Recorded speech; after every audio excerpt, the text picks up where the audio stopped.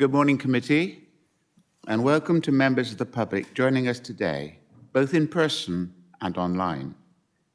This is the 18th of April 2024 meeting of the Western and Southern Area Planning Committee, which is one of the 3 area-based planning committees of the Dorset Council. Our area of remit covers the previous Weymouth and Portland Borough Council and most of the previous West Dorset District Council areas. The Planning Committee is not a public meeting, but a meeting to which the public are invited. All attendees must comply with the ruling of the Chair. They must not interrupt the meeting or cause undue disturbance. To support this, please switch off your mobile phone or select silent mode for the duration of the meeting. Members of the public are allowed to record or film any part of the meeting. However, they should conform to the protocol for filming and audio recording of public council meetings and not distract the proceedings. Those filming should only focus on those directly involved in the conduct of the meeting.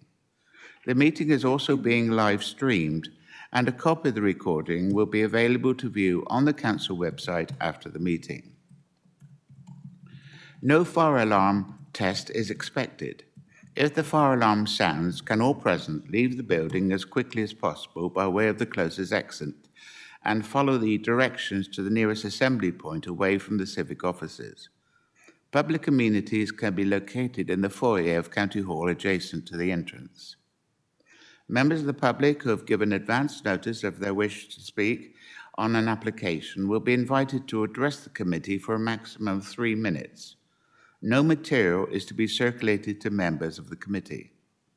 For the benefit of the public, my name is Councillor David Shortell, Chairman of this Area Planning Committee, and my Vice Chairman is Councillor Jean Dunseth.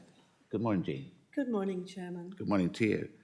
To introduce other members of the committee, Councillor Dave Burwell, Councillor Kelvin Clayton. Good morning, Kelvin.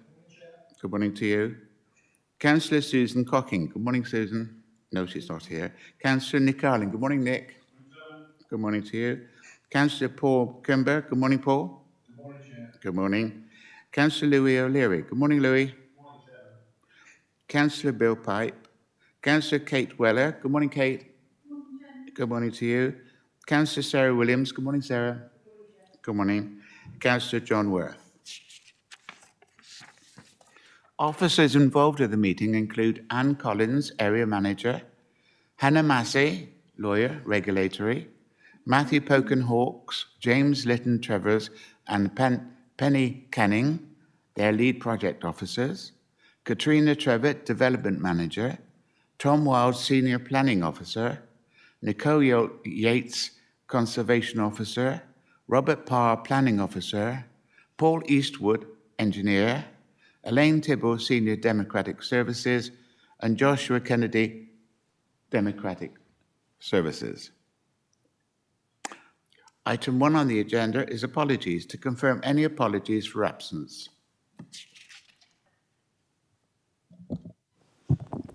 Thank you, Chair. So we've received apologies today from Councillors Dave Bolwell, Susan Cocking, Bill Pipe, and John Worth.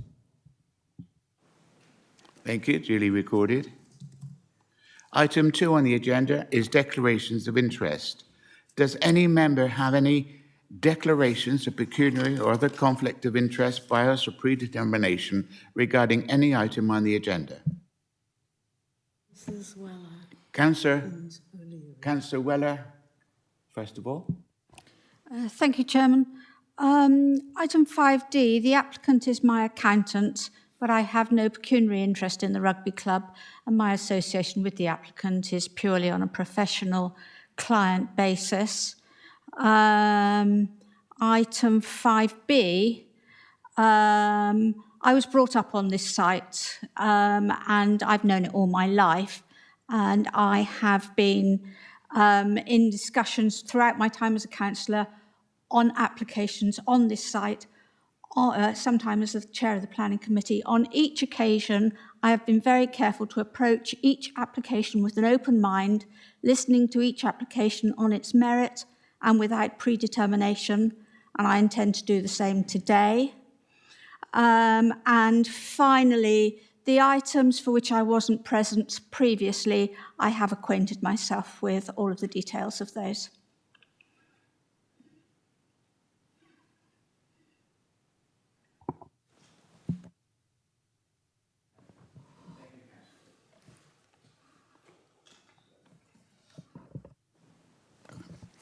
Thank you, Councillor Weller. Councillor O'Leary. Thank you, Chairman. On the item relating to the rugby club, one of the individuals involved is a family member, even if distant, and therefore I will not be taking part, and I just need advice on whether I should leave the room or not. Thank you. I'd like to add my name to that. I wasn't present in October last year, and therefore I wasn't participating in the meeting then. I have read the papers and fully understood them, and I feel qualified to participate in this particular meeting. Is there anyone else?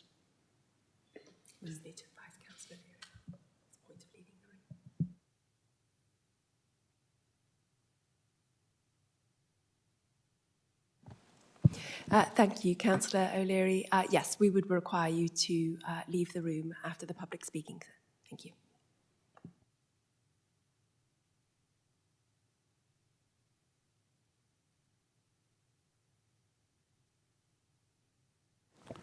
Thank you for that. Thank you, committee. Item 3 on the agenda is minutes. To confirm the minutes of the meeting held on the 14th of March 2024. Has all members received a copy of those minutes? Good. If members are content, I will sign those minutes as a true record of what took place.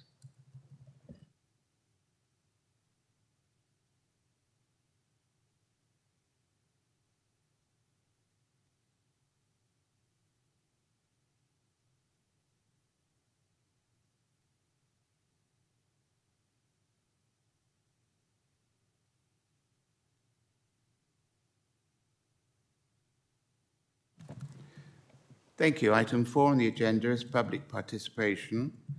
Only members of the public who have registered to speak on an application will be invited to address the committee.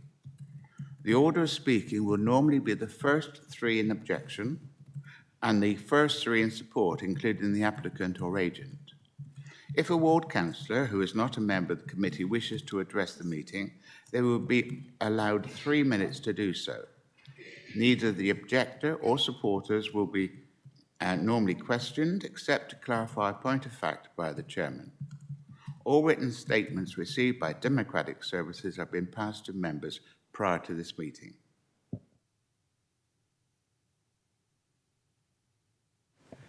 Item 5 on the agenda, planning applications. We have 10 planning applications before us today for consideration. A comfort break will be taken, of 5 and 10 minutes will be taken as and when is requested. We now start on the planning applications. Item 5A. That's application PFUL 2023 06544, Lakeside Super Bowl, St Nicholas Street, Weymouth, Dorset, DT4 8AD. And that's for the demolition of an existing building and restoration of the site through the construction of a temporary surface car park. I invite Penny Canning, the case officer, to introduce this item. Over to you, Penny. Thank you, Chairman. So as you've introduced, this is an application relating to Lakeside Super Bowl in Weymouth, and the application relates to the demolition of the building and its replacement with a car park for a temporary period. The application is located within a central area within Weymouth. You've got the main shopping area running along this area here, and the application site sits to the rear of that shopping area, accessed off St Nicholas Street. The site comprises the former Weymouth Bowl building, which is highlighted here in red, and sits adjacent to an existing car park, formerly the car park that served the Weymouth Bowl when it was a bowling alley. The building currently comprises the former bowling alleys, an associated customer area, and at first floor there's a mezzanine with a few office spaces. The proposal is to demolish the entirety of the building as shown in red. This plan accompanies a construction and environmental management plan and sets out locations of storage, hoardings, wheel washing, an office area for respite during the works, and indicates a one-way system for larger vehicles running along St Nicholas Street. Following the demolition of the building and surfacing, this plan shows the proposed car park layout. It's proposed to provide 57 car parking spaces, including 4 disabled parking bays. The spaces would be accessed from the existing car park off St Nicholas Street, with a vehicular access and separate pedestrian access, and these are highlighted in green. So this is St Nicholas Street here. You would enter during the same access as the existing car park. Vehicles would come around, would lose 3 spaces as part of that existing car park, and they would enter the proposed new car park from this location, and there would be an access here for pedestrians only. The works would also include the formation of a pedestrian-only zone around the ticket machine and the reinstatement of the cycle racks. Other minor alterations proposed include the removal of uneven surfaces within the footway. These are shown in blue on the plan.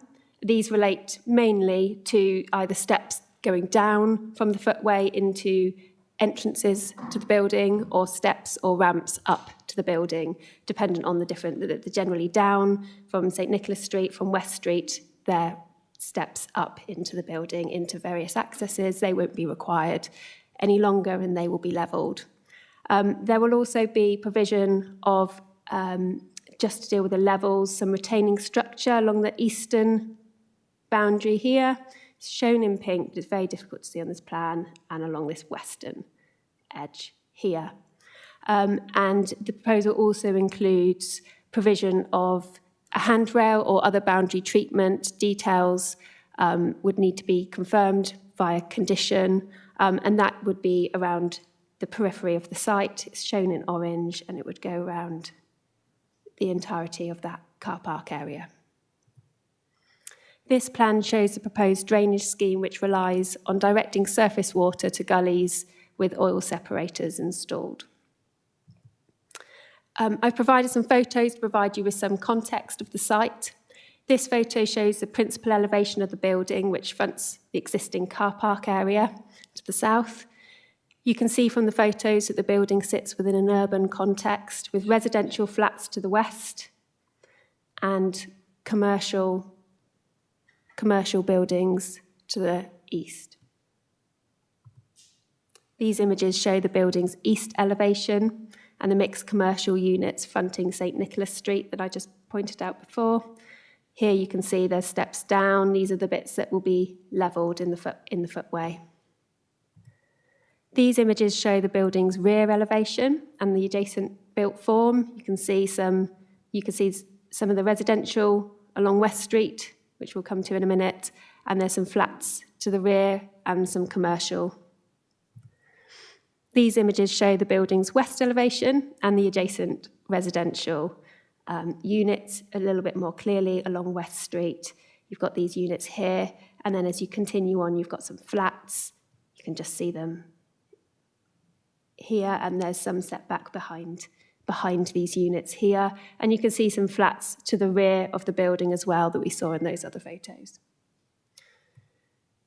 So the main planning issues associated with this application can be summarised as the principle of development, the impact on heritage assets, residential amenity, flood risk, highway safety, biodiversity, and land contamination, and I'll consider those in turn. So in terms of the principle, the proposal relates to the use of the site as a car park for a temporary period, only as an interim step in a longer-term plan to develop the site. It's unclear at this stage what this may comprise, and any future proposal is for future consideration. In terms of the proposal before us for the temporary car park, excuse me.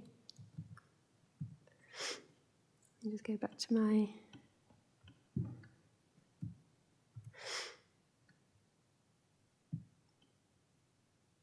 Apologies for that. So in terms of the proposal before us for the temporary car park, there are no policies within the local plan which seek to retain commercial entertainment facilities, and the demolition of the building is in principle acceptable. In turn, local and national policy affords great weight to repurposing underutilised land, which is the intention here.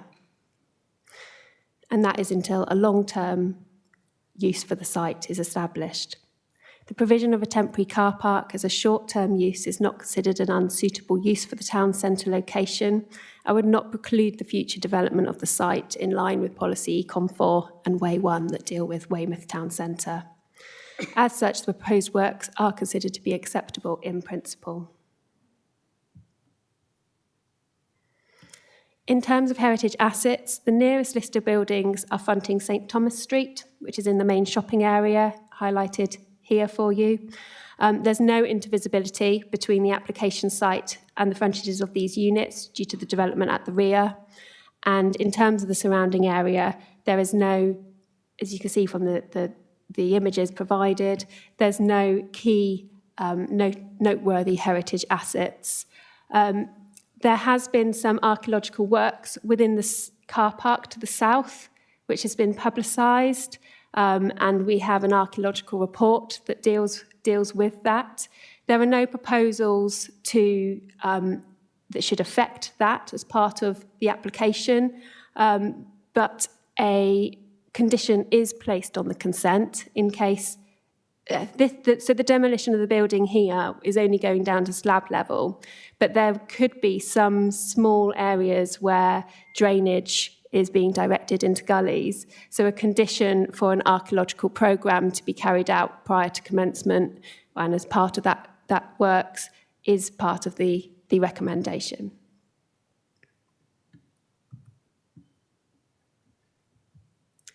In terms of residential amenity, the site falls within a mixed-use area and is considered an appropriate town centre use. A construction environmental management plan is considered appropriate to ensure suitable safeguards are in place during demolition, and this is recommended, again, as part of a condition. In terms of flood risk, whilst falling within an area at risk of flooding, no objection has been received from the Environment Agency due to the low vulnerability of the use, and subject to conditions, the proposed development is considered to be acceptable in this regard. Again, in terms of highway safety, no objection has been received from the Highway Authority, and the proposed parking area is considered to be suitably laid out. In terms of biodiversity, a biodiversity mitigation plan has been submitted to and agreed by the Natural Environment team. This includes measures to safeguard any species that may be nesting or residing within the roof of the building. The proposed temporary use of the site as a car park is considered to be acceptable, and any future redevelopment of the site would, of course, need to show net gain. In terms of land contamination, suitable conditions are considered appropriate to address matters surrounding land contamination, and these have been informed through consultation with WPA consultants who advise on land contamination. So the application is recommended for approval, granting of consent, subject to the conditions as outlined within section 18 of the officer report. There are just a couple of amendments and updates that I wish to just summarise. The one is just to make a note of the Environment Agency's comments, because these weren't received at the time of writing my report. They are provided on your screen, and I will just read out what they have advised. Given the temporary nature of the car park and the use of the current slab level, the Environment Agency have no significant concerns, provided a suitable emergency plan is in place. So following the receipt of the Environment Agency advice, the considerations set out in subsection 16.4 of my report are considered to remain relevant, and condition 14, seeking a flood warning plan, is considered to address the requirements for the emergency planners per the advice of the Environment Agency. The final update I just wanted to make was the agenda, I noticed, has been printed without the actual drawing numbers being referred to within condition 1 of the plans list, so I've just inserted them for you there. Thank you very much, Chairman.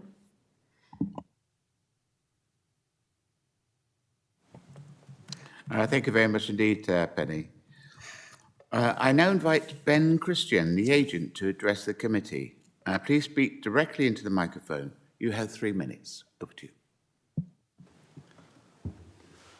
Thank you, Chair and members of the committee. Thank you for allowing me to speak today. I'm speaking in support of the planning application before you for the demolition of the Lakeside Super Bowl in Weymouth and the restoration of the site through construction of a temporary surface car park, which will act as an extension to the existing adjacent car park.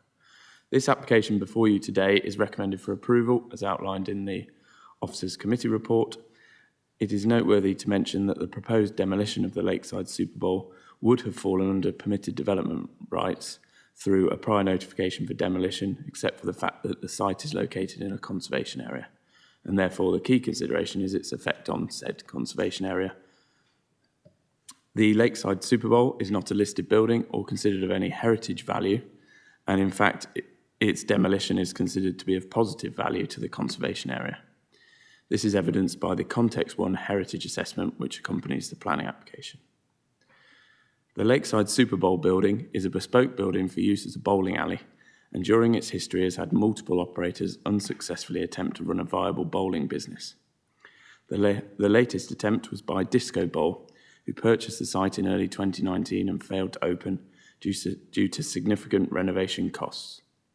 The site has been vacant since this time.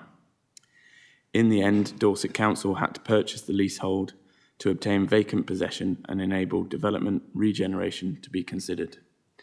Dorset Council undertook public engagement in 2021 and since then have achieved levelling up funding. This planning application forms the first stage towards the process of redevelopment, which will continue alongside the other levelling up funding schemes and make a valuable contribution to the proposed improvements to Weymouth. It is clear from this potted history that even if a potential tenant for the building could be found, it is doubtful whether they could afford the refurbishment costs, let alone pay a market level rent. The current vacant building is a liability and unnecessary cost to Dorset Council that will be removed through the demolition, and a small income generation will be provided by the temporary surface car park. It is considered an effective use of brownfield land within the defined development boundary of Weymouth, and therefore in accordance with the National Planning Policy Framework and local policies. In view of your officer's very positive committee report and the positive addition that the demolition of this building would make to the conservation area, we respectfully request that it be approved as per your officer's recommendation. Thank you. Thank you, Mr. Christian. I call upon Penny Canning to respond with any salient points you may wish to clarify. I've got no further comments, thanks, Chairman. Are there any questions of a technical nature for the case officer?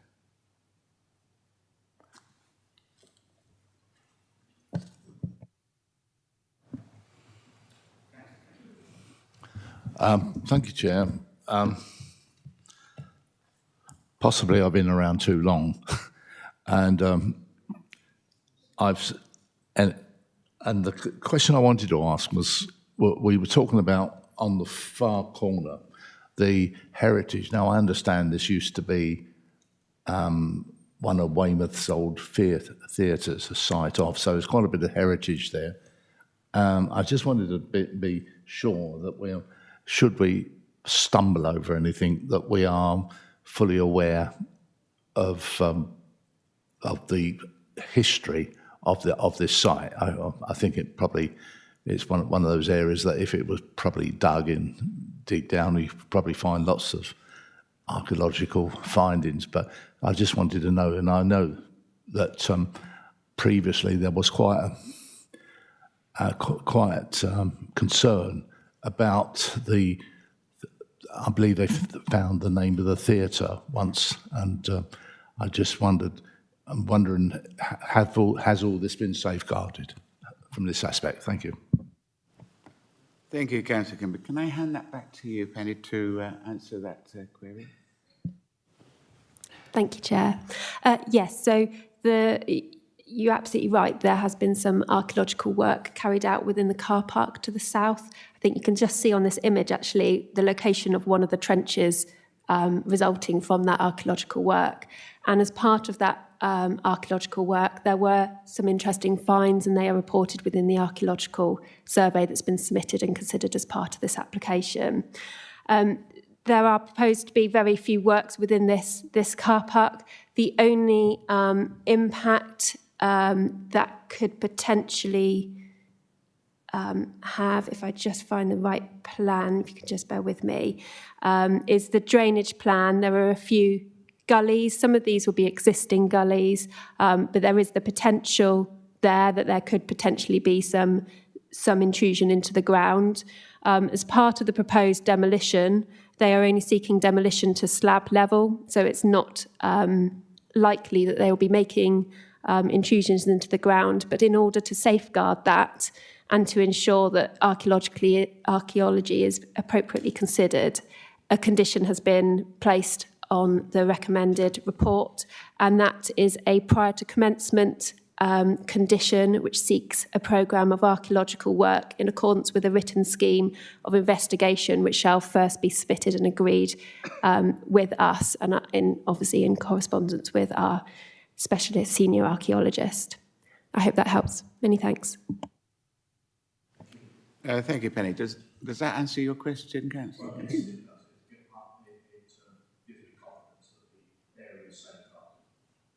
Good.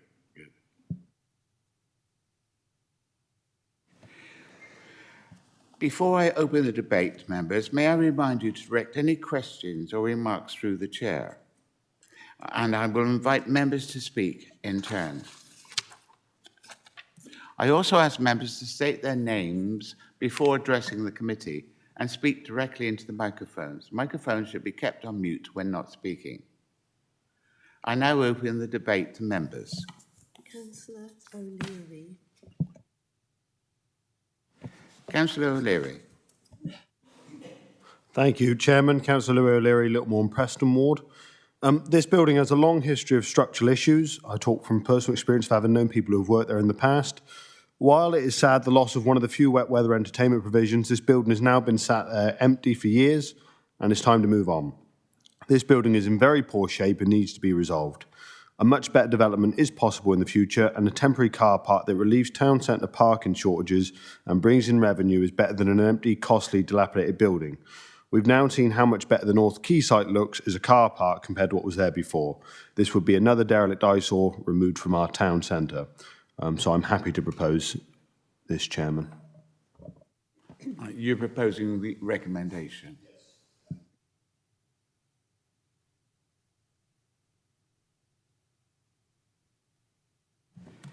Councillor Ireland.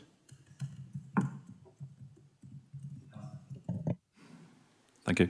Councillor Nick Ireland, representing Crossways Ward.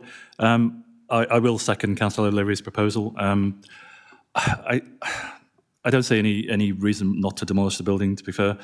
It's slightly disappointing that we don't really have a plan going forward at the moment.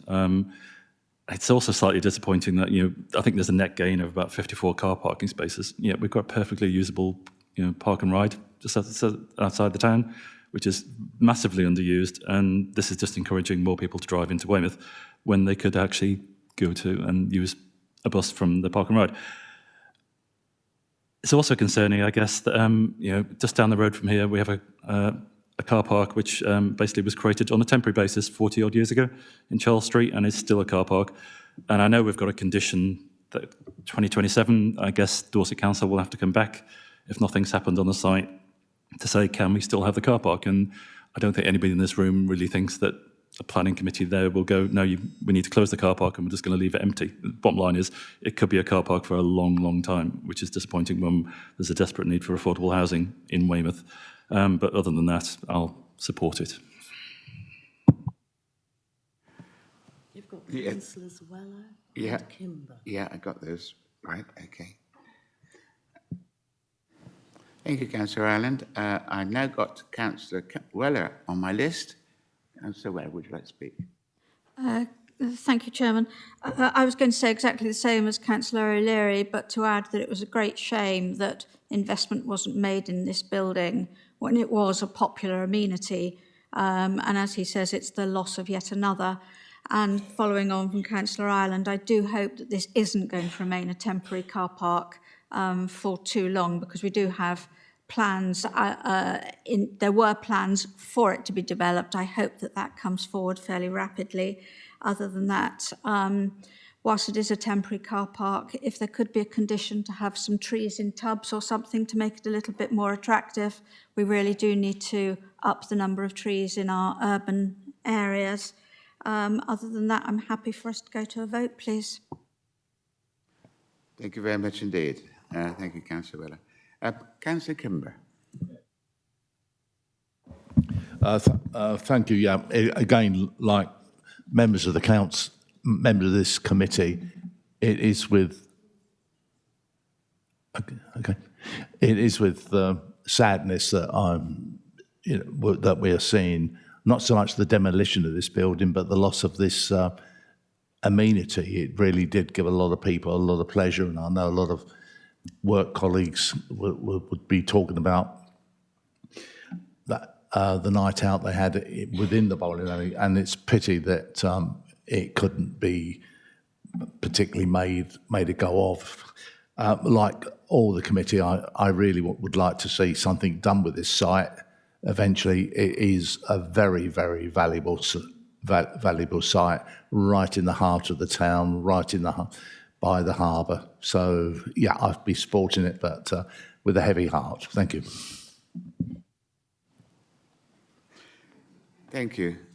Thank you, Councillor Kimber. Condition, Chairman? Yeah. Yeah? I'm just going to come back to you for a moment.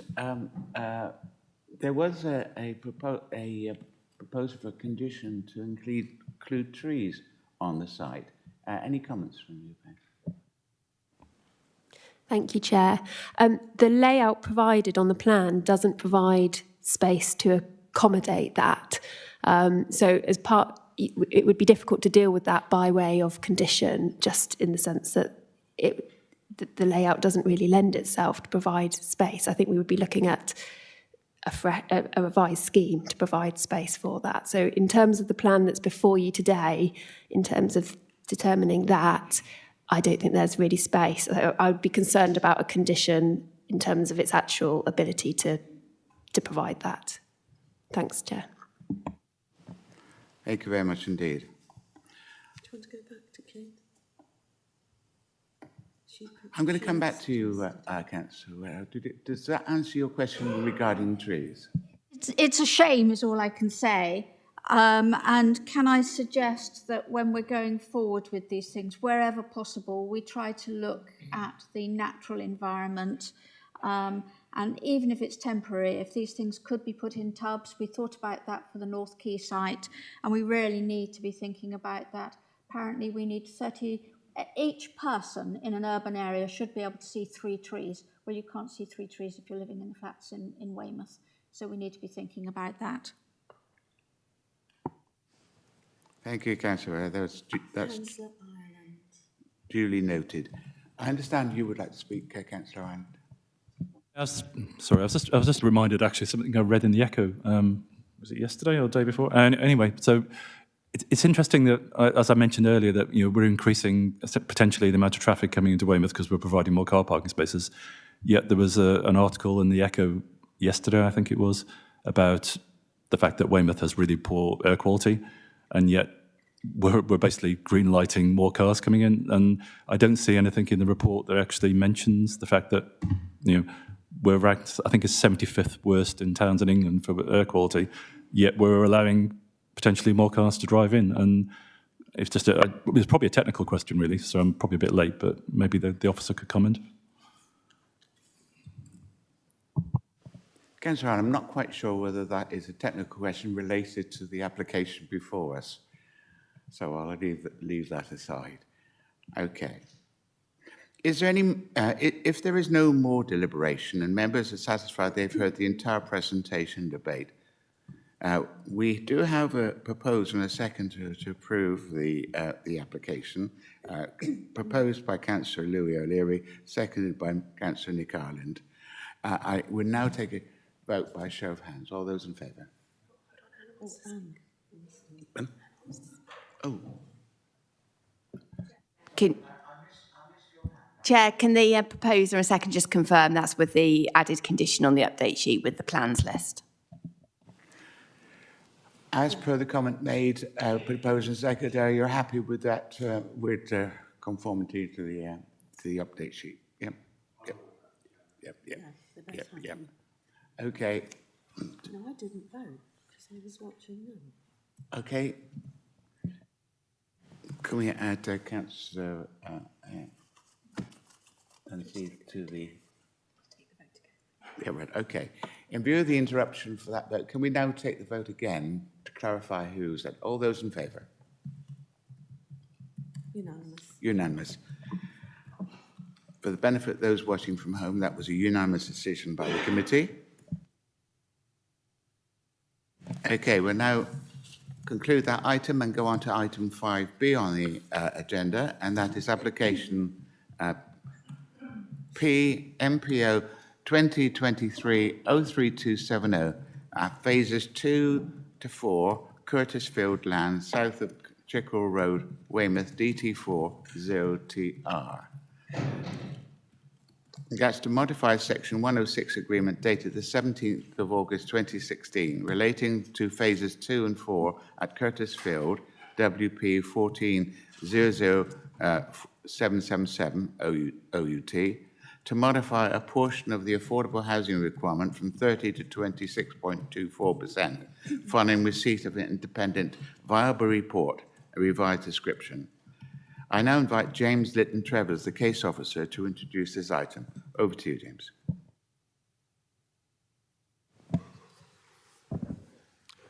Good morning. The description of the development is not actually a development proposal, it is variation to a legal agreement attached to an existing planning permission. That planning permission required 30% affordable housing. The application is to reduce that requirement to 26.24%, and that's the only thing that's sought here. So there aren't many plans to look at as a consequence of that, but just to put you in context, Curtis Fields is a large housing allocation brought forward in phases. We're looking at only phases 2 to 4, which is the area outlined in red.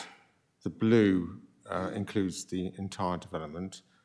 The northernmost part that you can see has obviously been built, and parts of the red area that we're looking at today has been built as well. And that's phases 2 to 4. That's the layout of it. That's what it looks like. The yellow and red bits are the affordable housing provision if the application were to be approved. So the main issue is the affordable housing, the amount that they're providing.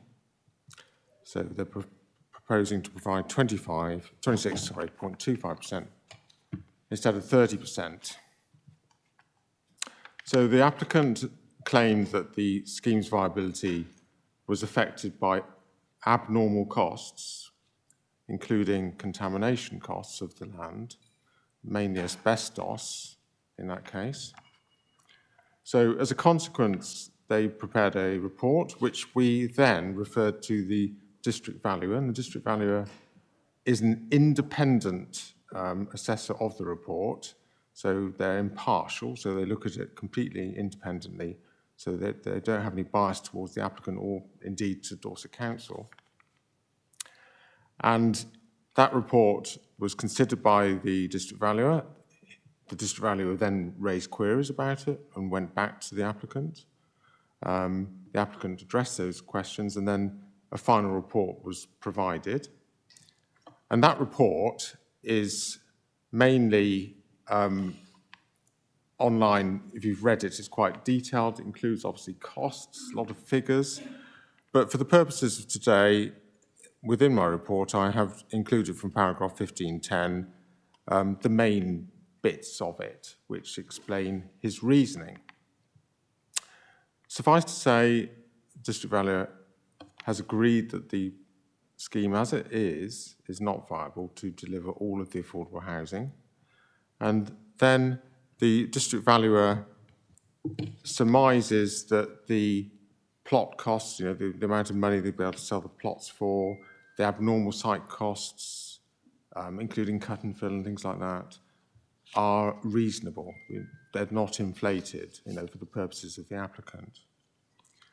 In paragraph 15.7 of my report, the district valuer does say it is somewhat surprising, however, that additional unforeseen costs relating to asbestos and ground conditions, cut and fill, retaining walls, groundworks, have come to light at this stage of the development, especially in the context of the site being previously undeveloped. But it is reasonable to assume that appropriate due diligence would have been taken out in the early stage of the project and detailed ground investigations undertaken. The abnormal costs are, however, potentially a significant factor affecting the viability of the scheme. So the district valuer takes it a step further and he works out what the scheme could deliver. And although the applicant originally stated that things like a lot of contributions are required, they're detailed in the report, the district valuer considers those can still be met and the applicant doesn't contend that. But the district valuer has calculated that 26.24% affordable housing could still be provided, and the applicant hasn't contested that. The 26.24% equates to 122 affordable houses instead of 140. So it's a loss of 18 affordable dwellings within the overall.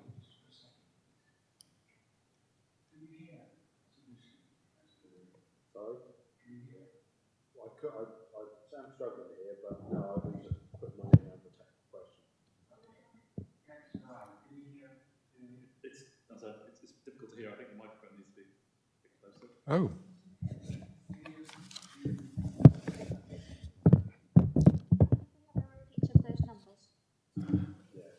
Could you repeat those numbers?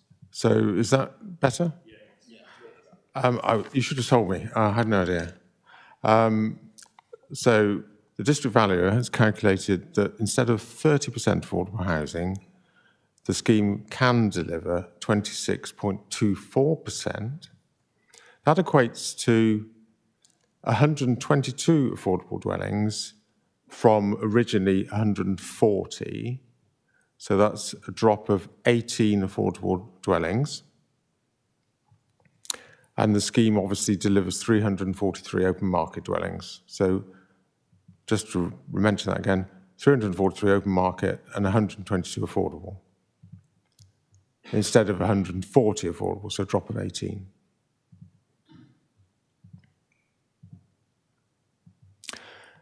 In coming to these conclusions, the district valuer obviously had all the costs in front of him. I obviously have those too, but I'm not really, don't think I need to share them with you, but the costs of decontamination were quite considerable, which isn't surprising. It is a large area of land. The process of the district valuer reviewing this is, as I say, independent. He's come to the conclusion that he would only support 26.24% affordable housing. This leads me to the recommendation that the district valuer is correct and that we approve the application and that we delegate authority to the head of planning and service manager to approve the modification of the 106 agreement, subject to a deed of modification to secure 26.24% affordable housing. Thank you, Chairman.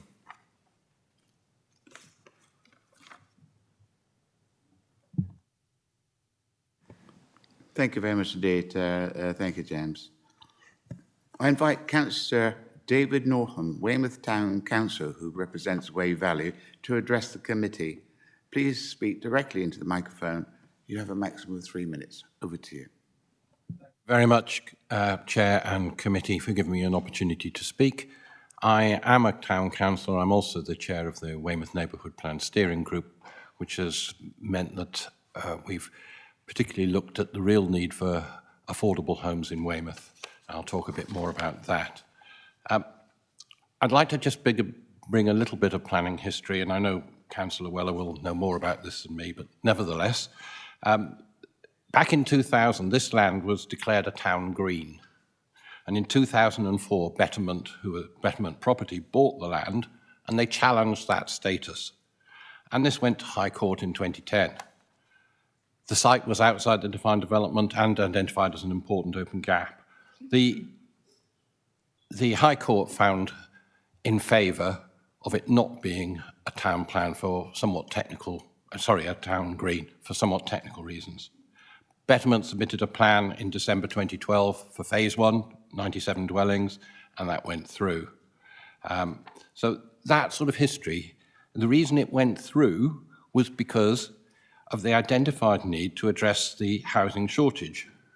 And the Housing Enabling Team back in 2014 or 2016 reported that 3,200 households were on the housing register for Weymouth and Portland, and delivery of 30% housing would help address the need for 130 houses per year. The recommendation was that the application to proceed on the basis of that 30% housing. So I'm concerned about the loss of a small number of houses when we desperately need it. I'm concerned also that the officer's recommendation to accept a reduction in the provision of affordable housing sets a dangerous precedent for all large-scale developments in Dorset that take place over a number of years. Both Weymouth Town Council and Councillor Taylor and other councillors have raised similar concerns in their comments, that the full 30% should be met, and commented that the assessment needs to take into account the profits previously made. I looked up the profits, and in the last financial report that you can get hold of from the government numbers, Betterment Properties made 38% before tax profit. So they made a lot of money on a turnover of 121 million. They made 38% profit. That is across their whole business area, not just Curtis Fields, but Curtis Fields is one of their predominant sites. I don't understand why this can't be taken into consideration. So that's the chronic shortage of homes in Weymouth. The 2021 housing needs analysis done as part of the neighbourhood plan indicates that there's still a need in Weymouth alone for 100 to 150 affordable homes per annum, and it goes over 17 years. And in Weymouth, multi-site development is underway elsewhere, and I worry that this might affect that. So in Nottington Lane, 340 homes, and north of Littlemore, 500 homes, which are currently committed to 35% affordable homes. Just wrapping up, I would ask that the Planning Committee ask officers to include consideration of previous profits, potential variation in predicted costs, because the very good independent viability assessment does a sensitivity analysis, and it shows that slight changes in costs or slight changes in sales could make this site viable for 30%. So I focus the high demand for rented housing. Previously, sites, two-bedroom property at Curtis Fields has had 130 applicants. That's 129 disappointed people. So I'd like to ask that instead the full 30% affordable homes is met as originally committed to. Thank you. Thank you very much. Thank you. Thank you, Mr. Norton. I call on James Lytton-Travers to respond with any salient points he may wish to clarify. Yes, so I'm not sure where the council have got the profit 30-something% from. So I can't comment on that particular figure. The district valuer did look at what is a reasonable profit to expect and looked at all the figures in quite some detail, more detail than I'm able to understand, because it's not really my area of expertise.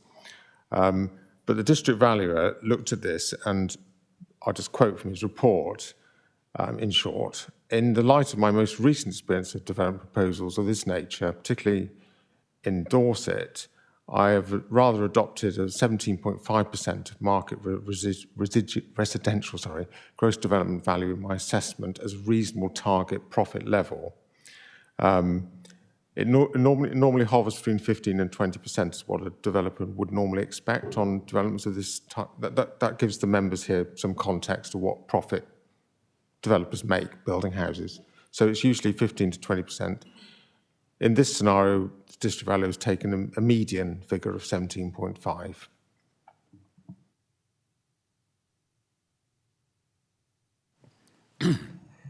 Thank you for your response, James.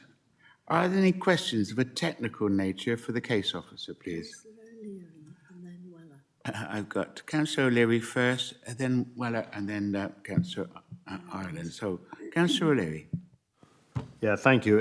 I'd like to speak in the debate as well, but it's just a very simple question. I'm a proud capitalist and I believe in profit, but I don't particularly like chances. If we make the developers stick to 30% affordable, does this put the entire scheme at risk, or does it just mean they won't make as many millions as they would like to from this scheme?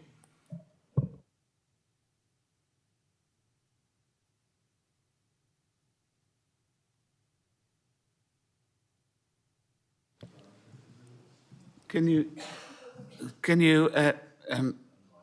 repeat that question, please, Councillor O'Leary?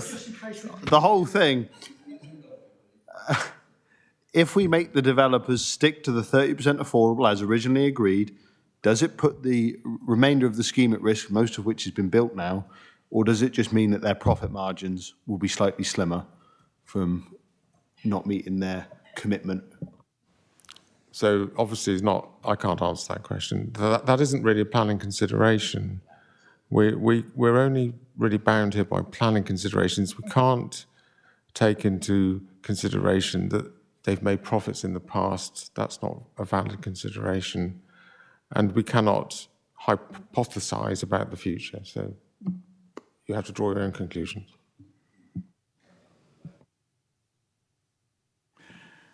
Councillor O'Leary, does that answer your question? No, but I thank the officer anyway. I know it's a tricky question to answer. Right. Councillor Weller.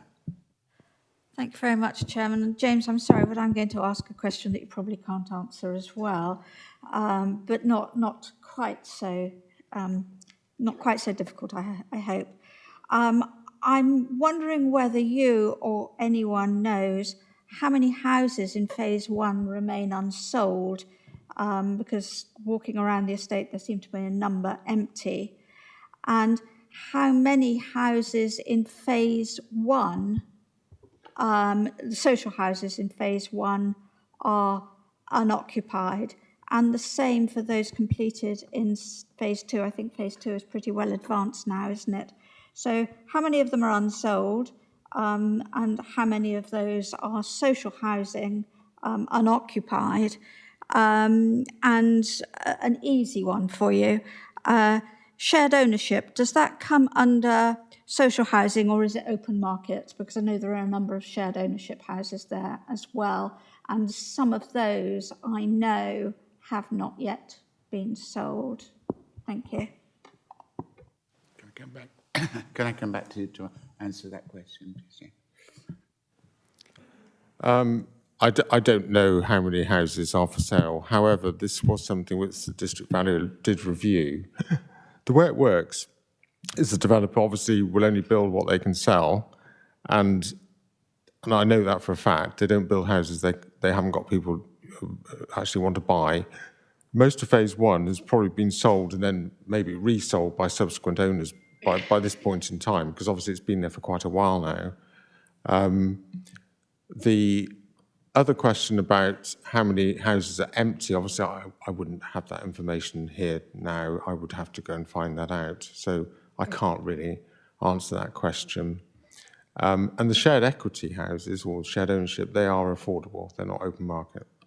So there is...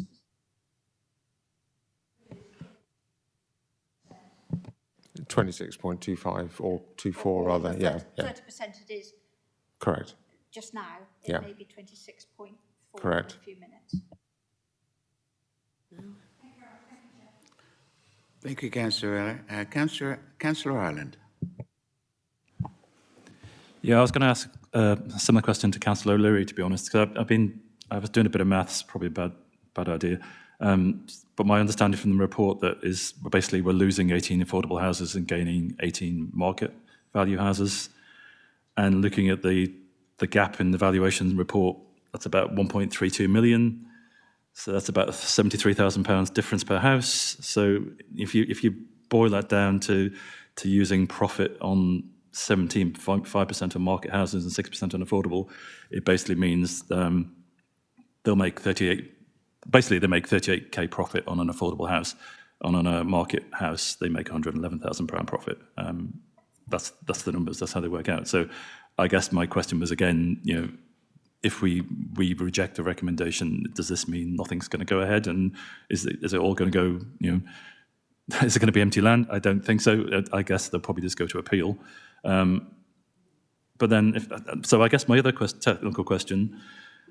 I guess I'm asking the planning officer's opinion here. So in paragraph 15.7, it mentions the fact that the value would assume that the developer did due diligence, and I guess it implies that they didn't. So this in front of us today is basically saying we need to basically pay for their failure to do due diligence, which doesn't seem fair, to be honest, when we desperately need affordable houses. And my final question is paragraph 15.12. The valuer mentions a thing called PPG review, paragraph 9. Maybe you could explain what this means. It wasn't clear whether he was saying that we should have put something in the first place, and because of our failure to do so, this is where we are now, or does it mean there's something we should be putting in to make sure it doesn't come back again? If that makes sense. Thank you. Thank you, Councillor Allen. Can I come back to you, James, to perhaps clarify some of those mathematical equations? Chair, I won't go into the mathematics. I'll trust that Councillor Allen's worked that out correctly. But in terms of what might happen if this is refused, we don't know what will happen. It's obviously a question of viability. So in theory, if they are going to have to take a hit on their profit, which is kind of what's implied, if it wasn't allowed, then potentially a developer could walk away from the site. But I mean, I don't know. That's a matter for betterment. They've given no indication to us, but it is a question of viability. If a development is not viable, what is in there for the developer to continue to either start it or to continue to build it out in this case? And obviously, as Councillor Ryan identified, if something was refused, then potentially there's, a right of appeal potentially moving forward. So that might be a course of action. But we can't speculate what the developer would do, or the applicant rather. In terms of due diligence, Councillor Ryan is right. We would expect a developer to anticipate having regard to due diligence, assessing the site, what costs would be. One of the points here was that unexpected contamination was found. A significant amount of asbestos has been found on the site, which wasn't anticipated, couldn't really be anticipated until you started those groundworks. And that is one of the abnormals that's resulted in these additional costs. In terms of the query about paragraph 15.12, I think Councillor Ryan's referring to the DVS referring to a possibility of a review clause. So sometimes in Section 106s, you can put in a clause that at a later date, a developer can come back for a review of the viability, which may work in their favour or may work in the council's favour in terms of upping or decreasing the amount of obligations required. However, to do that, the National Planning Policy Framework does advise that we need to have a policy in our own local plan setting that out, and that's not included in our policy House 1 of the West Dorset Weymouth local plan. So we don't, unfortunately, have a policy basis on which to require a review viability clause within the Section 106. Again, Sir Arden, does that answer your question? I do have a very quick follow-up question, which is, given the fact that our local plan has been delayed since 2023 and now to 2027, I believe, are we planning to have such a clause in our local plan? Are you aware of that? And if not, can you please write down that for your future reference that maybe we should look at it? I'm afraid I can't answer that at this stage. I can't recall off the top of my head what the draft plan had as drafted some time ago, but obviously it's something that members and officers can take away to talk with planning policy colleagues about.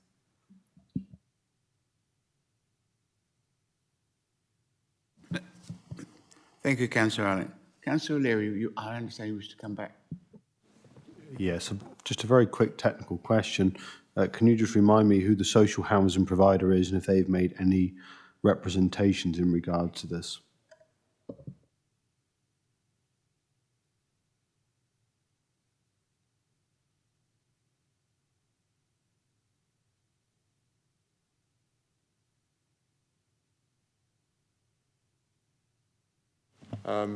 By stroke of luck, we have somebody in the room who knew that, and there isn't anybody actually lined up to deliver this at this point in time for this phase, these phases rather.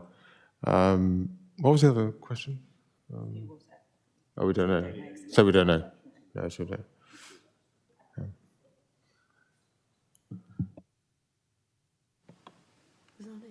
Okay, does that answer your question?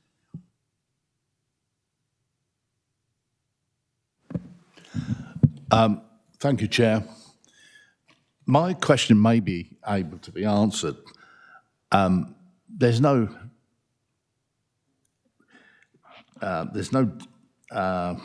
hidden, but all of us have known about the 30% rule for a lot of years. I believe my government at the time may have been the one that brought it in. Has any local authority had the bottle to stand up to a developer and say, we signed up for 30% and 30% it is? Thank you. Up and down the country, that is. I don't think that's a question related to this particular application. No, I think we should keep to the proposal before us. Thank you. Are there any other technical questions?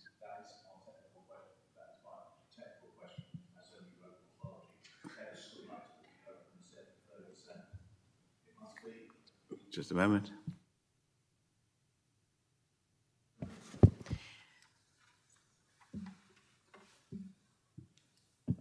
I've been advised, Councillor Kimber, that each application should be on its own merits.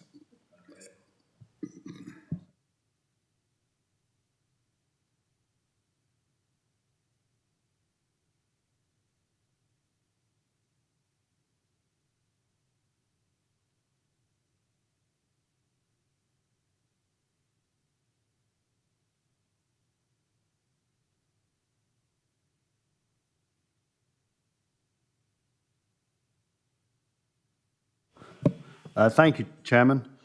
We've seen this happen time and time again when developers come in, promise the moon, and then come back saying the spacecraft's too expensive later on. We set a dangerous precedent here and once again letting a private developer off the hook. 18 houses only sound like a few, but that's 18 desperate families in need of a home and somewhere to live on a housing register that far exceeds 18 people. Affordable housing, in any case, is very subjective, other than social housing. We always see developers come to us saying they can't meet the limit, looking at a later date, but they never come back to us saying later on that they can do better. This is a small island that we have, and the land on it is precious, and it can't be wasted, and we must make the most out of what we have. So therefore, I cannot support the recommendation.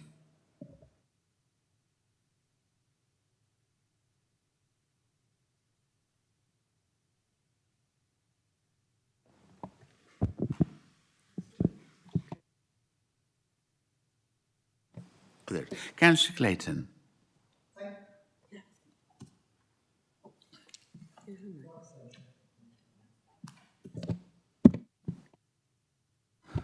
Thank you, Chair. I find it unnerving. I'm agreeing again with Councillor O'Leary, but in all consciousness, my conscience will not allow me to support this application. We are building an insufficient number of affordable homes as it is, let alone homes people can genuinely afford.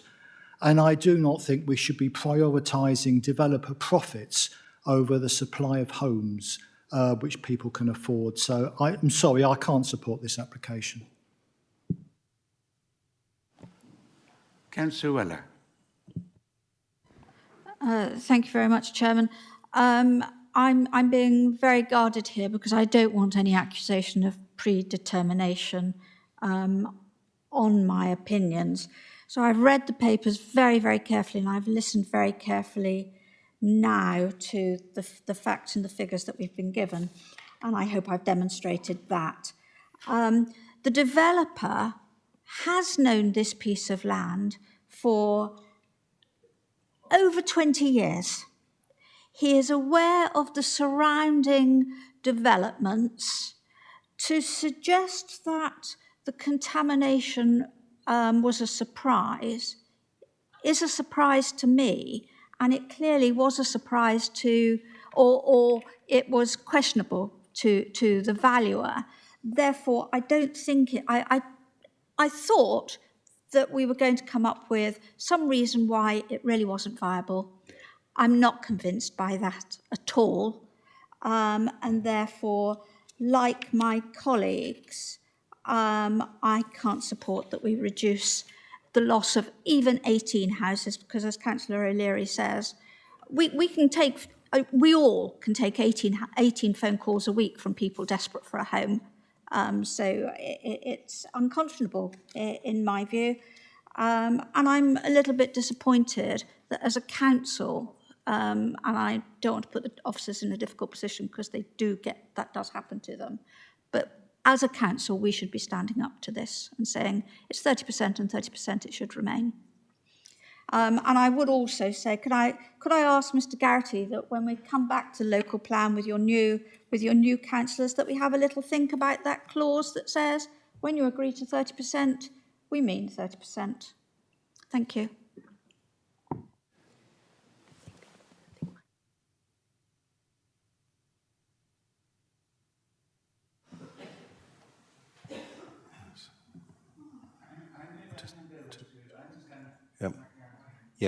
Thank you, Chairman. I'll just answer that point, and I think James was going to address another point as well.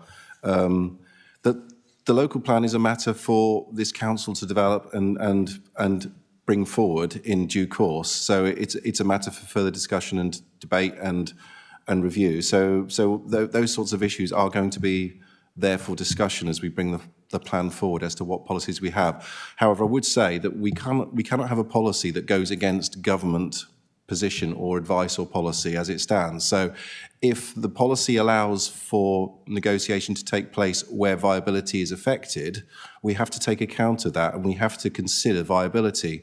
Planners are not the viability experts. That's why we bring in the district valuer to give us that evidence. That's the evidence we have.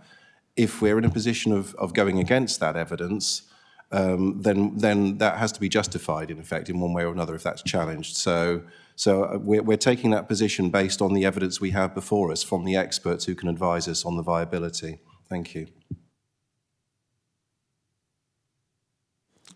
So for the purposes of transparency, I will show you what the abnormal site costs were. So these were the abnormal site costs that the district valuer, I think, was surprised that weren't anticipated. I'll have to share this slide with you, and I'll read out what the district valuer said about this. Just bear with me a moment.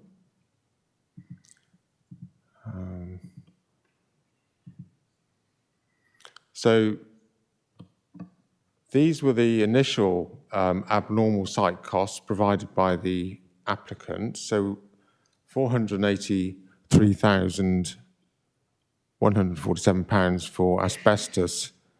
And then there's obviously other things like railings, retaining walls, cut and fill, and the total comes to 20 million. You can make of these costs what you will. The district valuer then goes on to say this is actually in his report, which is obviously you've seen. I didn't put all the report in my report because it's too much information. But further information was provided since the Chester's Harcourt report was submitted. I'll read this out. You can read off the screen. In regard to extra over plot piled foundation costs, these are confirmed as being required due to ground conditions that have more recently come to light. Documentary evidence has been provided confirming a projected cost in this regard of £2,580,084. And this is the important part. I would initially observe that I'm a valuation surveyor, not a quantity surveyor, and so I'm not qualified to advise on these matters in detail. I can only provide high-level observations in respect of abnormal cost items. My observation is that the issues relating to the majority of these costs appear commensurate with the site and narrative relating to site conditions.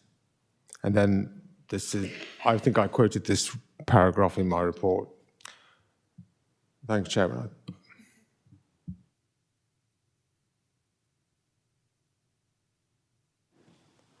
Is every member of the committee able to read that part of the report that's displayed? Yes. Good. Councillor Kimber. Thank you, Chair. I want to say from the start I did come open-minded, thinking that maybe there's somewhere, somehow, that we can find a way through this mess. Only this week I met a young lady who's just come out of university, or 3 years ago came out of university, and cannot afford a home.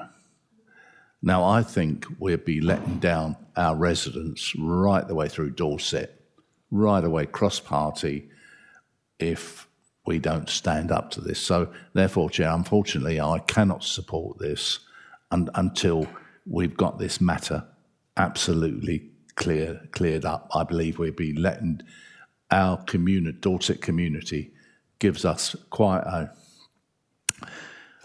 a responsibility to determine applications in the best interest. And we know, and planning has never been easy. At times it's been a big compromise. So therefore, Chair, unfortunately, I cannot support this until we've got this matter absolutely cleared up. Thank you.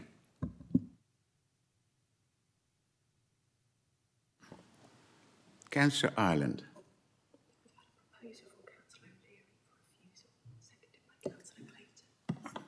We haven't yet, have we? Thank you, Chairman. Nick Ireland, Crossways. I'm going to challenge Mr. Garrity on something.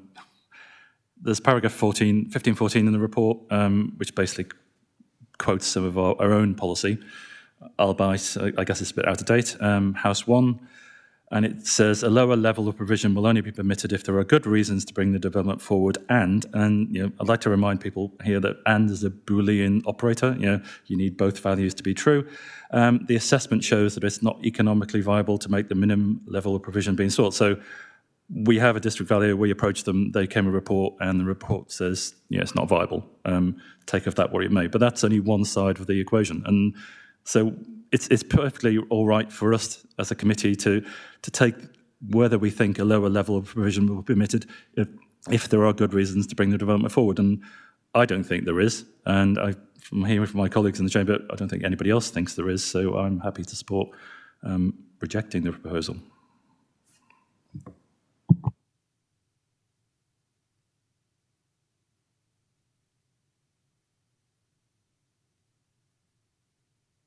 I understand Anne-Lee would like to comment at this point.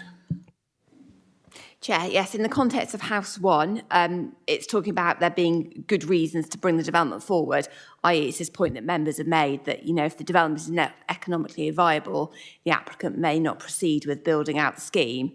And therefore, I think, off the top of my head, the report said about 298 houses, that's a mix of affordable and open market, have not been built out. And obviously, there's a risk that these could be prejudiced by that decision. So that's what that policy means. It's that kind of context of, you know, obviously we know as a council we have to find sites for housing. We need to have our 5-year housing land supply. And, you know, if sites are not economically viable to come forward, there is going to be demand for other sites because we've got to meet that housing need. And that's not the housing need just in terms of affordable housing, it's also that housing need in terms of open market housing. So, you know, given this is a site with a existing permission, partially developed, although substantial amounts still to be built out, that's what it's talking about in terms of there being good reason to bring that development forward.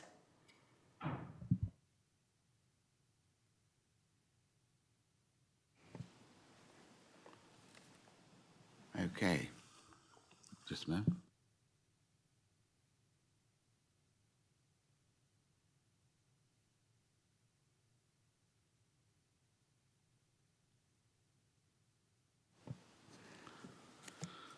Right.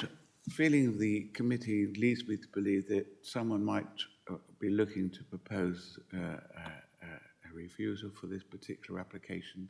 Is anyone? They have to have material planning. Yeah, I'm not going to come into that. If any of the member of the committee wishes to go down that route, would they consider the material planning reasons to refuse the application? Does anyone wishing to make a proposition? Can't hear.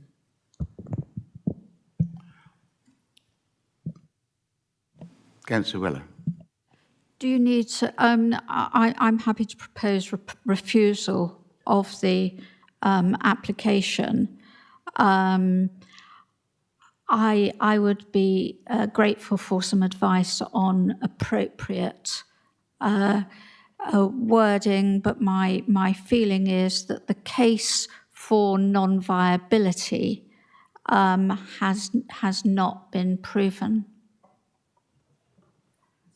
I don't know whether that is valid or whether Anne or James is able to help with that. Thank you. Would like to come in here, Anne? What I would just remind members is really that the DVS, who's an independent assessor, not related to either the council, the local planning authority or the applicant, put it through a very technical appraisal system with all the numbers, and they found the development not to be viable with that 30% level of provision. So I hear what Councillor Weller is saying, but to say that it's not been proven it's non-viable when we have an independent assessor saying to us it's not viable is a difficult position for members to take, really.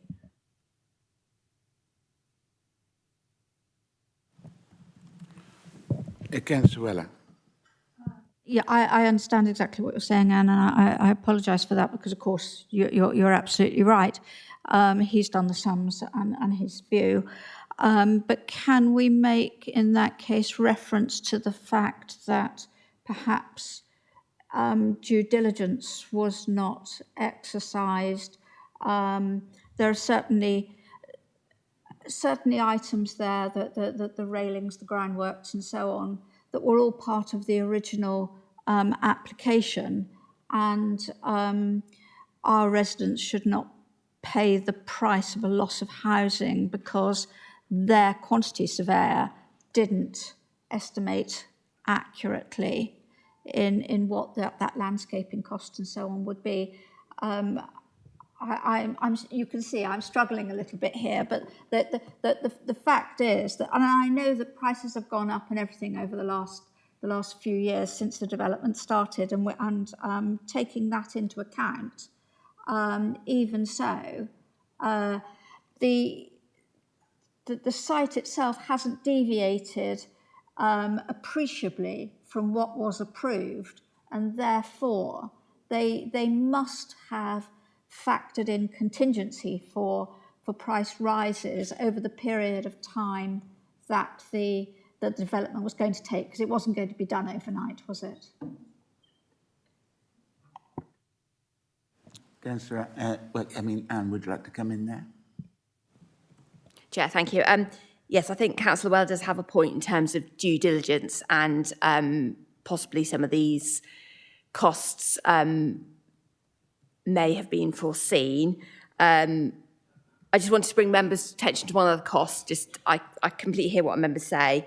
There is also a cost with regards to kind of building regs, and something we've talked about quite often in this committee about changes to building regs, which obviously wasn't something foreseen.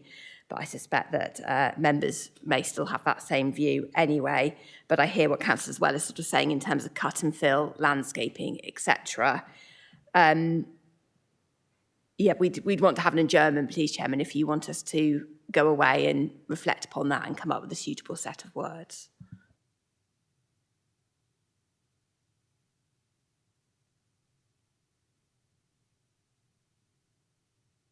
Okay, right.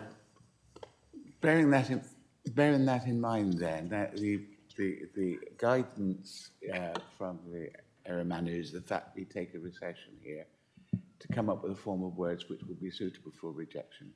No. Councillor O'Leary would like to speak. Councillor O'Leary, would you like to come in at this point? Yes, please, Chairman. Would this form of wording be acceptable, or at least help towards that? This committee does not feel the evidence provided is suffice to warrant the reneging of the 30% commitment originally made, given the need for affordable housing.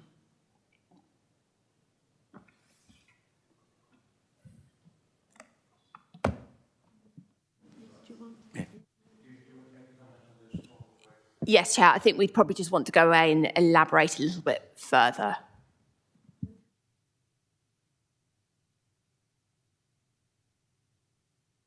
Does it have a form of words? I've been advised that, in fact, Councillor Ireland might have a form of words which also could help the thoughts of the officers. Over to you. I hadn't written anything specifically down, but I'd just like to go back to what Councillor Weller has said in her proposals. You know, we have the district valuation report, and I think I've referred to this already. You know, we in the end have to accept, I guess, the report, even though the valuer himself points out there's a huge amount of money in there that was unforeseen. But you know, House 1 allows us to, you know, we have the opportunity to say it'll only be permitted if there are good reasons to go forward. And I think the loss of 18 houses, affordable houses, makes it not a good reason to go forward. I don't think this development's going to die. You know, and if it does, we've got lots of properties going up elsewhere, including Councillor O'Leary's ward. So yeah. Right. Can I just say, Councillor, I've got Councillor Kimberdown. He may want to add a form of... Well, I think we've had enough now. Okay. Okay. Okay. Right, coming back to Anne, how long would you need, do you think? Okay, I will therefore inform the committee and members of the public that we're on an adjournment for approximately 2 minutes. 10. Did I? 10. 10 minutes, I beg your pardon. I've got my 2s and 10s mixed up. To discuss the form of words that we might use. So adjourn for 10 minutes.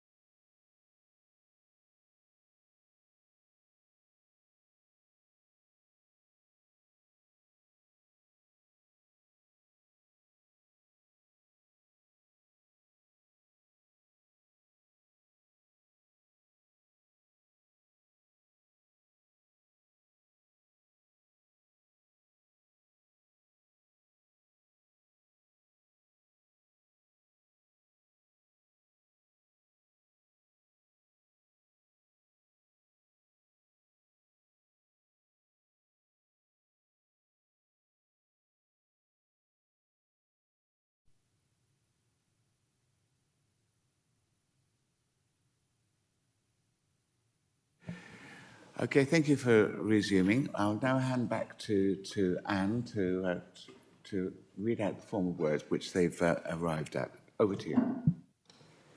Chair, yeah, apologies, we were a bit longer. We were just having a discussion as a group of officers, having heard what members have said. And, you know, I've heard very clearly that members have said, you know, they have accepted the DVS's findings on the basis that it is a professional independent view.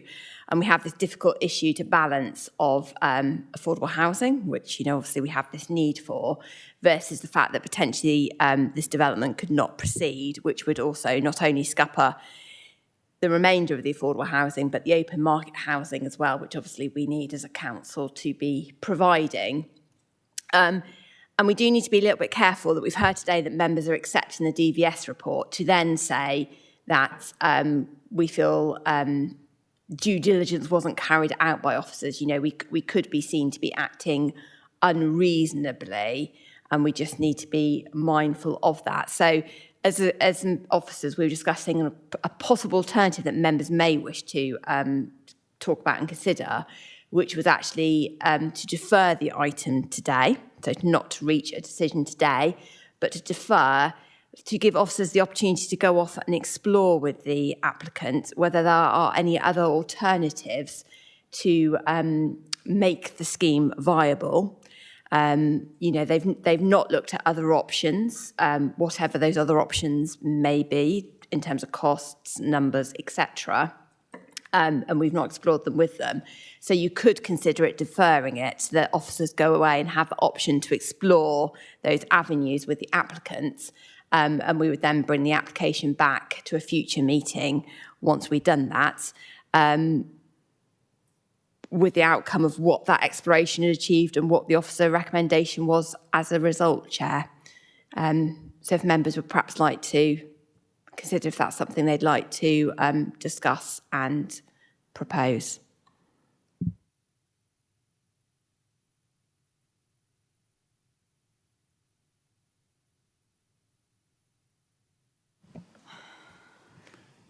Councillor Weller. Thank you, Chairman. What were the implications? I'm sure you've you've looked through this. You may not be able to say entirely, but I'm just wondering what the implications are if we say no, we don't want to defer. We want to make a decision now. I think Councillor Kimber mentioned the fact that they could go to appeal. We could lose that, and we've gone no further forward whatsoever. Whereas if you go back and negotiate with them, there's a chance that we can come to some sort of compromise. That might be the better option.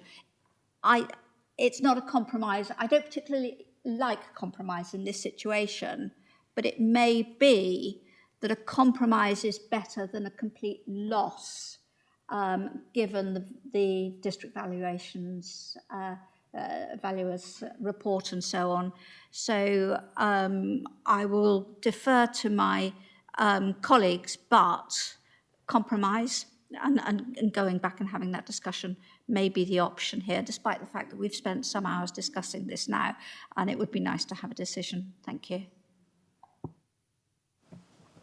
Councillor Kimber. Just to be clear, we go away, we negotiate, we compromise. Will that result come back to this committee for the final decision? That's my question.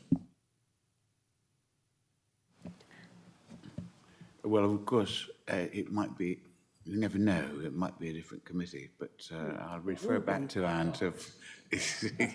Planning committee. I'll refer back to Anne to answer that question. Yes, Chair, we would bring the application back to committee.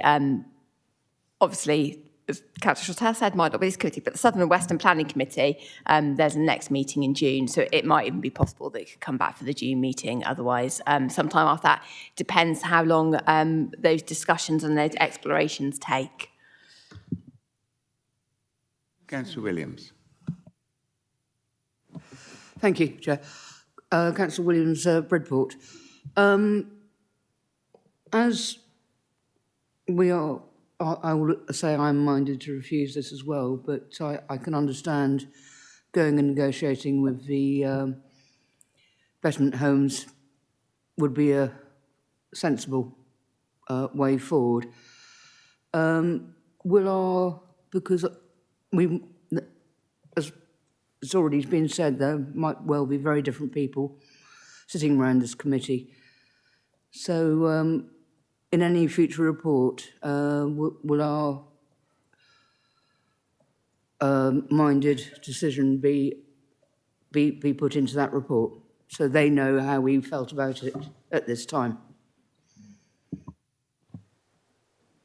Chair, yes, obviously, as you know, we've been minuting the reasons for the deferral, and that reflects those concerns from members that have been expressed today, and we would reference that back in any future report, be it same members or different members, as we've done with some of this afternoon's items where we're bringing them back again. We always refer back to our original report and those discussions that went on.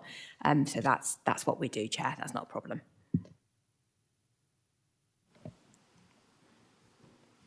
The general consensus is the fact that we defer this application to June, giving time then the officers a little bit of a chance to approach the developers and come up with a form of concession. Is that right?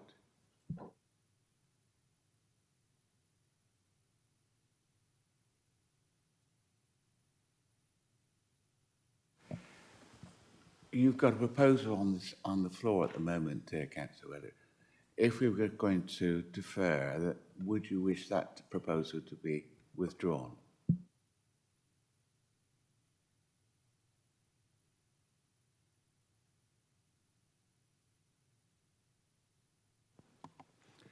I think it was your proposal initially, Councillor O'Leary, whereas I'm now suggesting that we do compromise and we ask them to go back and negotiate. Yeah, I'll withdraw, Chairman. Councillor O'Leary is prepared to withdraw and we'll go to a compromise.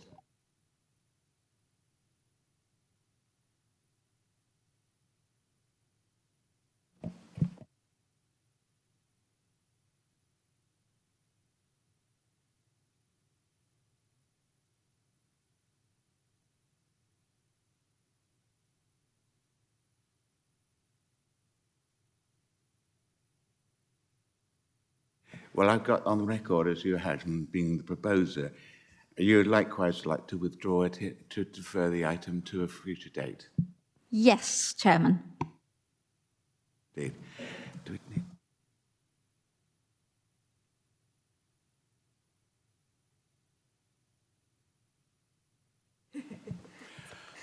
Right. Councillor O'Leary, did you propose deferral? No. Did you, Councillor Weller did. It was Councillor Yes, Weller. Okay. Do we have we need a seconder for that, don't we? Yeah. And we need a seconder to defer the item to a future date. Councillor Williams. All those in favour?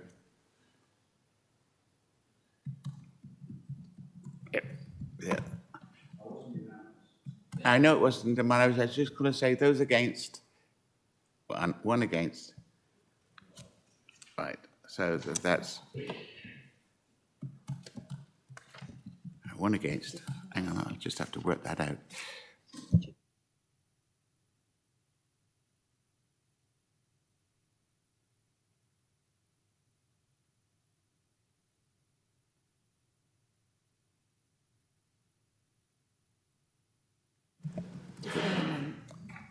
Voted 7-4, one against to defer to. Got to come back to June. Thank you, committee.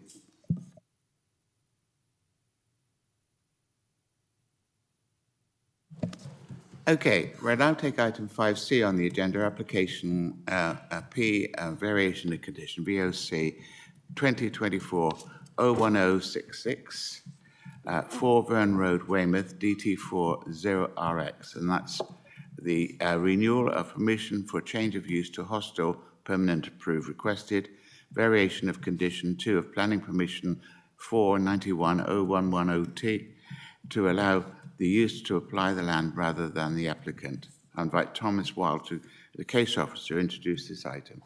Over to you, Tom. Thank you, Chair. Sorry, just get my slides running.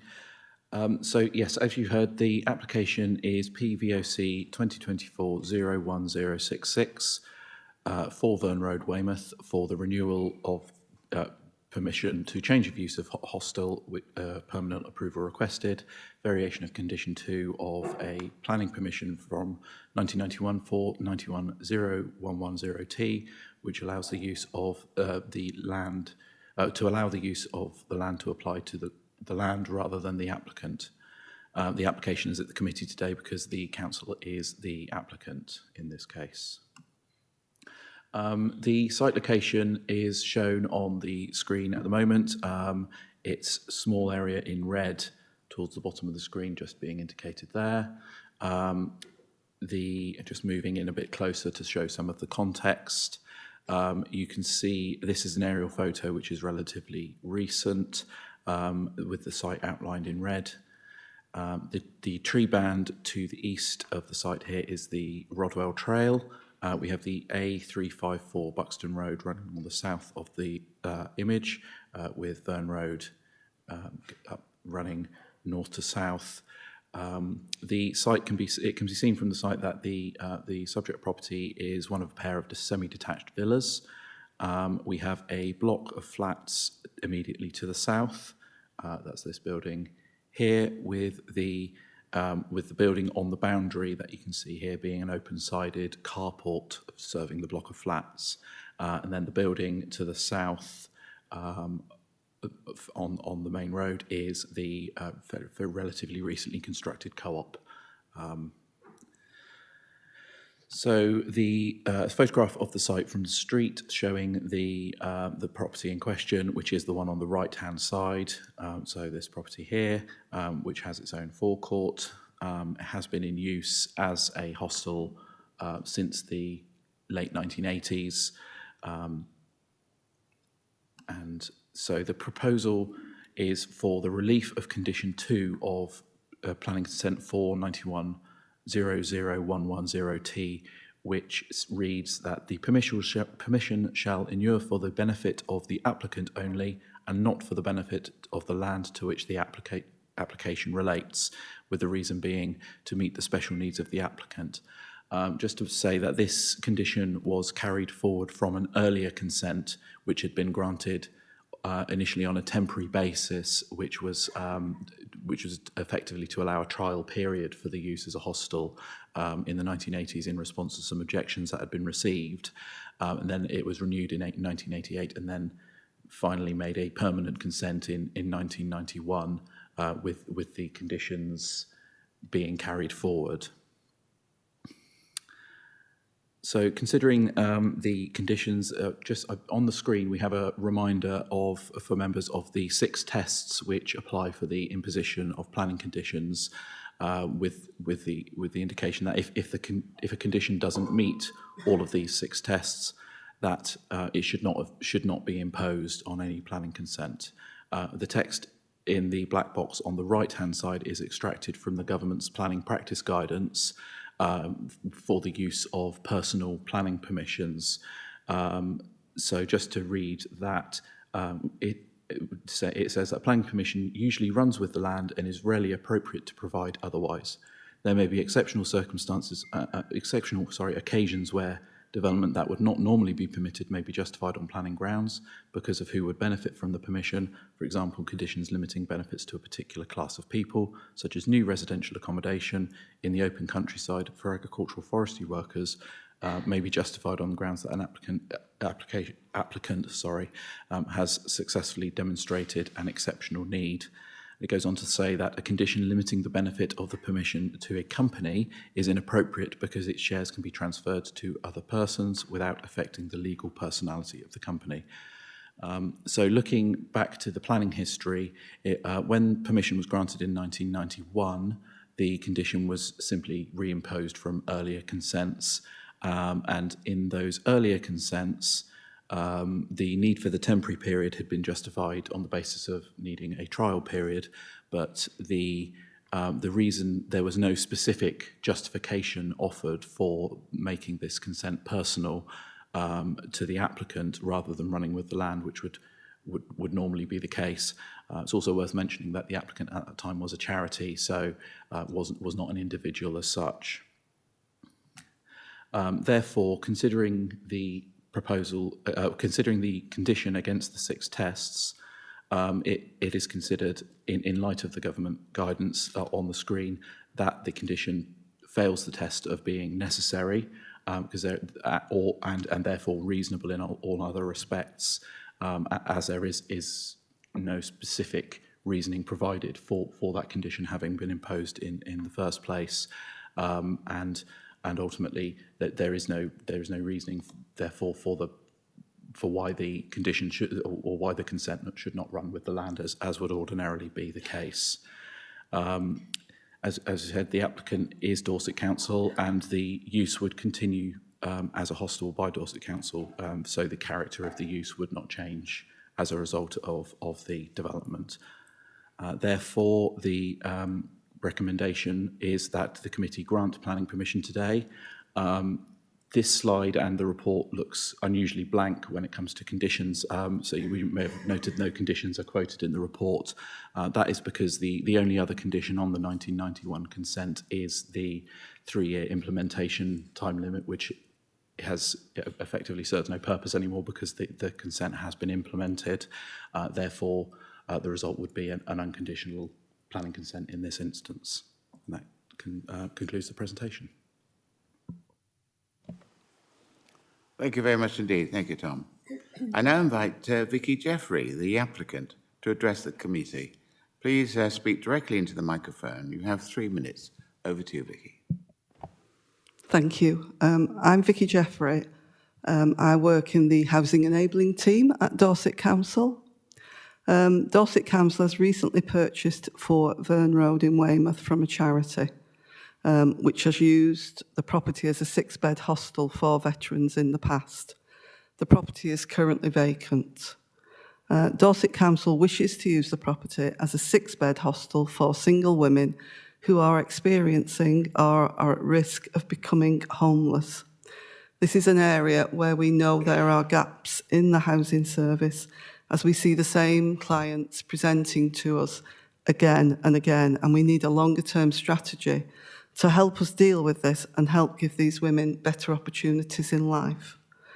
The government has provided us with funding towards the cost of this as part of the Single Homeless Accommodation Programme, which is a 3-year programme to end homelessness and rough sleeping. The government has provided capital funding to help source a suitable property, and also revenue funding, which will provide support workers at the property 24 hours a day and will help the women move towards independence. During the process of purchasing the property, it came to light that the current planning permission does not relate to the building, as Tom has already said, or the land, but it relates to the charity, which owned the property in the early 1990s. We have therefore submitted a Section 73 application for the condition to be varied so that planning permission reflects that Dorset Council has permission to use this as a hostel. We hope that the Planning Committee are able to approve the application. Thank you. Thank you. Thank you very much, indeed, Mr. Jeffrey.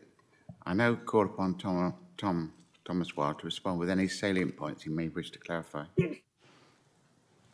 Nothing further, Chair.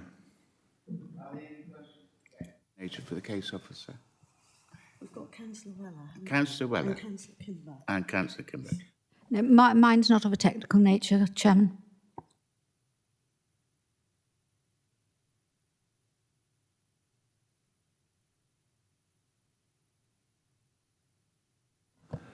Thank you, Chair. I'm pleased to see this. My technical question is, maybe it's not a planning question, but we said that it would be staffed.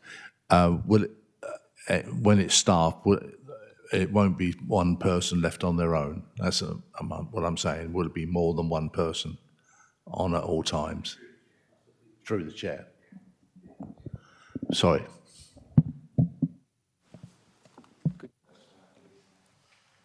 I'm afraid I don't have details of the kind of operational model for the hostel. However, in light of the material considerations of respect of the validity of the condition and the fact that the lawful use of the property is already as a hostel, albeit for serving a different demographic, that's not really something that is material to the application before us.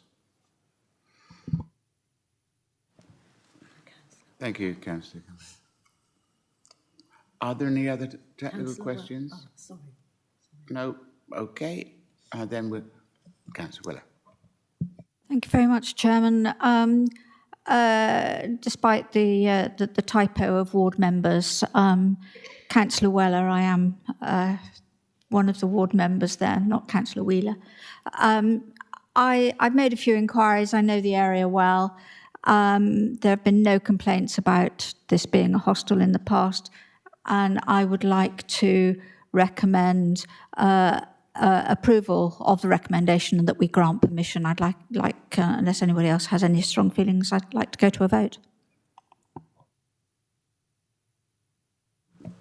That was the proposal was laid down. The next hand up was Councillor O'Leary. Was he the next one? He was the next one. And then Are you seconding that, Councillor O'Leary? Mike, through the chairman, I would like to second that proposal. Thank you. Williams. Right. Okay. Councillor Clayton. Right, Councillor Clayton.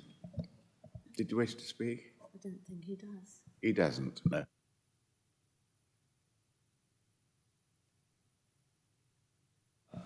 Oh, he's gone. I wouldn't like to stop the party. Okay, right. If there's no more deliberation and members are satisfied they've heard the entire presentation debate, I will now take a vote by a show of hands. All those in favour? That is, for the benefit of viewers from home, that vote is unanimous. Proposed, and then that was proposed by Councillor Weller and seconded by Councillor O'Leary.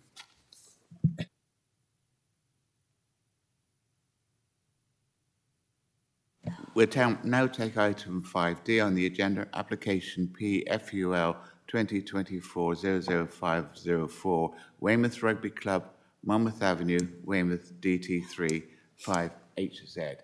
I understand the Councillor O'Leary, you're leaving for a short while. Thank you.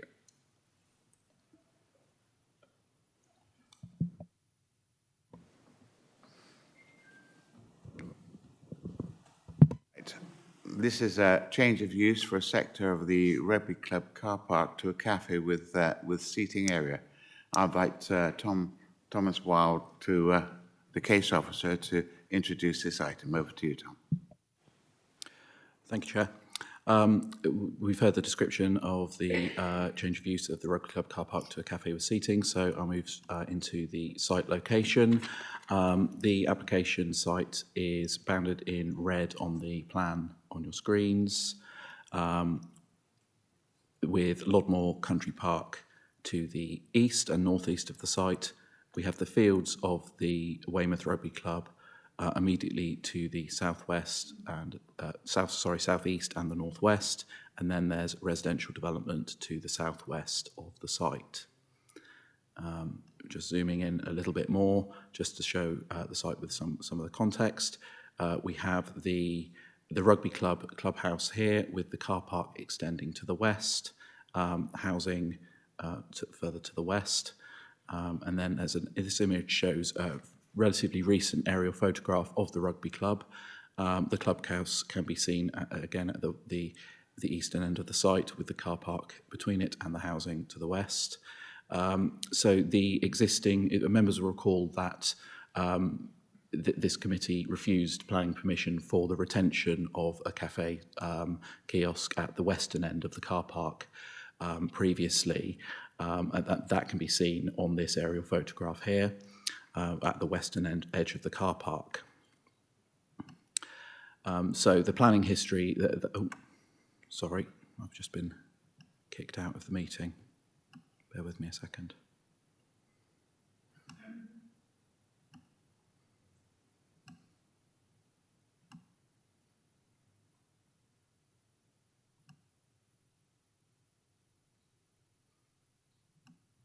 Apologies, councillors.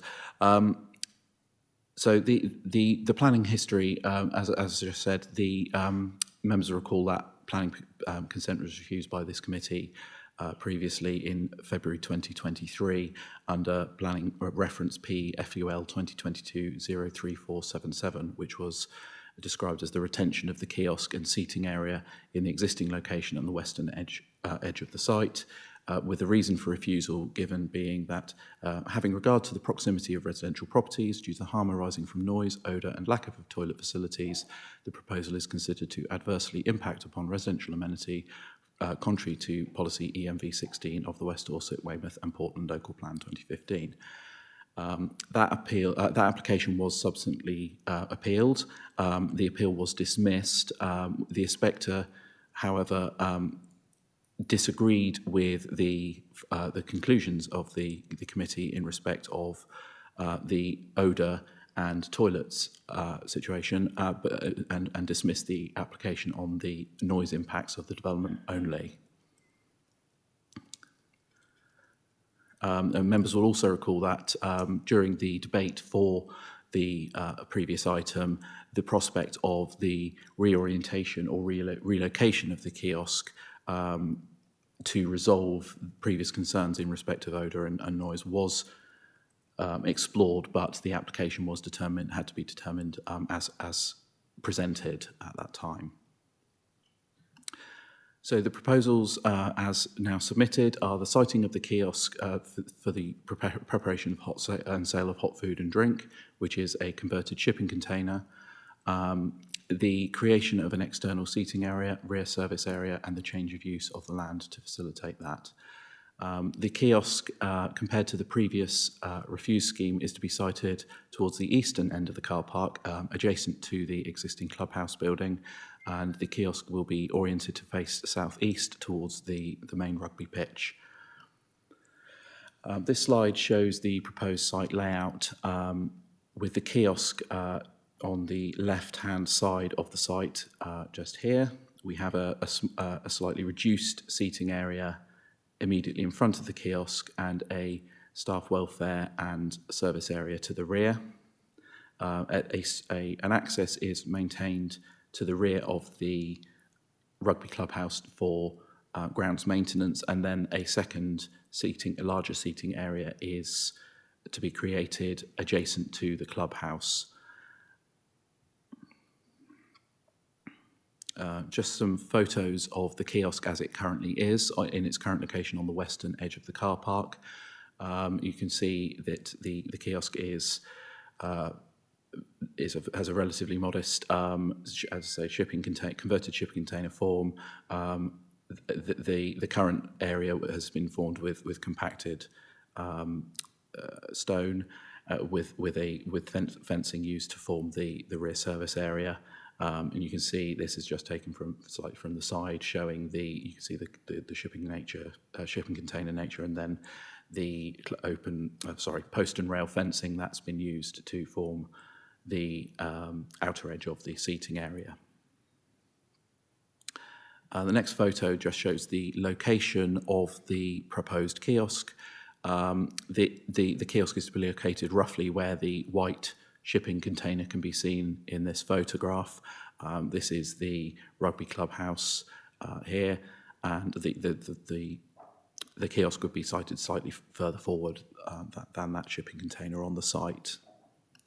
And this is the area where the new seating is to be located. So this gravelled area would be extended, and the area fenced to provide a seating area where these lawnmowers currently sit.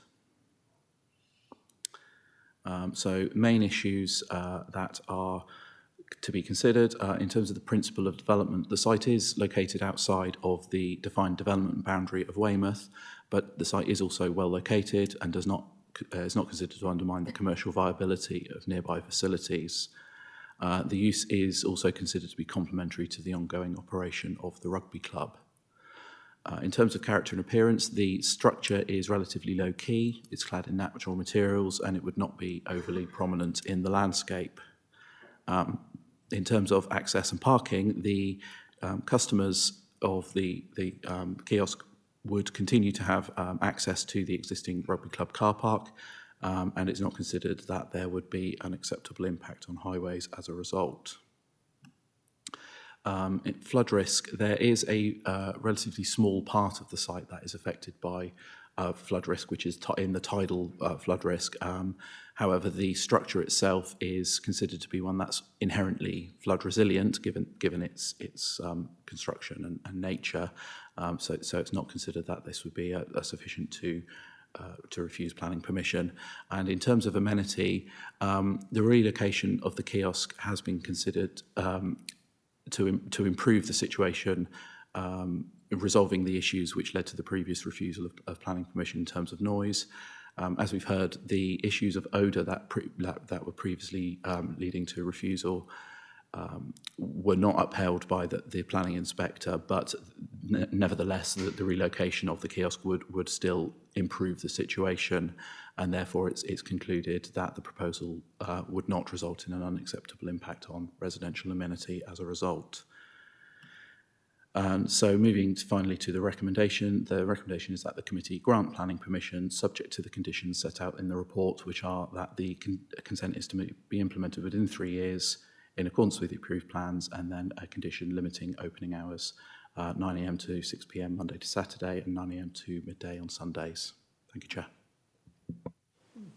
Thank you very much indeed. Thank you, Tom. I now invite Neil Williams, the agent, to address the committee. Please speak directly into the microphone. You have 3 minutes. Thank you. The grounds for objection from the Planning Department for the previously refused application were the perception that the proposal would result in harm arising to neighbouring properties from noise, odour and lack of toilet facilities, and so would be contrary to policy ENV 16 of the adopted local plan. These perceptions were all based on the previous location of the Caddy Shack, which was in relatively close proximity to neighbouring properties. We note within our appraisal of the resultant appeal, dismissed by the Planning Inspectorate, that they concluded that the previous location did not create excessive odours and that there was suitable WC provision available within the rugby club itself. This latest proposal allows to relocate the Caddy Shack 100 metres plus from any directly opposing neighbouring property and within close proximity of the rugby club. Due to this, the sole remaining ground of objection being perceived excessive noise generation will not present any issue to neighbouring properties. In summary, the proposed relocation of the Caddy Shack will present absolutely no diminishment in the levels of enjoyment currently experienced by neighbouring properties. We therefore respectfully request that this proposal be supported by the Planning Committee members to ensure that this vibrant business can continue to provide a much-loved service to the local and wider community. This being evident from the large level of support for this proposal that has been received from members of the general public. Thank you for your time. Thank you, Mr. Williams. I call on Thomas Wild to respond with any salient points he may wish to clarify. Nothing to add. Are there any questions of a technical nature for the case officer? I'm just wondering, is there an overall site plan showing the location of the kiosk? There were some photographs, but it didn't actually situate it in the context of the overall site. So we have this is an extract from the submitted site plan, and so this picks up the corner of the rugby club building. So that is that corner there. The small area of gravel that we saw in the photographs is here, and then the that is the white shipping container that we saw in the first photograph. So the kiosk would be located in this part of the site here.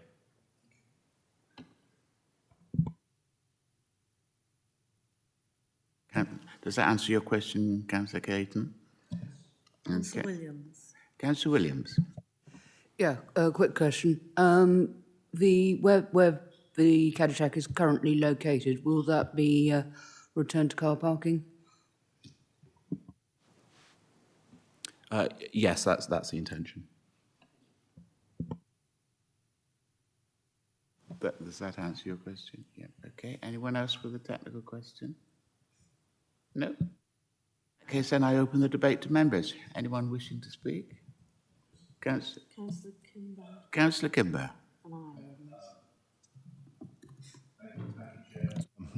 Just happy to move the recommendation that this is granted. Thank you. Councillor Ireland, are you next on the list? Are you looking to second that? Yep. Okay, thank you. Do you wish to speak?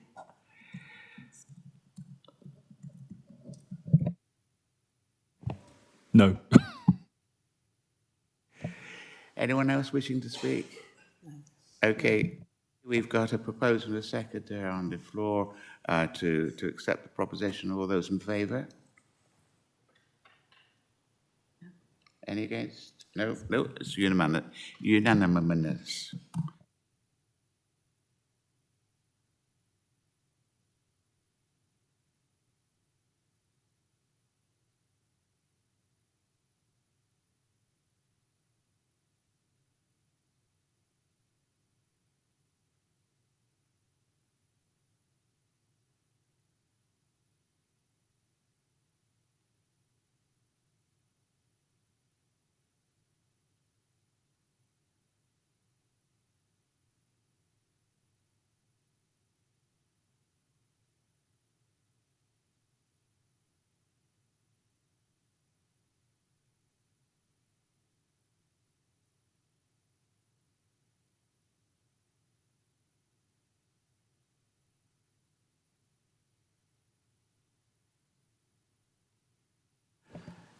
Okay, next one is 5E on the agenda, and that is application PFUL 2023-07288, Charmouth Road Park and Ride Car Park, Charmouth Road, Lyme Regis. And that's to erect a public toilet stroke cafe and form a new vehicle access, install 10 electric vehicle charging stations. And I invite Thomas Wild, the case officer, to introduce this item. Over to you.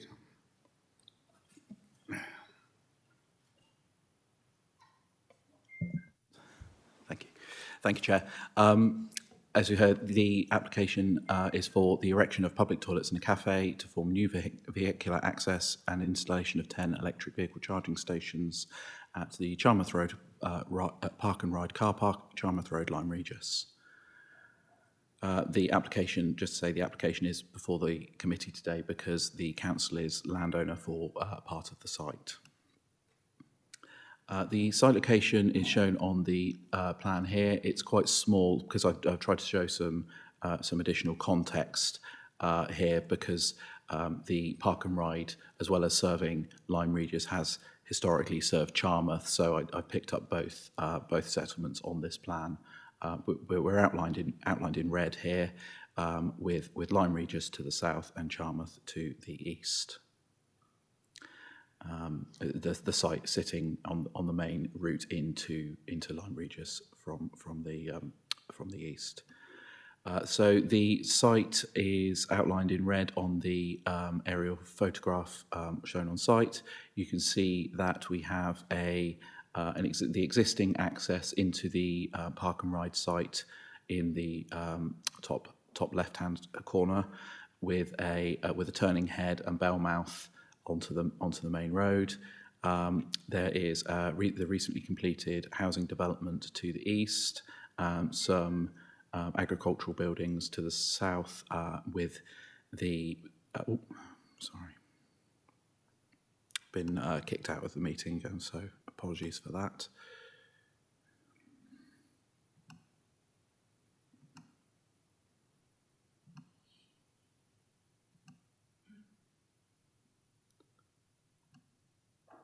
Okay.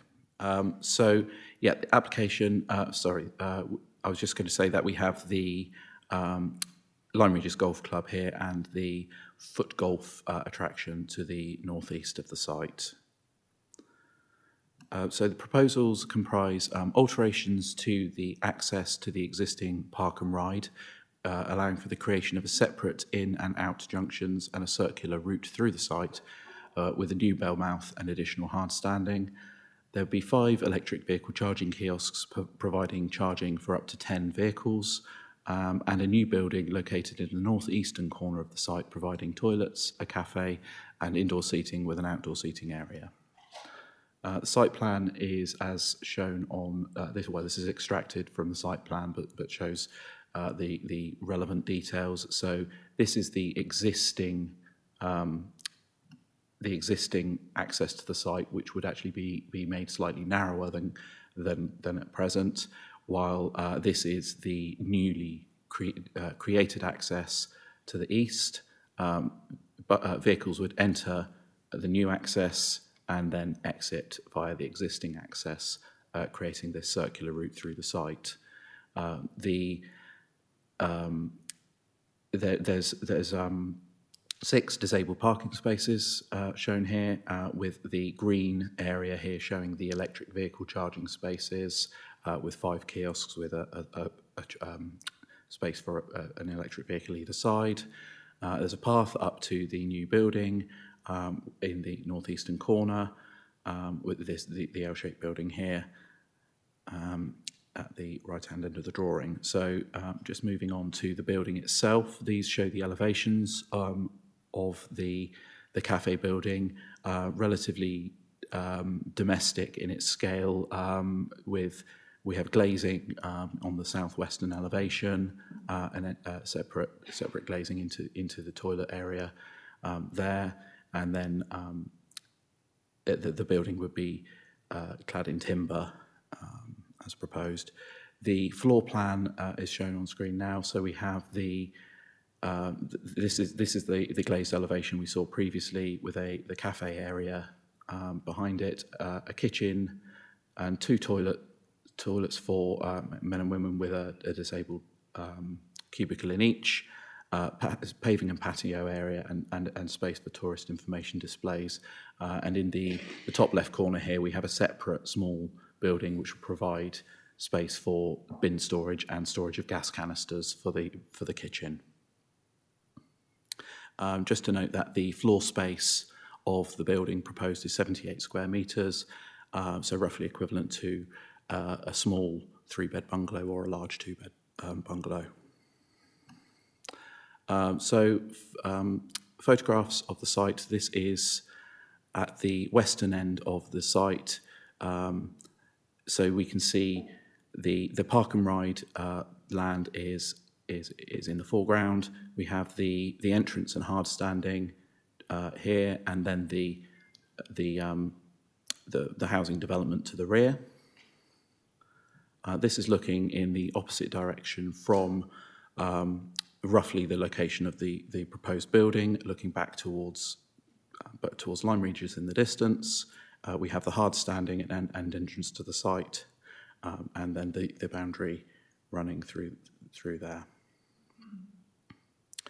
And then this is taken from the hard standing, looking back towards the location of the proposed building. Again, we can see the boundary treatment that's associated with the housing development, and the housing development beyond existing hedgerows on the boundary of the site. This is looking eastwards from the entrance to the site, just showing visibility from that junction, and so there is an existing visibility display with pedestrian footpaths there. And this is taken from the same vantage point, looking westwards, so you can see the visibility before the road turns to the south to head down into Lyme Regis. Just to note that this area of hard standing here with a path going off follows the hedge line internally to the site, just providing access to the farm buildings to the south that we saw earlier. So moving on to the main issues, in terms of the principle of development, the principle of alterations to the access and the provision of the electric vehicle charging facilities is considered to be acceptable in accordance with local plan policy COM 8, which supports this type of infrastructure. However, it's considered that the proposed building is an overly large addition for the site, which is therefore contrary to policy Econ 4 of the local plan, which seeks to direct uses such as this to the town centre. Officers have accepted that some facilities would be acceptable on the site, but the facilities that are proposed are of a scale and nature which indicate that it could place the building and the site into competition with town centre establishments, contrary to policy Econ 4.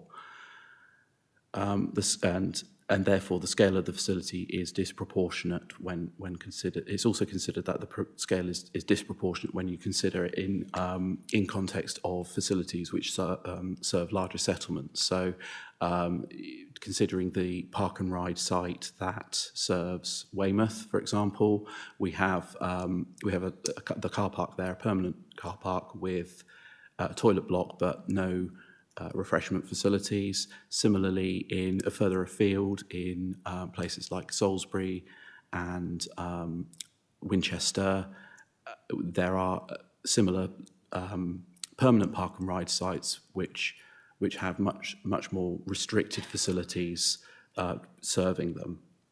And then moving on, it therefore concluded that insufficient justification has been provided to show that the building and its use would be essential to secure the park and ride, or that the improvements that it is intended to subsidise are essential to the continuing operation of the park and ride. And just to note at this stage that the application only concerns a part of the park and ride site, and it is stated within the application that the applicant remains committed to the retention of the park and ride. And that while the provision of the additional facilities has been mentioned to prospective operators of the bus service, it's not been confirmed that they've considered this essential to the provision of that service. In terms of the character and appearance of the building and the site, it is considered. The site is located within the Dorset National Landscape, formerly the Dorset Area of Outstanding Natural Beauty, where there is a statutory duty upon the local planning authority to seek to further the purposes of conserving and enhancing the natural beauty of the landscape. Just mention at this stage that statutory duty is a slightly reworded version of one that members might be more familiar with, which has been brought in by the Levelling Up and Regeneration Act 2023. Previously, the duty on the council was to have regard to the purposes of the Area of Outstanding Natural Beauty and National Landscape, and now the new statutory duty is higher by seeking to further rather than just have regard. The new building would introduce a permanent built structure onto the site for what is ultimately serving what is ultimately a seasonal park and ride, with the field being open pasture for the majority of the year. The figures supplied for previous years indicate that the park and ride has generally operated for around 12 weeks of the year, so there'll be quite a significant period of the year when the building would not be serving an active park and ride. The building has been relocated on the site compared to a previously withdrawn scheme, which officers had indicated at the time could not be supported due to landscape impacts. and the proposals do assist in mitigating that proposals, but the design has incorporated additional changes with much more extensive glazing on the southern elevation, as we've seen, which leads to potential for light spill and the reflectivity from the glass, particularly if the building were to be used in the evenings. Therefore, the conclusion of officers is that the building would have a negative impact on the landscape, contrary to policies ENV1 and ENV12 of the local plan and the statutory duty to further the purposes of conserving and enhancing the natural beauty of the landscape. Other issues, highways and access.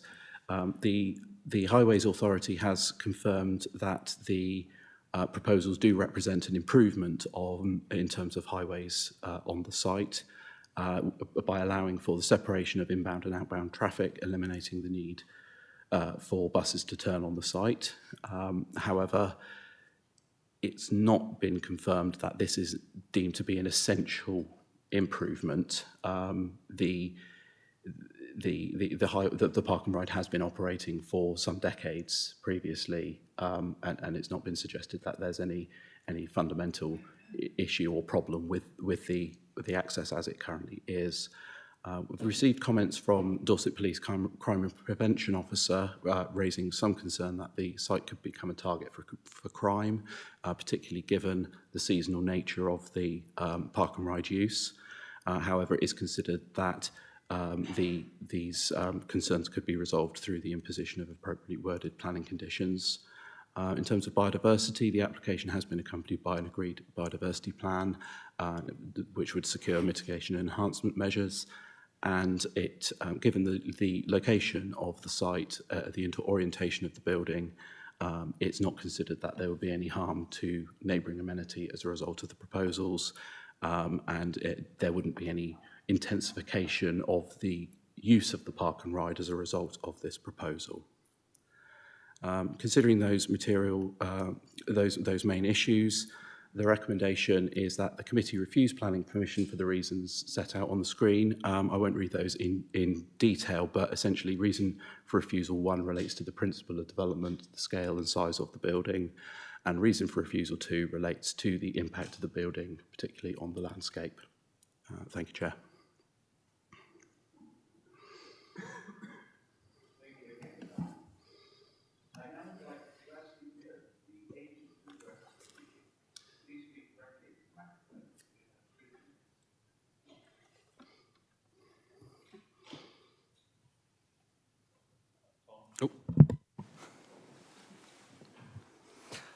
Good afternoon, committee.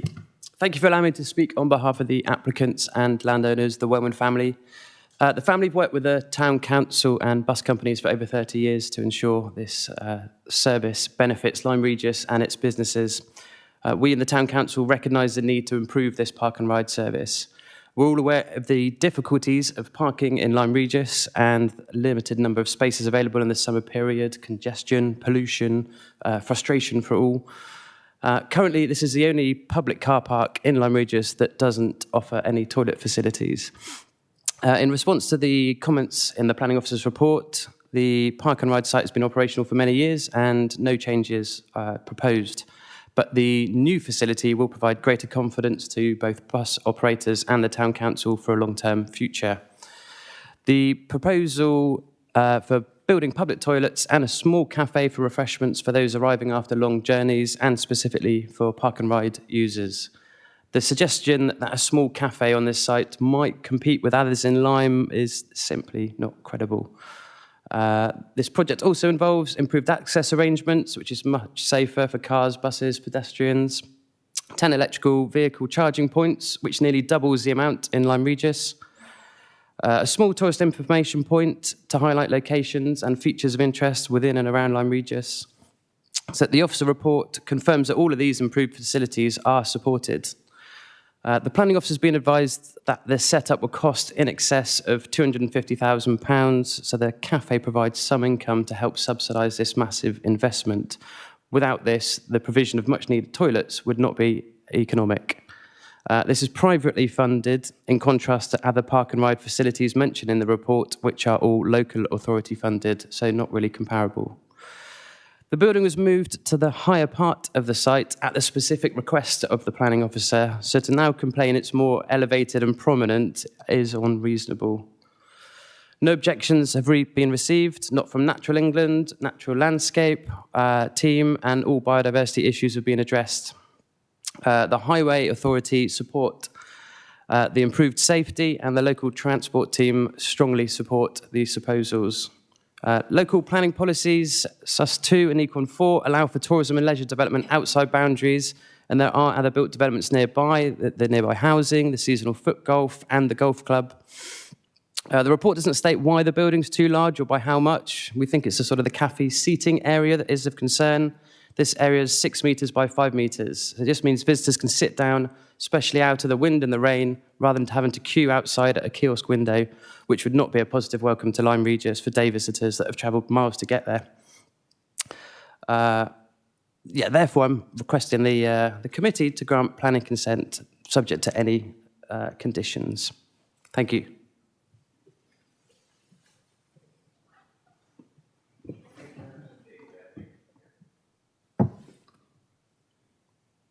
Oh, sorry. Thank you, Mr. Gope. That's very kind. I now invite Mark Green, who's the Deputy Town Clerk, Lyme Regis Town Council, to address the committee. Again, you have 3 minutes. Over to you, Mr. Green. Thank you very much. The Town Council has provided the park and ride service for Lyme Regis for several decades. It operates for about 85 days per year, runs throughout each day to a roughly 20-minute frequency, and utilises 2 or 3 double-deck buses, each with a capacity of around 120. It carries about 50,000 passengers in a typical season.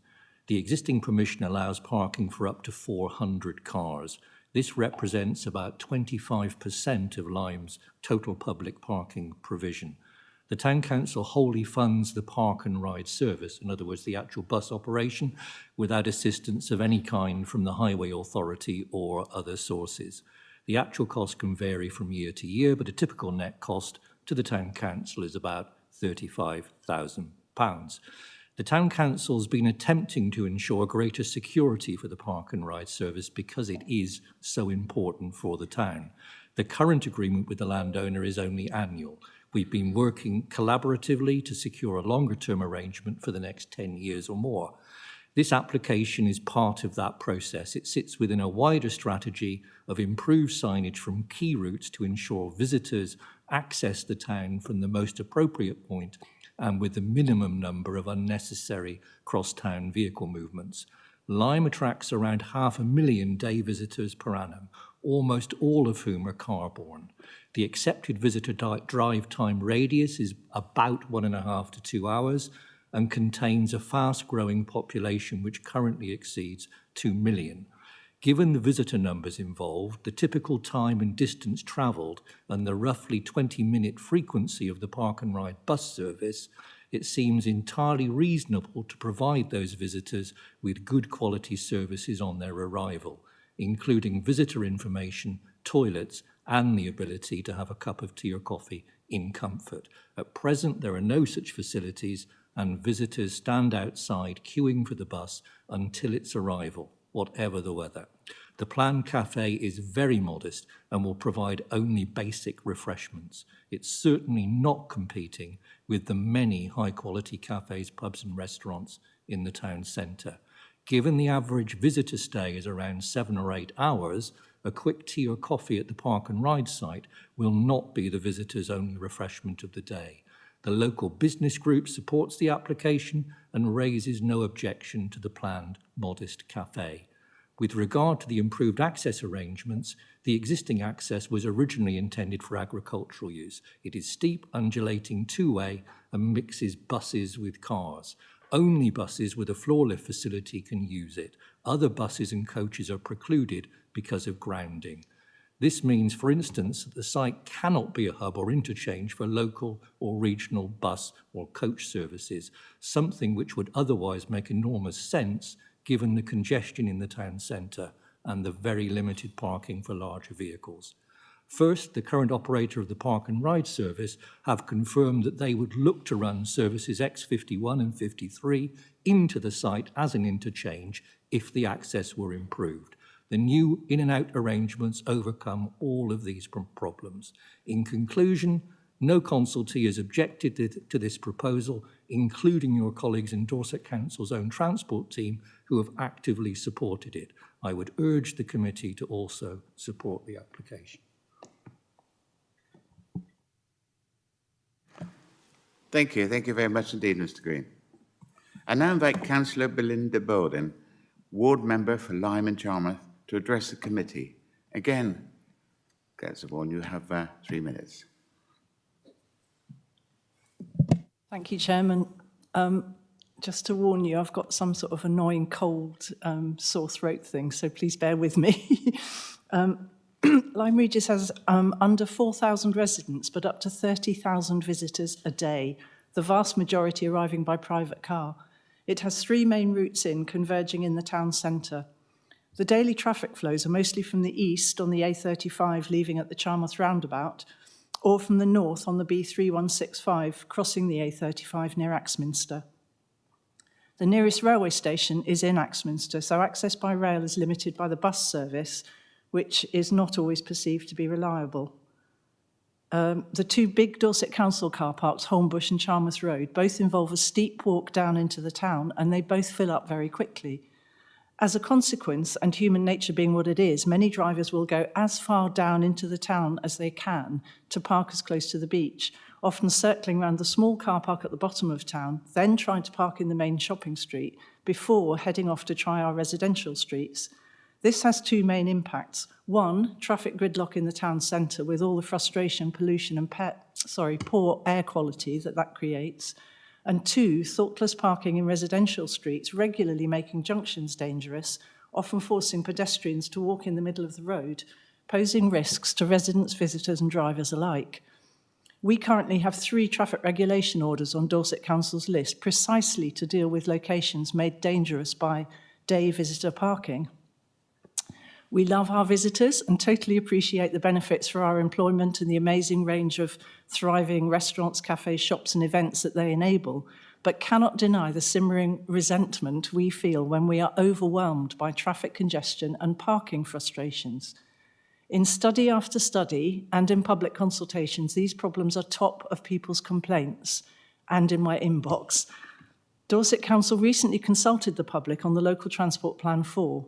We have been urged to adopt a vision-led approach, and Lyme Regis Town Council set up a traffic and travel working group to develop an holistic and strategic vision for our town, which puts the safety and health of people first. The Park and Ride facility is central to our vision and for our wider aspiration to keep the vast majority of vehicle traffic out of the town centre.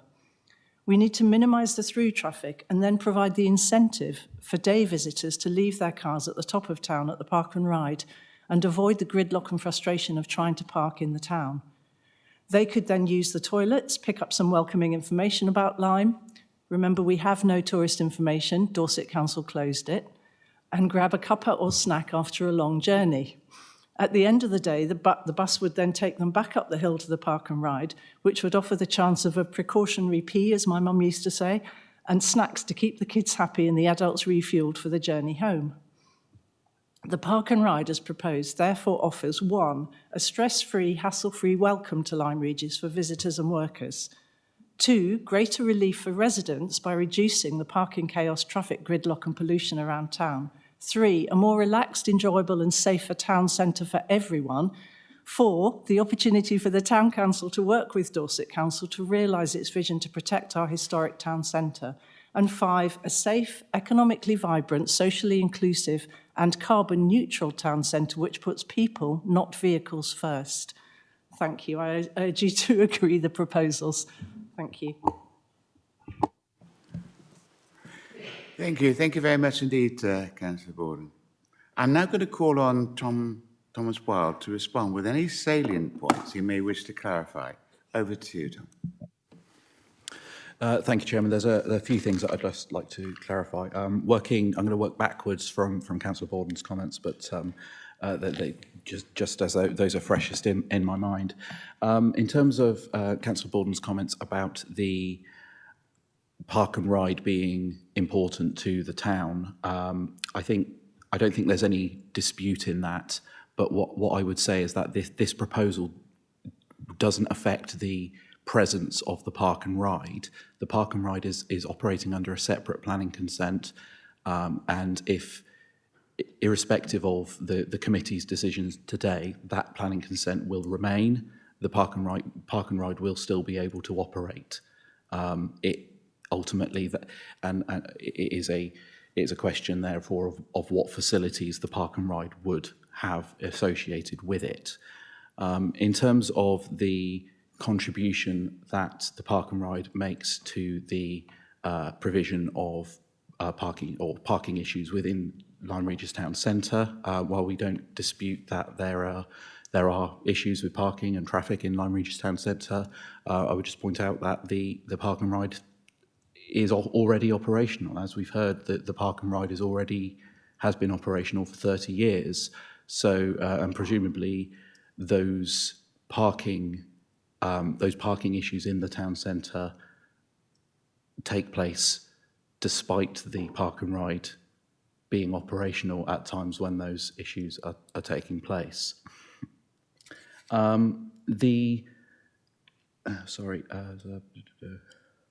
There has been discussion about greater security of the provision. Just to say that those matters, ultimately anything to do with a private contractual arrangement between the landowners and the town council, that's not really that's not a material planning consideration that we can take into consideration. But as we've heard,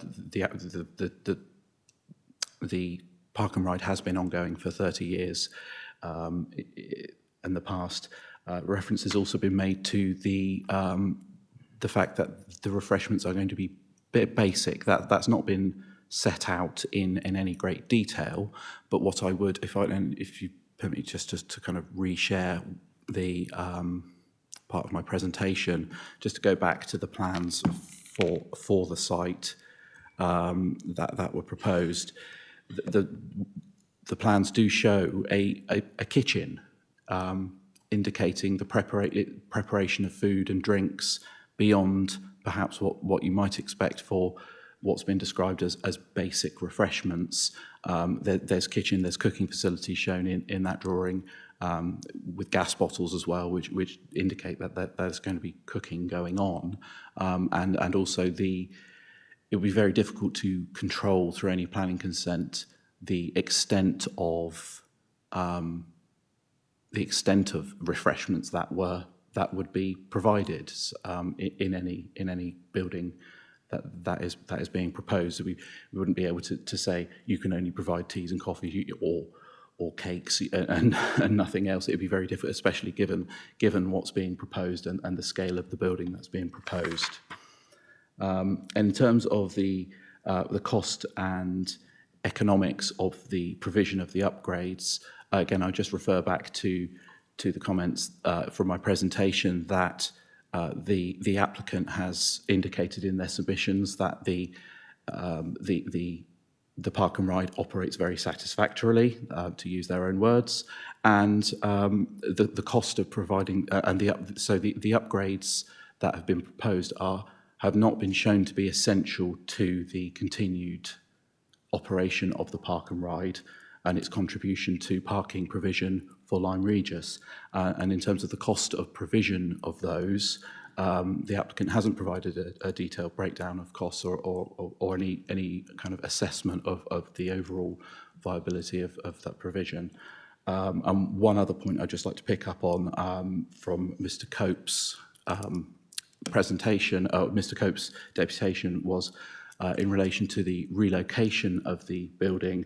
I just want to clarify that and to be very clear, that we do consider that the relocation of the building compared to the previous location to the west is an improvement over that previous location. However, it's not sufficient to have overcome those concerns in the whole, and the the design of the building has changed. It's not that they picked up the previous design and put it in a different location on the site.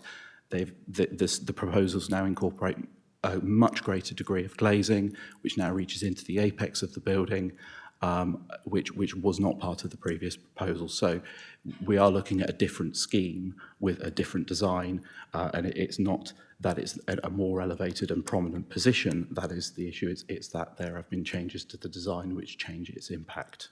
Thank you, Chair.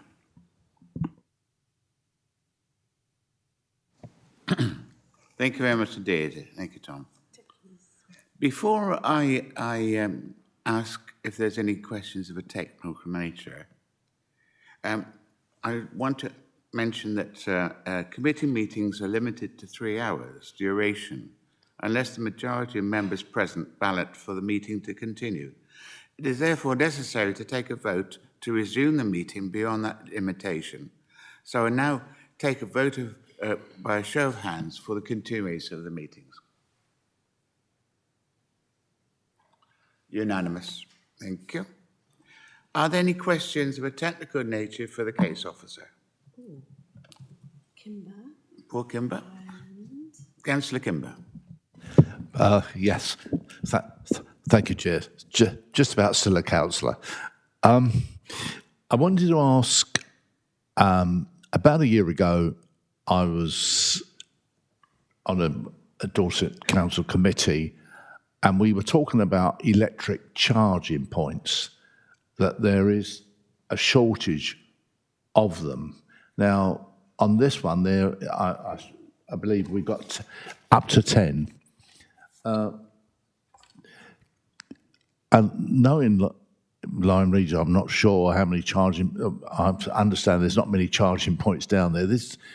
Can you tell me, have we thought of this, the service that this could bring the charging points just outside Lyme Regis? I know, as all of us know, that it's our beautiful county sometimes is very, very difficult to drive around in the height of summer. And I would imagine some electric cars are going to need charging before they go down into Lyme Regis or coming away from Lyme Regis. So I wonder if you could give us a view on that one, please. Thank you, Councillor. Yes, we have been clear that the provision of electric vehicle charging is there's no objection to that in planning terms. That's a benefit of the proposal. Ultimately, that the recommendation is made on balance in terms of the material benefits of the scheme versus the conflicts that have been identified with policies.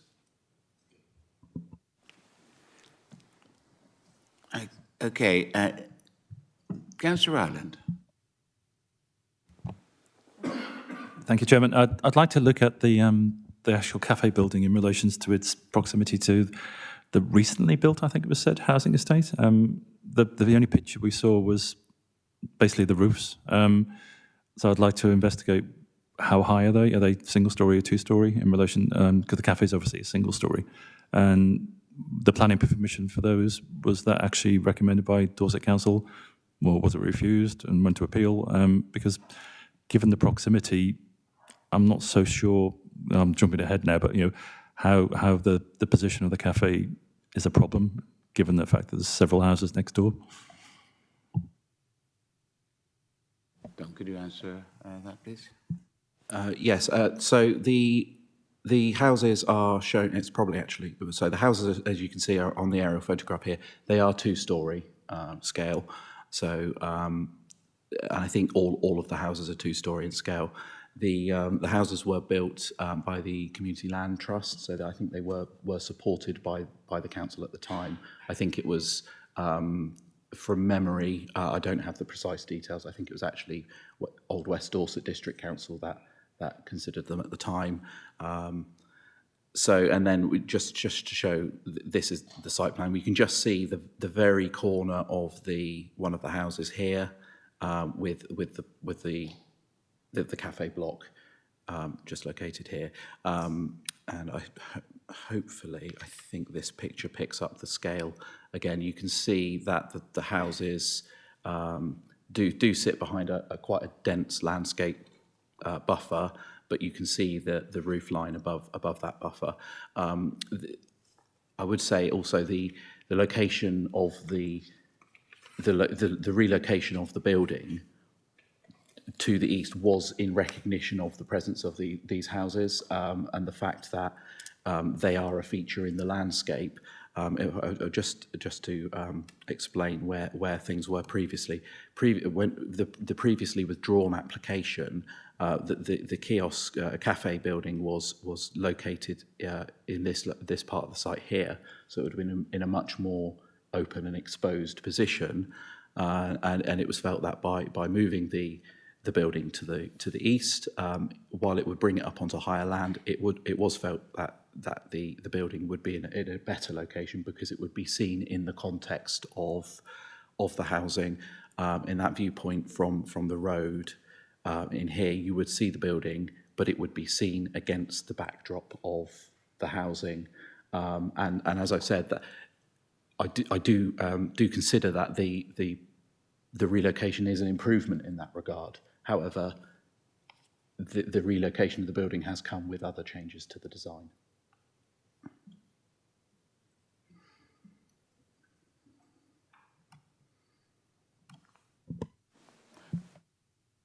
Does that answer your question there, Councillor? Yeah, mostly. I think I'd have liked to, I guess, seen a picture from the south, from further distance away, just to get an idea of how it sits in the landscape. But we don't have that, so that's fine. Thank you. I don't think there's any more technical questions. I now open the debate to members. Anyone wishing to speak? Councillor Weller. Very much, Chairman. This is interesting, isn't it? And I'm sitting on the fence, or maybe the hedge here. First of all, I have to express envy that you have a working park and ride. I'm green with envy about that, Councillor Bowden, because we don't in Weymouth, and we have as big a traffic problem, although yours is difficult there in Lyme Regis. My initial feeling was that the cafe was too large, and I'm still minded towards that. It does look quite big for what it needs, and I use Winchester Park and Ride quite a lot, and there's nowhere there for me to have a cup of coffee, and I live on coffee. So, as I say, I'm a bit torn here because obviously the EVs, I drive an electric car, the EVs are jolly useful for people. The improved access and exit clearly is going to be a huge improvement. Toilet facilities are essential in this sort of setup. And I think on balance, despite the size of the cafe, if it contributes towards the sustainability and the amenity that the park and ride clearly offers, despite the fact that this large building is only going to be used for 12 weeks of the year, I've come off the fence and I think we should allow it. Thank you. So you're proposing a refusal? Yes, yes. The application is not to. Refusal of the recommendation.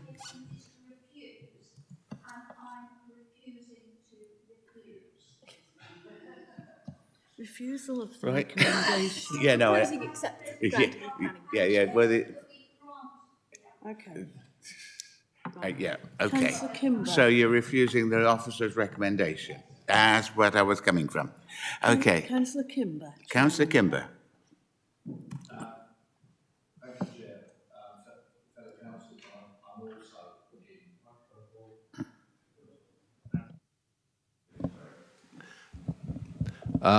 Thank you, Chair, fellow councillors. I'm also mindful that this should be accepted. I mean, we're looking at a development And I believe it could serve the people of Lyme Regis and that area very, very well.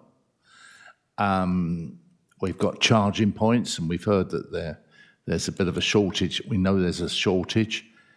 And also, as we said, it's 12 weeks. It's probably 12 of the most busiest weeks on our roads in Dorset.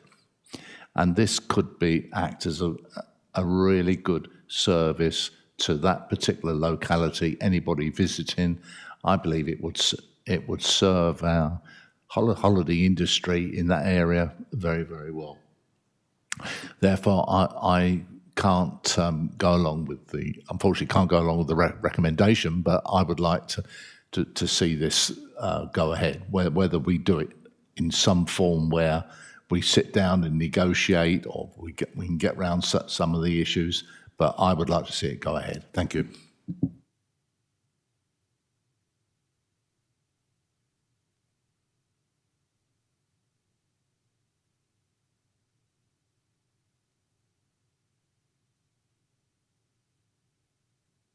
Oh, sorry. At the moment, we've got a proposition to reject the officer's recommendation, which has been duly seconded, for which we need a form of words, of course. Oh, yes. Councillor Clayton may have some words. Does anyone have words? Councillor Ireland, Councillor Clayton? Councillor Ireland. I did indicate I wish to speak, I'm afraid, ahead of Councillor Clayton, but I don't actually have prepared. I was just going to basically support everything. And so do you wish me to give that support now, or withhold it until we have some words? We need words, and then we need to take a vote on whether to accept that particular proposal. So do you have any wording in mind?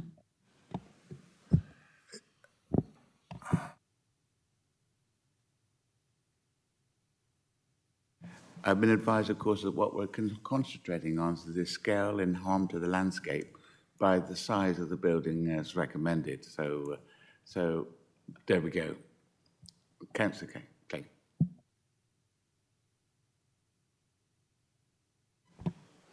Thank you, Chair. There seems to be two main reasons given for refusal.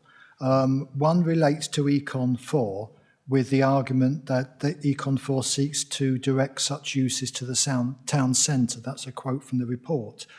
The relevant section I can find is clause or paragraph 1V4, where it says development likely to lead to significant adverse impact on existing centres will be refused. As far as I can see, this can only enhance the impact on the existing centre. The other main argument is environmental, the landscape impact. And to be quite honest, from what I can see from the report, I judge that to be minimal. So I can find no reasons to refuse. And basically, when there's a presumption in favour of sustainable development, that's what we should do, accept.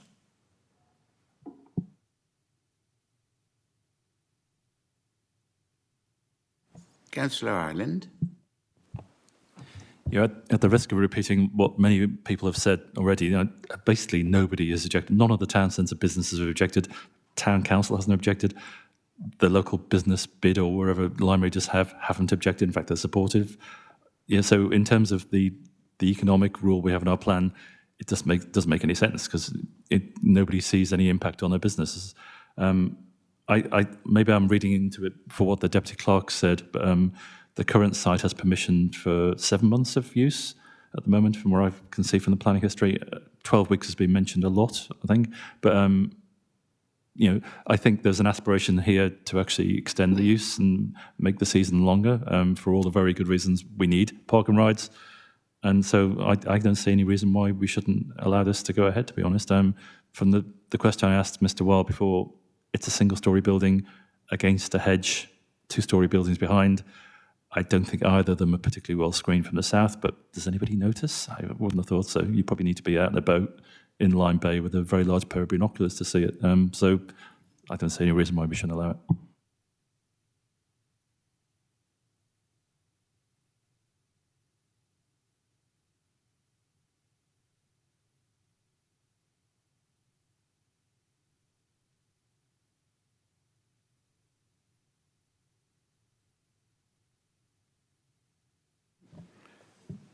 I'm going to ask the planning team to advise on the comments already laid down by the committee. So do you have any views? Thank you, Chair. I think Councillor Weller was coming up with a form of words anyway. She's very busy writing. So yeah, maybe we hear from Councillor Weller first. Thank you very much. I would propose granting permission on the basis that the proposal will secure the viability and sustainability of the essential park and ride, allowing that two-storey buildings have been permitted in close proximity. There is no reason to refuse permission for a single-storey building in this location. I'm sure you might want to add some more into that, planners.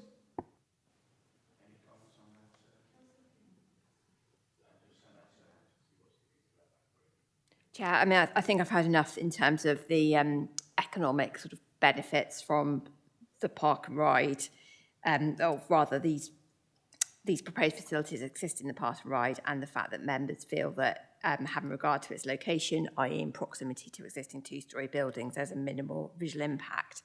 So I think we've probably got enough there in terms of a reason.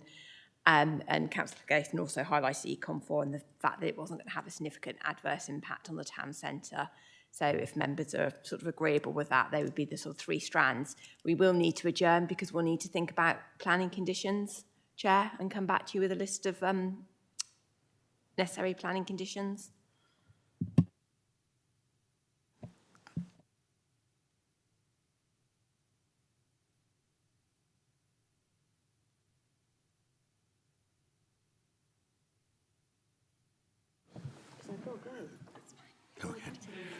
It's a general consensus of opinion that although we could, of course, adjourn for 10 minutes, but as it's 1:05, perhaps it's a good idea to break for lunch now.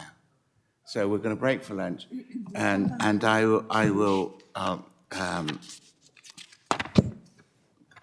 resume the meeting at 2 o'clock.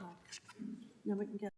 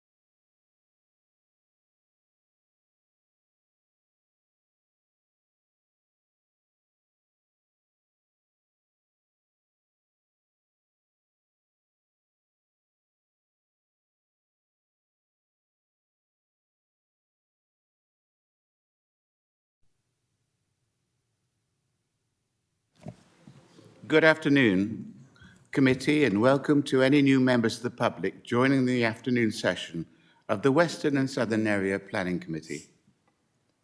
I will now conduct a roll call of committee members. Councillor Dave Bowell. Councillor Kelvin Clayton. Thank you. Councillor Jean Dunseth. Present, Chairman. Thank you. Councillor Nick Ireland.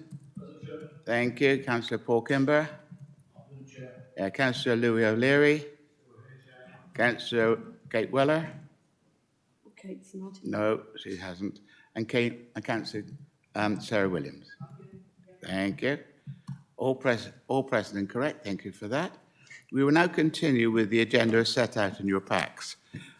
We, just before the lunch break, we're in the process of debating application PFUL 2023-07288, Charmouth Road Park and Ride, Car Park, Charmouth Road, Lyme Regis. And we were in the middle of, or we just had concluded, questions of technical nature for the case officer on highways. We had adjourned in order to find a form of words to actually approve this application contrary to the recommendation of the officer. So we now have a look at the form of words as arranged.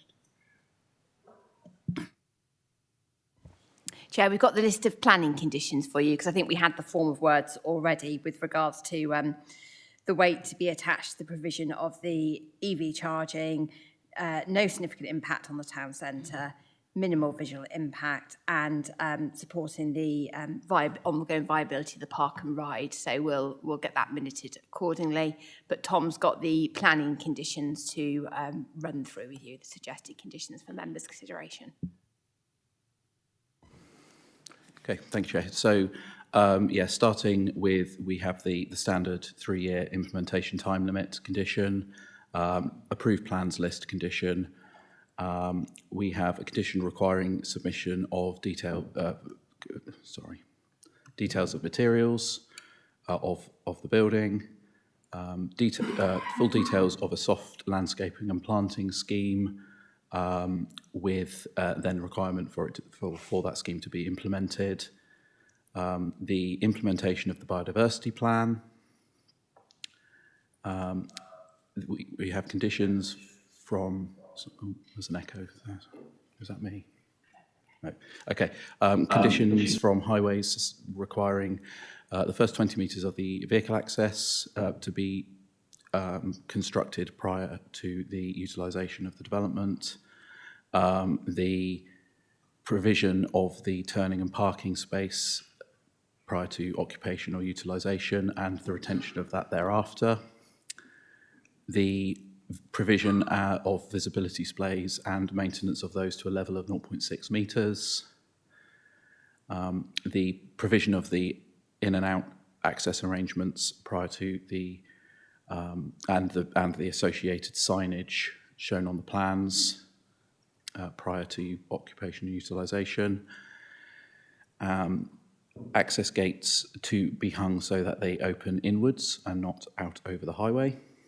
The cafe and toilet building to only be open to the public at times when the park and ride is operational. The EV charging facilities to be provided prior to the occupation or utilisation of the cafe and toilet building. A condition requiring that no flood lighting or security lighting be installed until such time as a scheme for approval of that has been submitted. Just that's a standard condition, so that it's not necessarily intended that lighting would be installed, but if it were to be installed, details would have to be provided in accordance with that condition. And then finally, a condition to deal with the comments from Dorset Police prior to the commencement development above ground level. Details of the scheme for the prevention of crime shall be submitted to and approved in writing by the local planning authority, and therefore, and then the development shall be carried out in accordance with the approved details. And that's all of the conditions. Oh. That's very clear. That's fine. Just to clarify something in my own mind, The EV charging points, will they only be available when the car park is open? At present, I believe that's the position on this consent. But if members wish to amend the conditions accordingly, then that could be amended.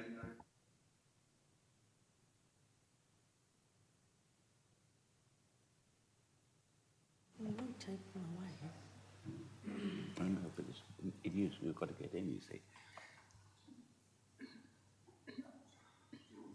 Oh, it's me.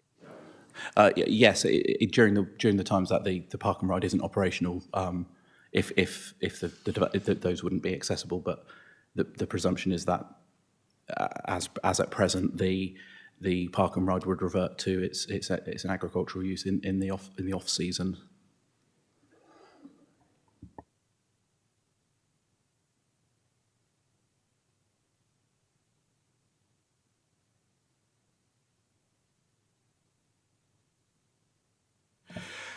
Okay, as you know, before the break, before we went in, we did have a proposer and a seconder on the floor for the rejection of the officer's recommendation and approval of the application. Things have slightly changed in the fact that, of course, that Councillor Kate Weller is no longer with us, and she was the proposer. So therefore, I need a new proposer and a seconder. Who was first? Councillor Ireland, I think, just about got in there first. Just a moment. I'm happy to propose exactly what Kate proposed, and I'm assuming it's been written down. Okay. And yes, I guess the point you raised, which was very astute about the EV charging facilities, is a slight concern, but I'm sure we can work that out. Yeah. Okay. Well,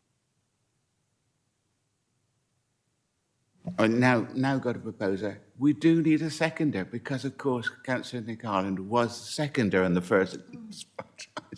So, who would like to second? Who's first?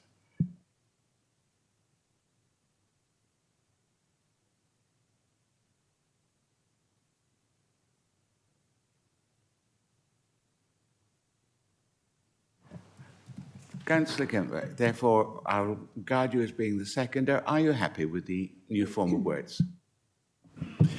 Yes, Chair, and I'm glad you picked up on the regarding the charging as well. And I think that's something that we've now got a blueprint for the future of that area and Lyme Regis. Thank you. One of my points, of course, was the fact that that facility would only be available during the summer months. Okay. Right, okay. Councillor Williams wishes to speak. Councillor Williams. Although, Chair, I believe that the Park and Ride is licensed for up to 7 months, so hopefully this enables them to lengthen the time the Park and Ride is open, then obviously the EV chargers will be available for a longer period.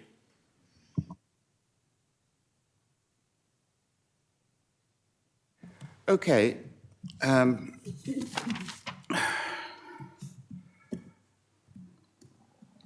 Sorry, I just threw away the paper I wanted. Right, okay. If there's no more deliberation and members are satisfied they've heard the entire presentation and debate, I will seek a vote by show of hands. All those in favour?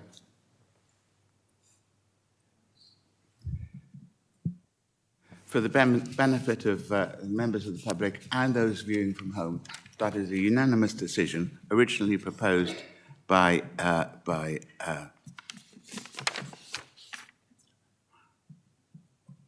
it was Councillor Ireland, wasn't it? Yeah.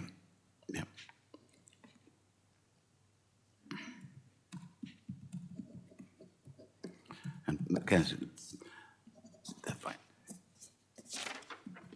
So thank you very much in that. Right, we'll go on to the next item on the agenda, item 5F. And that's application PFUL 2023-07-162, land adjacent Round Hill, Coppice, Myth Hill, Quarry Entrance, Mapperton to junction Twin Ways, Lane, Melplash. Retain conservation of barn to residential use. I invite Thomas Wild, the case officer, to introduce this item. Over to you, Tom. Sorry, Chair, I was just going to highlight the update sheet was circulated yesterday that had a parish council comment on it, so members should have that before them. And before I hand over to Tom, I just had one little further update with regards to sort of housing and some challenges we've had recently. The revised National Planning Policy Framework 2023 introduced housing land supply, a reduced housing land supply requirement for local planning authorities that have met certain criteria as set out in paragraph 266 of the NPPF. This reduced the requirement to demonstrate 5 years' worth of deliverable housing sites to a requirement to demonstrate a 4-year supply. However, the Council's position has been challenged at a number of recent appeals, and we are currently waiting for the decisions on those appeals. In the meantime, in the West Dorset, Weymouth and Portland area, the published supply position of 5.53 years means a tilted balance in paragraph 11 of the NPPF is not engaged in any event, but the delivery of additional housing against the housing requirement should, however, be given weight in planning decisions. So that's just an update for members. Committee, you all have heard that statement and new formal words. Is everyone happy with that? Good. Okay. Okay. Right. So I now invite Alex Winterson to address the committee. No, sorry, I beg your pardon. Ella, I ticked the wrong box. I now invite Ella. Thomas. Oh, beg your pardon. Shall I wake up? I invite Thomas Wild, the case officer, to introduce this item. I tipped you my mistake. Thank you, Chair. So yes, the application for us now is application reference P/FUL 2023/07162, land adjacent to Round Hill Coppice, Mapperton. That's the retention of the conversion of the barn of an existing barn to change of use. So that from the description, it's an existing unauthorised change of use that's seeking to be regularised. The slide shows the site location. It's possibly a little bit difficult to see because I've zoomed out quite a way to get some context. The application site is here to the east of Melplash, and we have the main road, the A3066, which runs between Bridport and Bedminster. We have Nettlecombe up to the north, Waytown to the west. Just to point out at this stage, you might be able to see from the contour lines on the mapping, just something of the topography of the site and the surrounding area. We have quite steeply sloping hills in the area. We'll come onto that in a few slides with the photos. The application site is shown here on an aerial photograph. It's a broadly triangular site. There's a commercial former agricultural building which is used by the applicant for a carpentry business, and this is the building that the application relates to in the northern part of the application site. As we can see, the land around surrounding is agricultural. Rural in nature. So the building that the application relates to was originally constructed following an application for agricultural prior approval in 2015. This, as shown on the plans, these are the plans that were submitted for the agricultural prior approval process. You can see is a timber frame barn on concrete feet with an open-sided element. This is the larger commercial building to the south. The submission at the time stated that the barn was to be used for the conversion and drying of timber to allow for its use as for building and fencing as opposed to firewood. And the building, this was being carried out in conjunction with forestry and woodland operations on the surrounding land and planting, which was ongoing following the receipt of a grant from the Woodland Trust. The determination at that time was that the prior approval of the local planning authority was not required in respect of the siting, design and external appearance of the building, and it was therefore constructed under permitted development for agricultural buildings. So the current proposals are for the change of use of that barn to a dwelling. The application is made retrospectively, the change of use having already taken place. Excuse me. And just to say that there is an enforcement notice that has been issued against that change of use, and that there is an appeal against that enforcement notice ongoing. So the enforcement notice relates to the use of the building and would require that use to cease.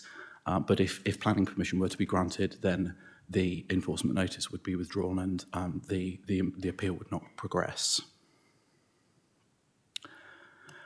So this slide shows the building as it currently is. You can see that there's been some infilling of the southern end of the building, which was previously open-sided. We have double doors on the southern end of the building.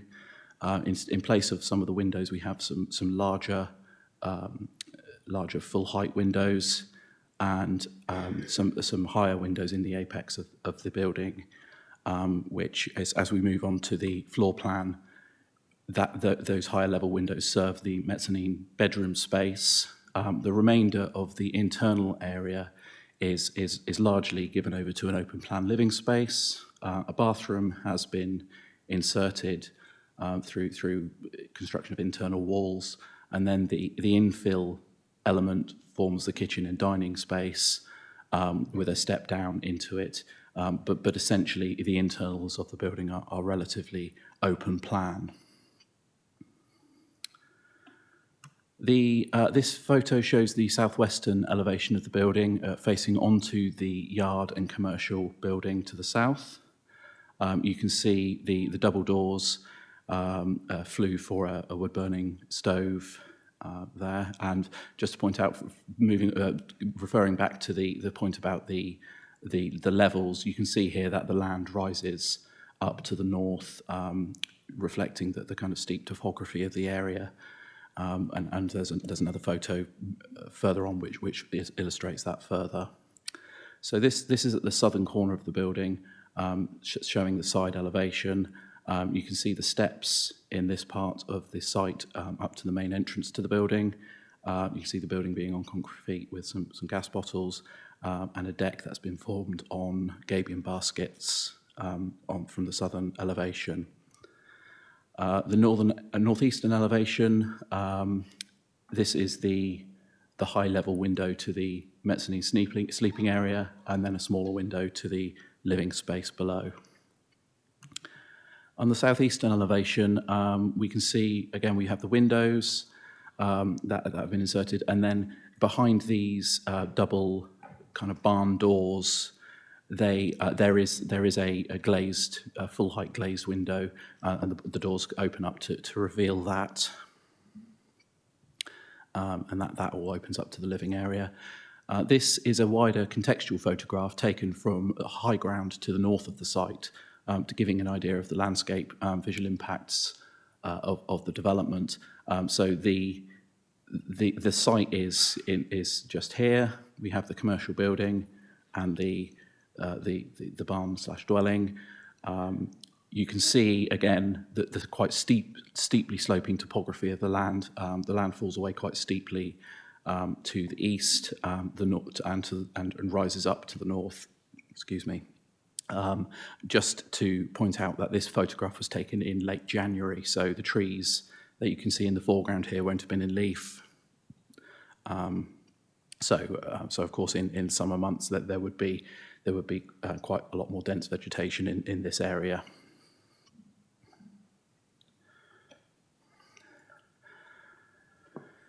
Moving on to the main issues, the principle of development is a key issue in this instance. As we've seen from the site plans and location plans, the site is remotely located. It's outside of any defined development boundary, and therefore is not it's not considered to be in a sustainable location for development, as defined by policy SUS 2 and of the local plan and paragraph 83 of the National Planning Policy Framework, which members will recall seek to direct development in the first instance towards more sustainable locations and existing settlements. Justification has been provided in terms of the proposal as a rural workers dwelling, but the justification that has been provided is considered to be insufficient at this stage. A few points to note. The applicant hasn't provided a full overview of the activities at the site which would justify a need for an agricultural workers dwelling or an essential need to live on the site. It is accepted that the forestry element of the activities on the land holding it is something that requires a rural location, but the case for a forestry worker to live on the site isn't considered to have been fully made. The woodworking carpentry element of the use is not considered to be a use where a rural location is essential. The supporting information indicates that the business in the commercial building previously operated from St Michael's Trading Estate in Bridport.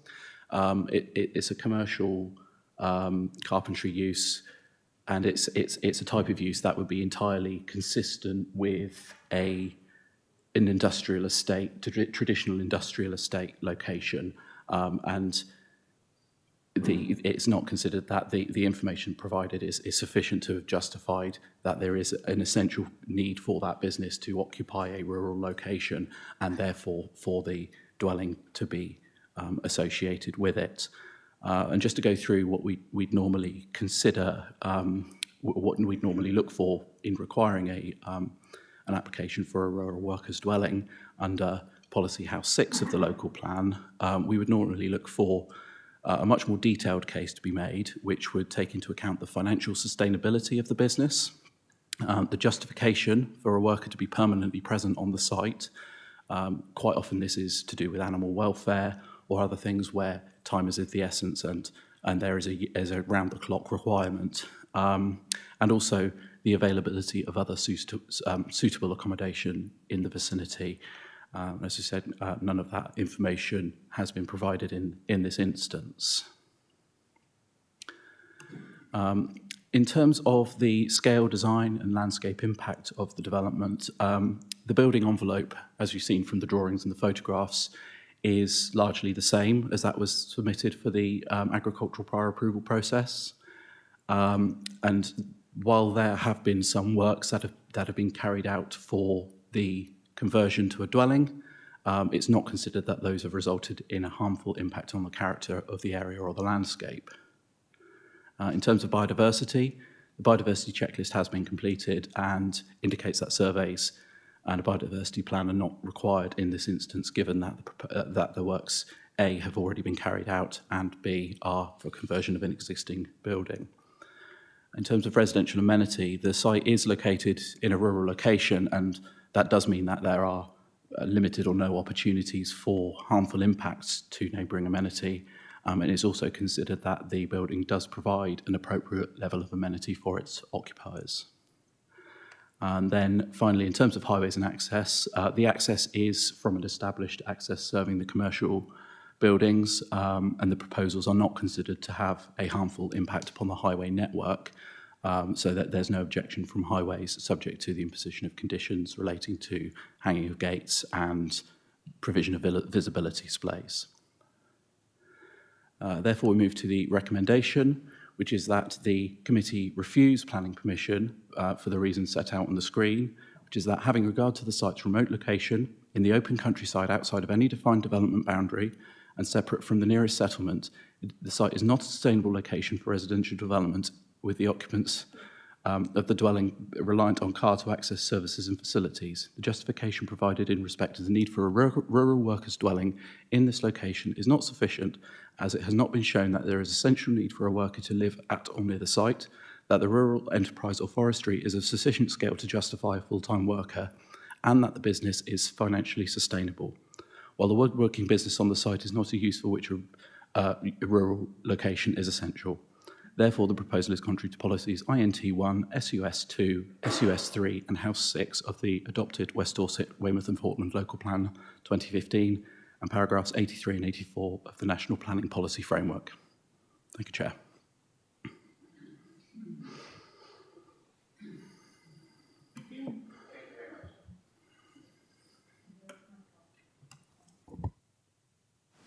Thank you very much. Thank you, Tom.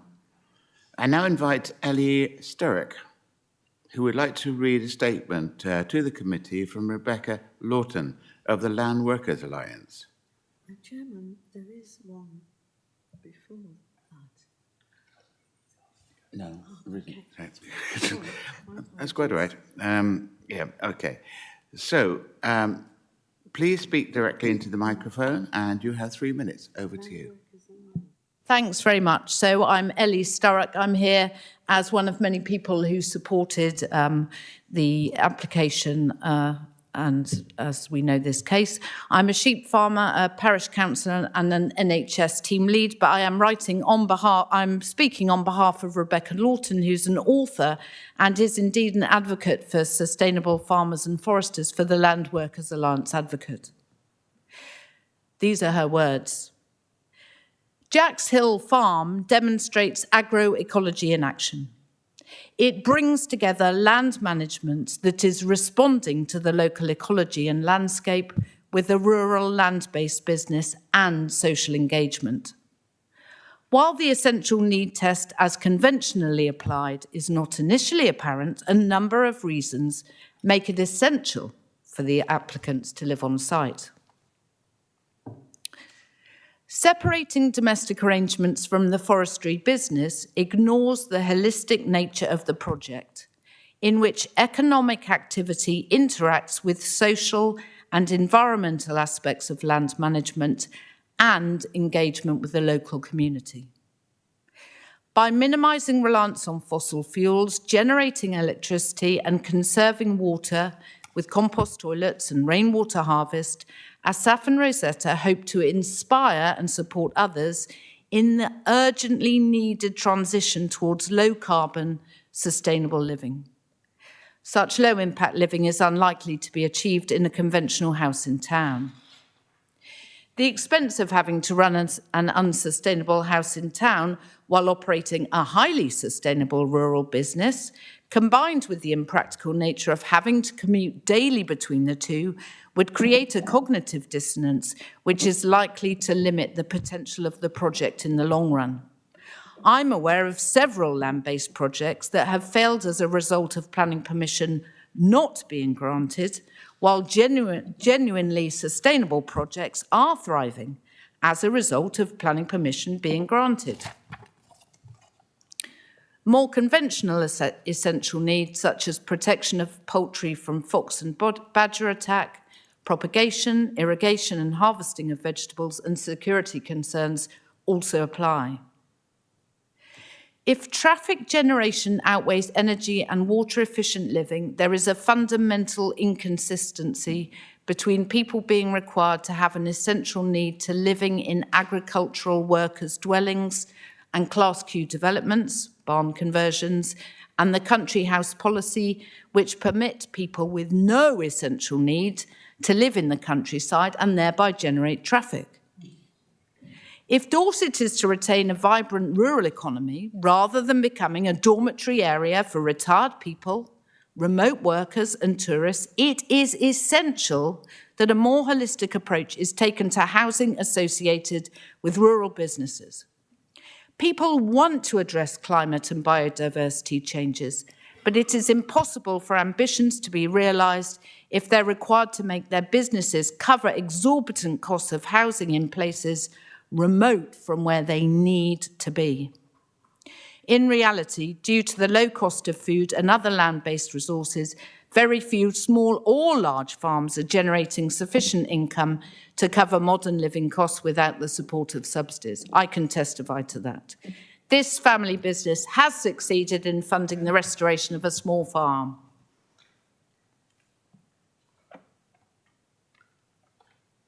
Thank you.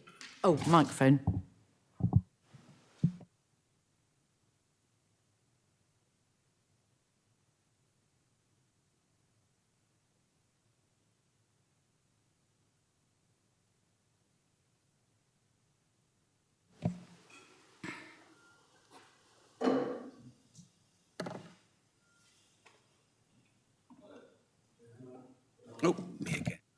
In an age of rapidly depleting soils, economic instability, impending war, potentially, and the pollution of our air and waters at our own hand, I, as many others in my position, am in search of tangible hope in the face of an apparently bleak and unreliable future.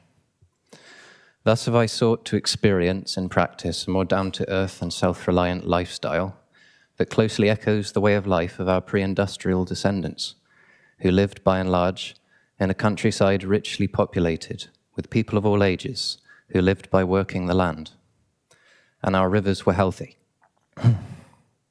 our soils well kept, the future of our children carefully tended. The Tolkowski family have converted a timber barn built using ecologically viable materials and design, where they now dwell and hope to continue to.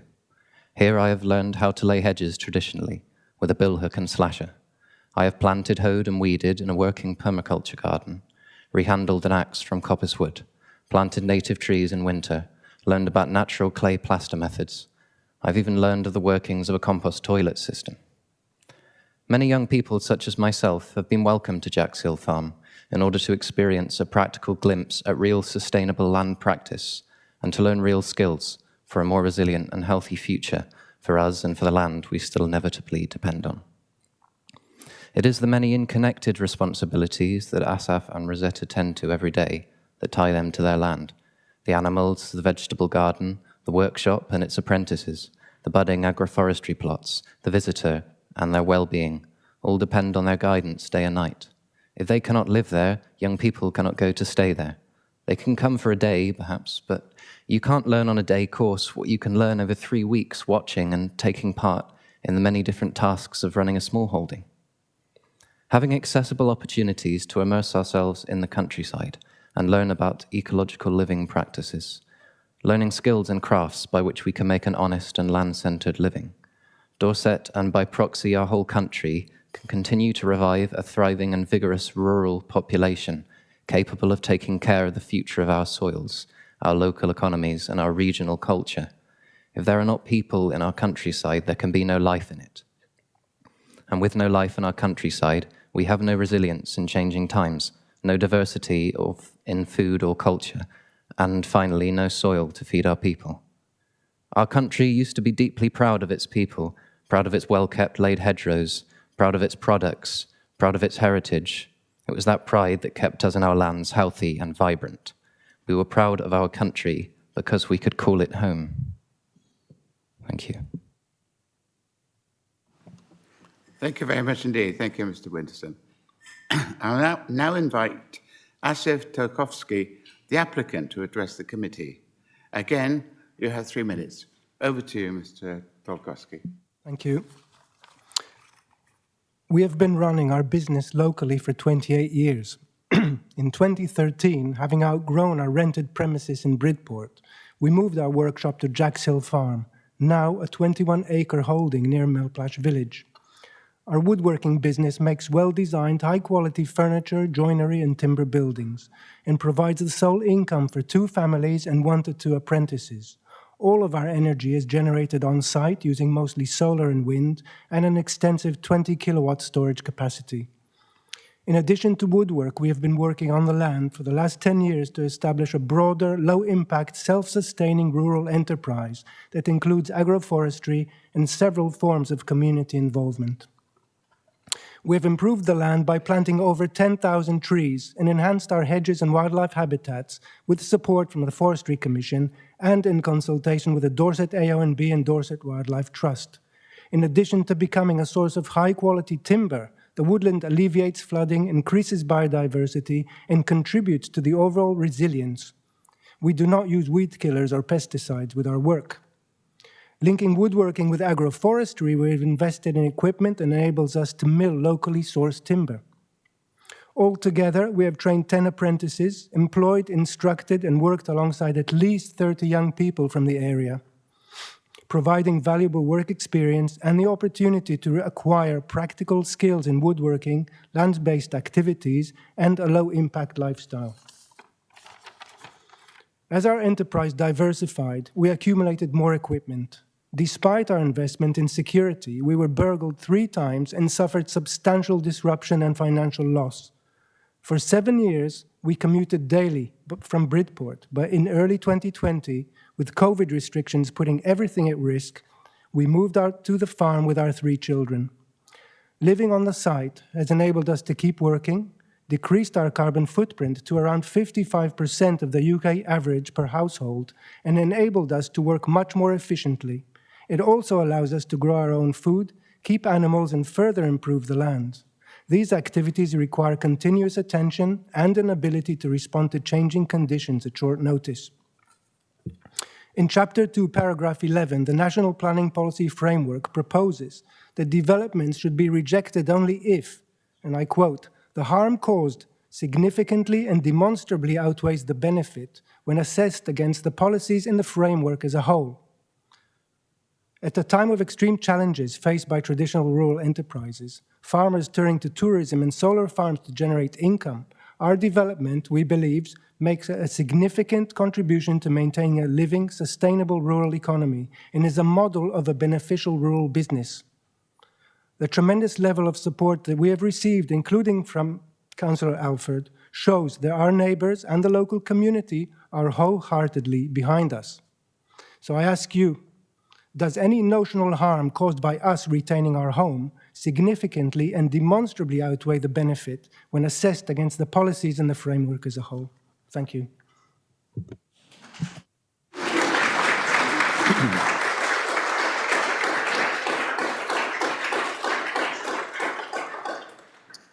Thank you very much indeed. Thank you, Mr. Tolkowski. I now invite Councillor Mark Rogers, Netherbury Parish Council, to address the committee. Again, you have 3 minutes.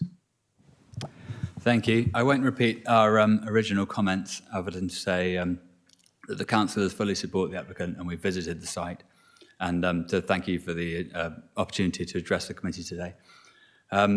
Councillors would like to refer to Ward Councillor Anthony Alford's comments from the 26th of February, which is supported by the council, and to expand on this. The development falls between definitions and is quite removed from the usual framework to which the usual metrics apply. As a result, there has been no submission of a business appraisal, neither has functional need been addressed.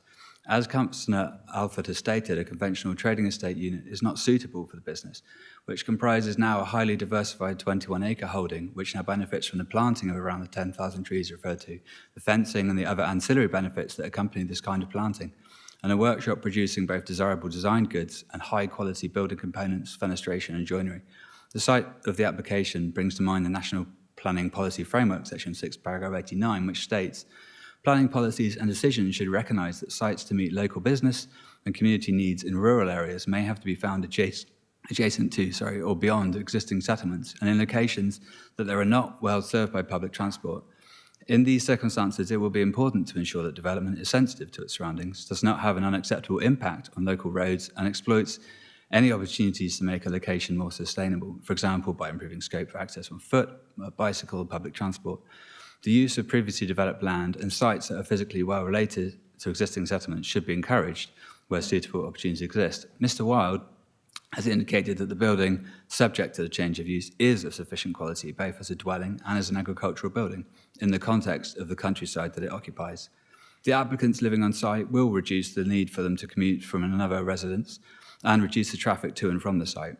The existing buildings, which have been referred to in the application, primarily serve the needs of the land-based business and the woodworking workshop. These buildings also appear to be eligible for conversion to a dwelling under permitted development. However, that would be undesirable given the nature of the use that has evolved over time.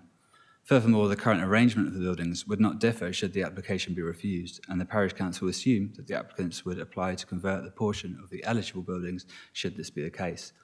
In Councillor Alford's final summary, he makes 3 points to be taken into account should approval be given. A positive development for the business that will support its continuity and opportunities for employment, an opportunity for people to see and hear at first hand how business and sustainability can operate together, and support for a zero carbon approach to business and the prudent use of natural resources. The quantity of letters of support gave the Parish Council the confidence to support the application in the first case. They also indicate success already achieved in winning the support of both the wider community and the local community, residential, agricultural and commercial, and in engaging in the educational objectives mentioned by Councillor Alford. Thank you.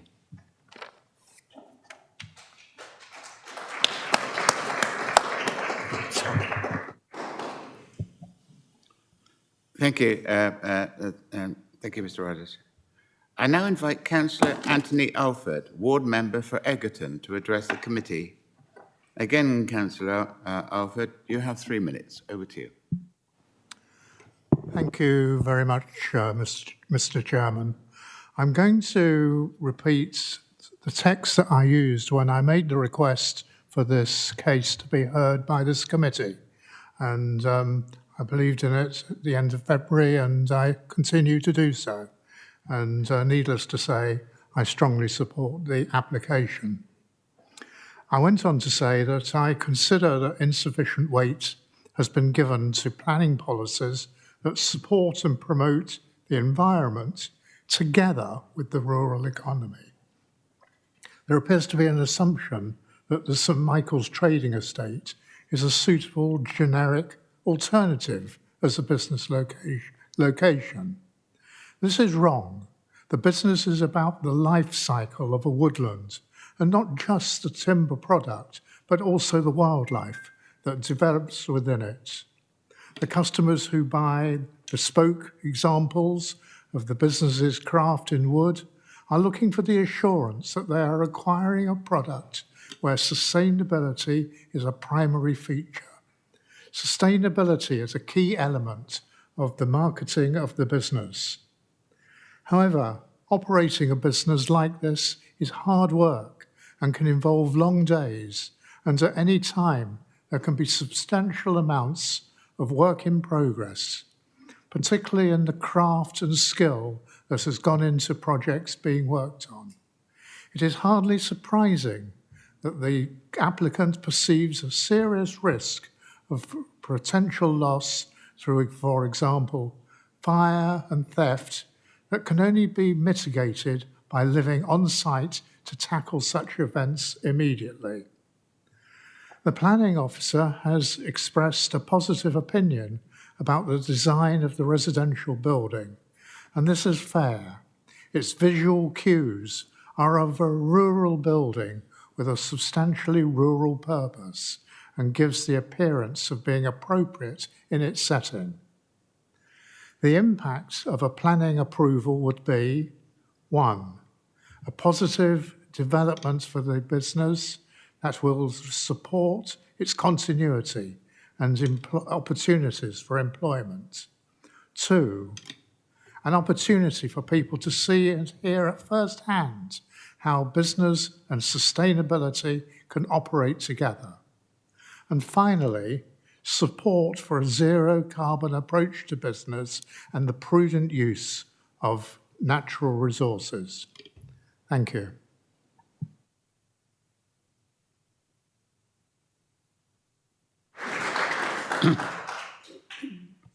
Thank you very much indeed, Councillor Alford.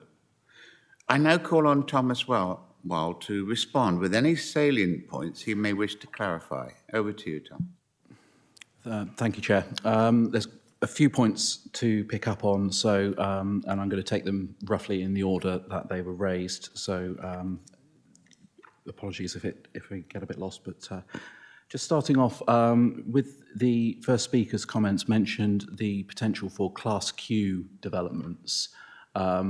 Just that's the permitted development right that allows for the conversion of agricultural buildings to residential use in rural areas. Just to be clear, that permitted development right does not apply in this area. We're in the National Landscape AONB, so that is not a permitted development right that applies in this case.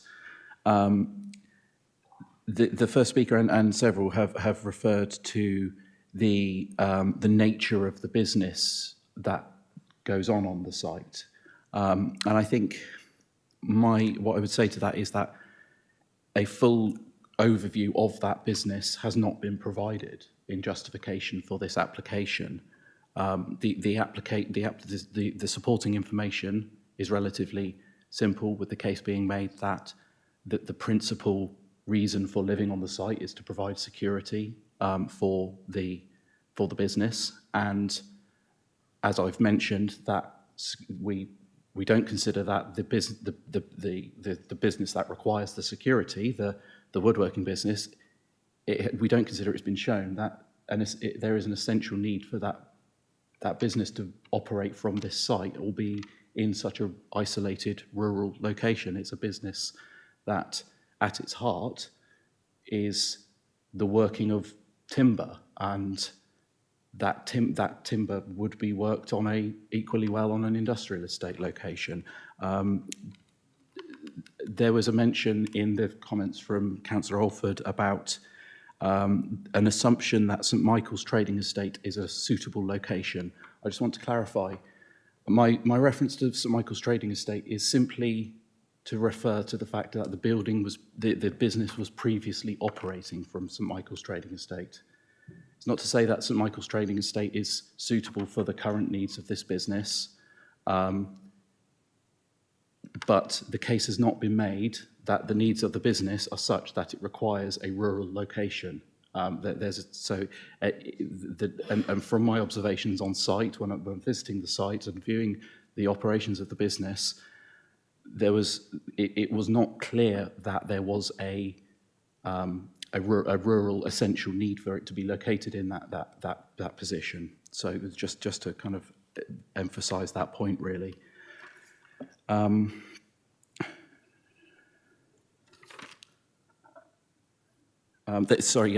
was the applicant referred in his response to paragraph 11 of the National Planning Policy Framework, and the text that just if I flip back, referring to that planning permission should be granted unless any adverse impacts of doing so would significantly and demonstrably outweigh the benefits when assessed as policies in the framework taken as a whole.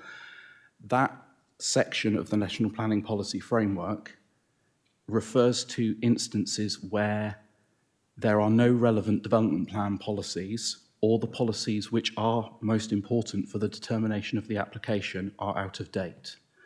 So in this case, we do have an up-to-date development plan. The development plan policies are considered to be up to date. We do, and planning legislation requires that unless there are material considerations to indicate otherwise, that development should be determined in accordance with the development plan. And that is the starting point for the consideration of planning applications. And as I've said, we haven't had the evidence provided to demonstrate that there is a justification, or there are the material planning considerations which would justify the departure from policies SUS2 and House 6, which very clearly set a spatial approach for the local plan.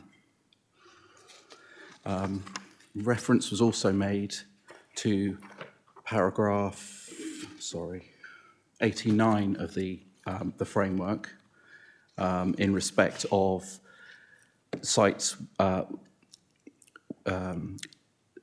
Just to read from that, the recognition that sites to meet local business and community needs in rural areas may have to be found adjacent to or beyond existing settlements.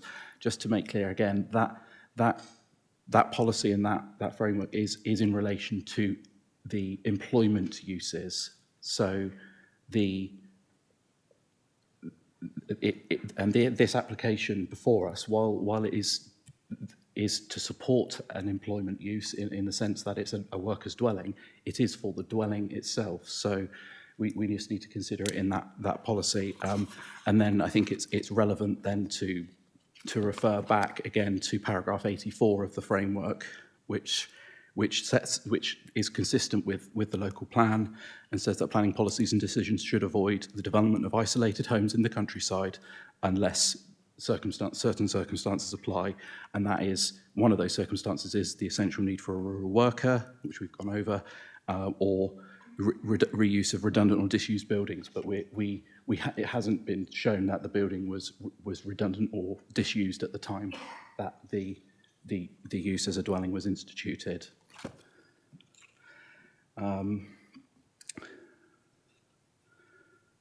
So, sorry, I'm just making sure I've picked up everything.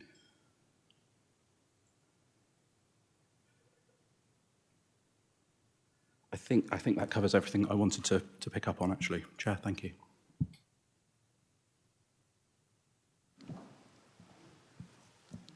Thank you very much indeed, Tom. Thank you. Are there any questions of a technical nature for the case officer or highways from the committee? Who was first? Clayton. Councillor Clayton.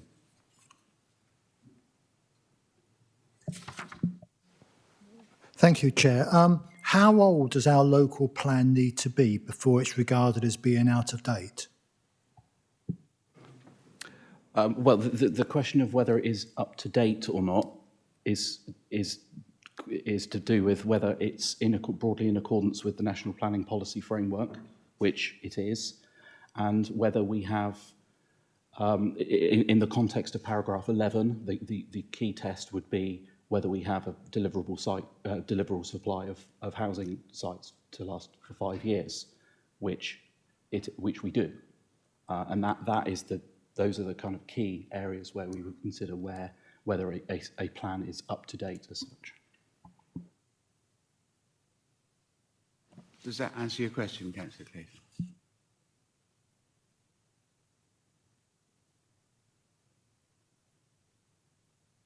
Councillor Kimber.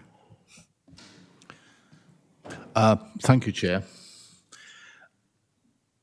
Whilst it's been interesting to listen to so far the presentation, and I must admit I'm finely balanced on this one.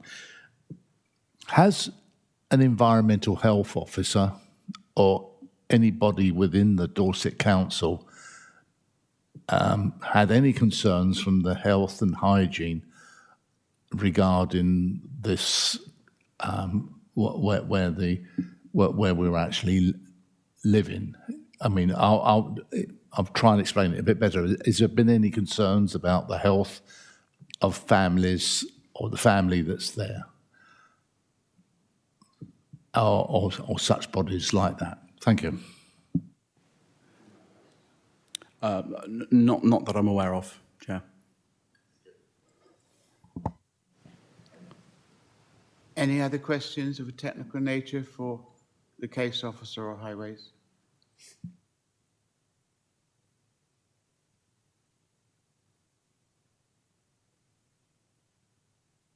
Leary and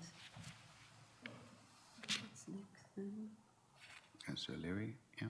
Nick Island And Councillor Ireland. and Kimber. And Kimber.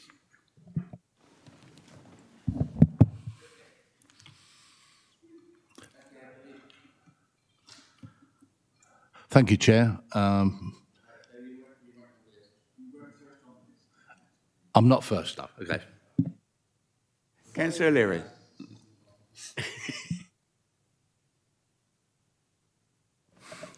Thank you very much. I'm find this very, very tricky one. On the one hand, I don't like to grant retrospective planning because it can set a precedent. But then all my heart tells me is what harm are these folks actually doing? I mean, they're good people. They're just trying to earn a living in a way that they seek to do it, is what our forefathers in this county would have done. And I just really don't see the harm this is actually doing.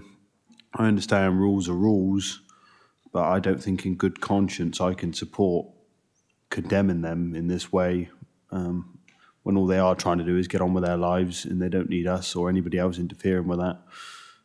There's enough of that going on already. So in my conscience, I don't think I can support refusing permission.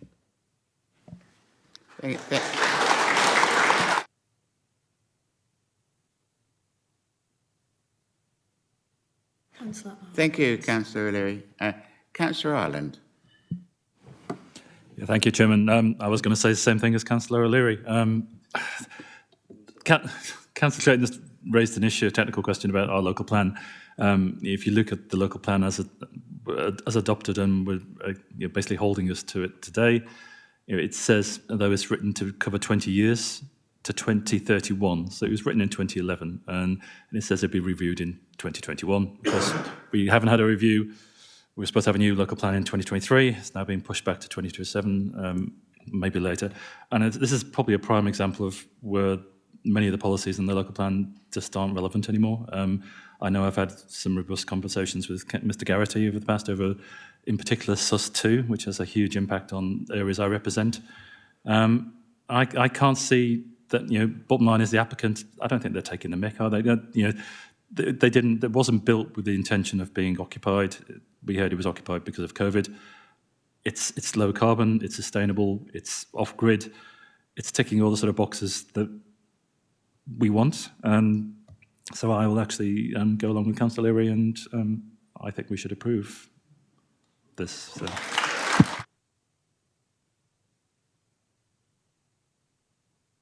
Now it's Councillor Kimber. Councillor Kimber. Yes, thank you, Chair. What's been demonstrated to me is that somebody has an alternative lifestyle around the rural side, and power to the elbow if they can do it. And I think I want us to remember too, as a council, and we're coming to the end of this term, and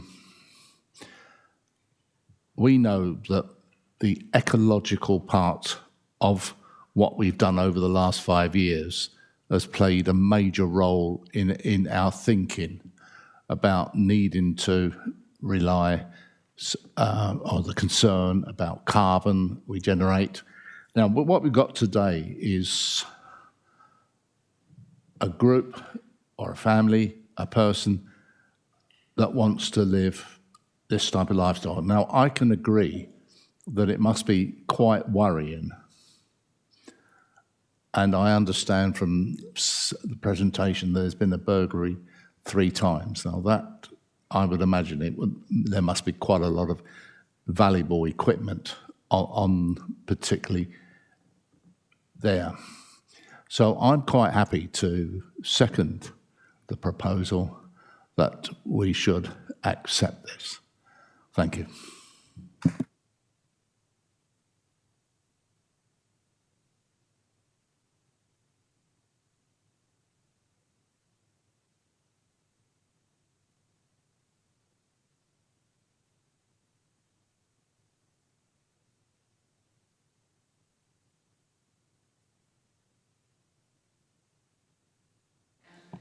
Yeah, I can only support everything that's already been said. I also have to point out, I can't quite get over the irony of how a business or a development associated with a business that's promoting sustainable development is deemed to be unsustainable.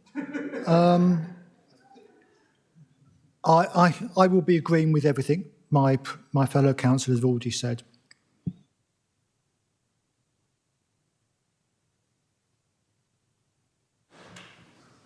Could I ask member of the public to stop clapping after every speaker, please? I know you express an opinion, but okay, all right. Councillor Williams. Councillor Williams.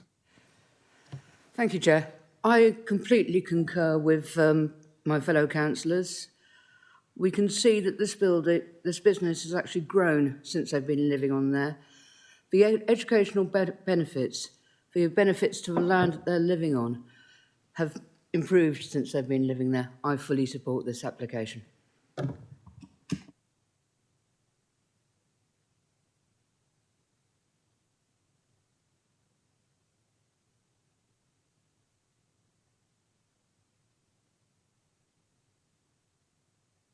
just handing over to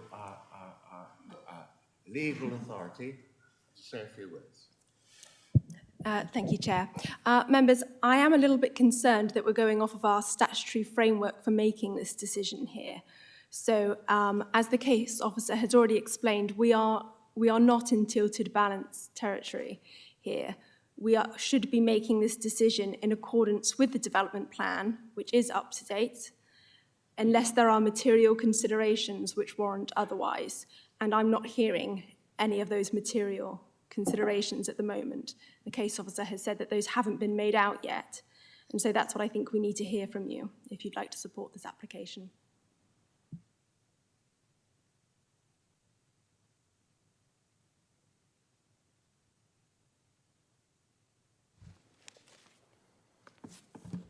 I'm going to hand over to our area manager, Anne, to say a few words. Over to you, Anne. Thank you, Chair. Yes, I'd agree wholeheartedly with what Hannah said there about our statutory framework and the need to make decisions in accordance with the development plan. There was a comment made by, I think, Councillor Ireland to say the plan was out of date. It's not. The relevant policy in the local plan is House 6 about about new rural workers' dwellings, and that is entirely in accordance with paragraph 84, as Tom's already explained to you. So like Hannah, I've not heard a material consideration as to why you would go contrary to the development plan, which is made up of both that local plan and the material consideration of the NPPF.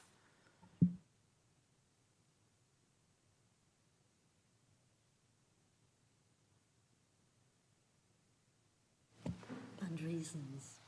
Words. Right, okay, so we've now deliberated. We're lacking a proposal and a seconding statement, and if you are going to propose and second contrary to the officer's recommendation, we would need a realistic planning consideration stated by you to contradict the NPPF. So, have anyone wishing to make a statement? Councillor O'Leary. Chairman, I appreciate what you're saying. I just can't, in all good moral conscience, if it comes forward to vote in favour of the officer recommendation, then I'm afraid I can't vote for it, and I don't think anyone else here can. So if that's not valid because we can't come up with a material planning consideration, but I can't morally justify that vote. So if you're recommending that, in fact, you're contrary to the officer's recommendation, I need a realistic planning consideration.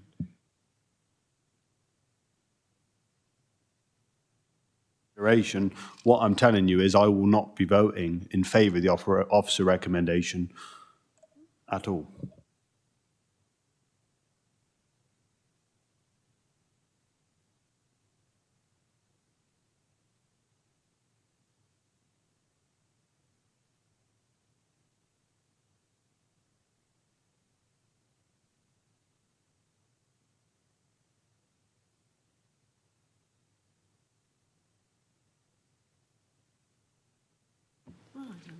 Councillor O'Leary, it's been mentioned to me that, of course, if there is an issue around security, that would be a material consideration.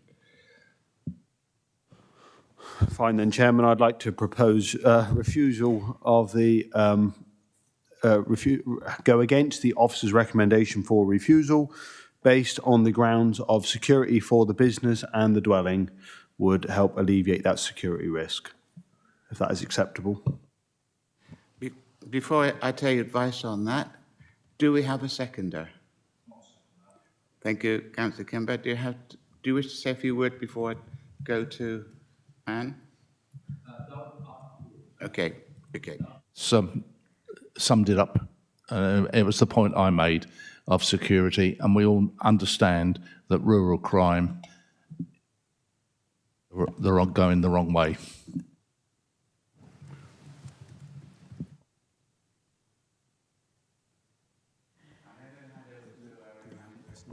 Anne?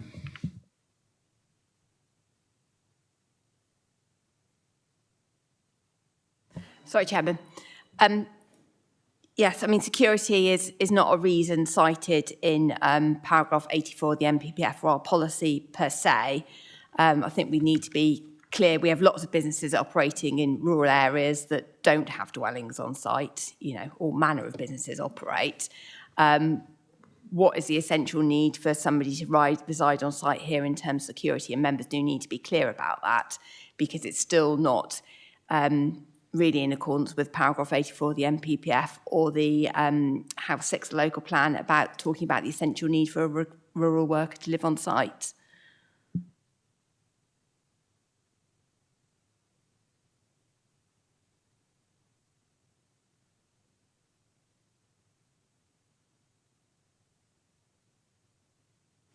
Councillor Clayton. Thank you, Chair. Could I have a procedural question? If we have a proposal in front of us which no one can support, but no one is prepared to offer a vote to the contrary, where does that leave the committee's decision?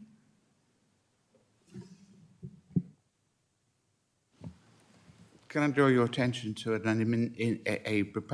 proposition that came to committee a few months ago, and the situation exactly was that. So it would be very helpful if we could avoid that confusion that occurred on that particular day. So.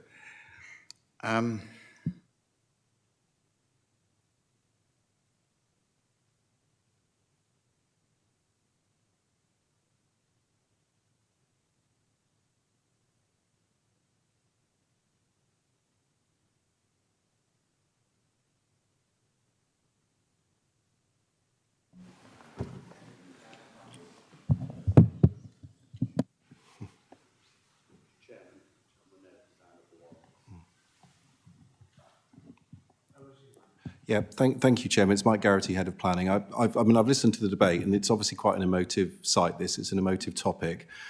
It's important to be clear that the development plan, insofar as it relates to the policies we're talking about, is up to date in this. So that's been mentioned. So we're talking about issues to do as well with settlement patterns and hierarchies of which is in the interests of sustainable development, and that as a principle hasn't changed. This is not, as I see it, as typical a business as we might be looking at, or a residential. We've got a residential proposal here, which is the issue as far as being outside of the settlement boundary. It seems that a lot of the debate here is focused around members' interpretation of the policy framework read as a whole, taking account of sustainability issues. So it feels to me that members ought to be thinking about material reasons. We cannot be talking about whether or not we support something in conscience as a planning committee. We have to be talking about what are the material reasons. Planning committee members are charged with dealing with applications on their material planning considerations.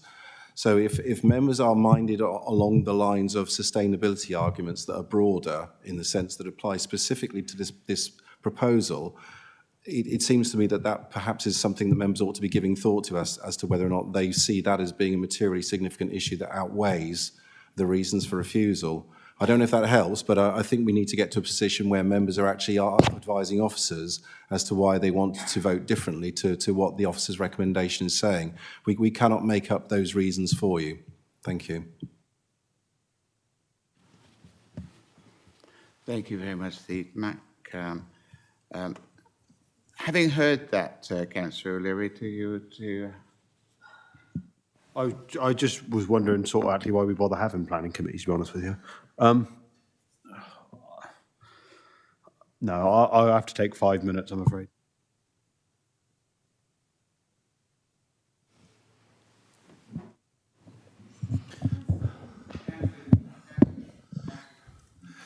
Chair, earlier on today we had the same with another application. The officers have heard our considerations as members, and again it goes right across the political difference and wide. I was going to ask, is there any mileage in asking the planning officers to look at this, because they've heard our opinion, and to come back with this report further on? Thank you. I'm going to refer back to Tom. Do you wish to make a comment? Yeah, sorry, Chair, just to say that, just to remind members that there is an appeal running on this site, an enforcement appeal already in progress. The timescales for that are set, and the deadline for the submission of statements, which has already been delayed once to allow for this committee to take place, have been pushed back, but would not allow for the committee to come for the application to come back to committee before those statements need to be submitted. So we would need to defend any appeal, and that would need to be carried out, because otherwise, if we won't submit evidence, that would put us at potential risk.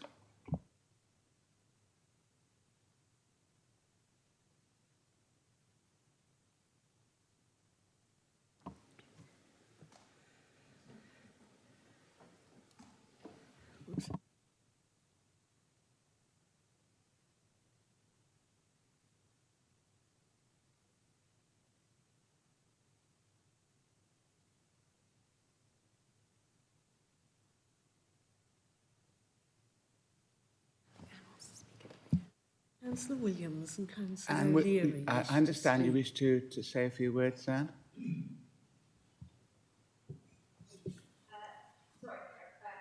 Chairman, yes, just to sort of follow on from what Tom said, reflecting upon it, members could decide to defer the application to today, from today. As Tom said, I think there's unlikely to be a further extension for the submission of information in respect to the appeals, which would then essentially allow for the appeal to take its course.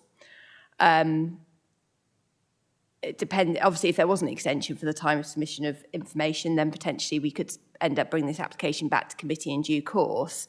But if members wanted to defer this and let the enforcement appeal take its course, and this application remains undetermined in the meantime, pending the outcome of that appeal, that would be one option open to members.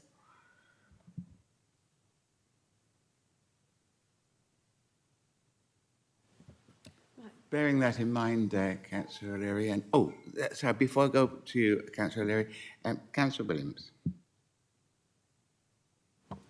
Thank you. I'm desperately going through this MPF to try and find something. And my feelings that this business, we've very much concentrated on the well, we were talking about the security of woodworking, but what we haven't really talked about is the sustainable tourism and learning that this business offers, and training. We've heard that quite a few apprentices and courses have been run.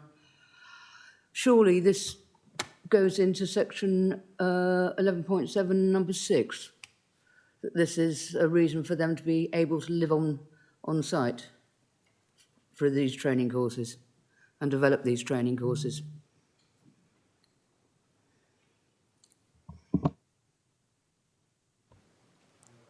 Officer to look up that reference.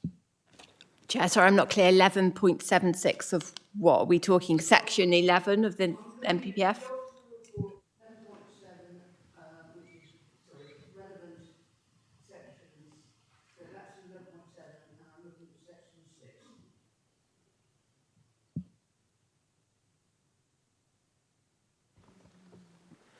Yeah, sorry, Chair. Yeah, section 6 of the MPPF, paragraphs 88 and 89, which Tom's already talked about today.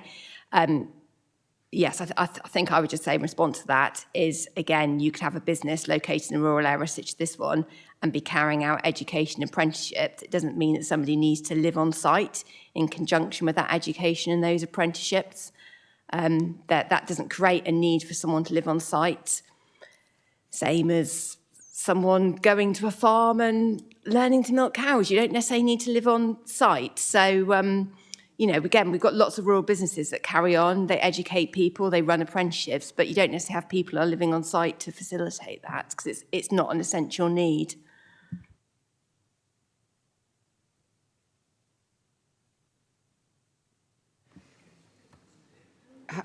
However, can I come back on that point, Chair? May I come back on that point, Chair? My point is that we've heard that people on these courses are living, are there for up to 3 weeks and obviously need looking after while they're on the course. Therefore, living on the site is of benefit to, is essential for the running of those courses. This is ridiculous. Chairman, our understanding, but again, the applicant has made no case to us about this, is that somebody going to train at the site lives in a shepherd's hut that's there. No different to people going and staying in shepherd's huts as a holiday accommodation. Again, you don't necessarily need to have somebody living on site while somebody's staying in a shepherd's hut temporarily.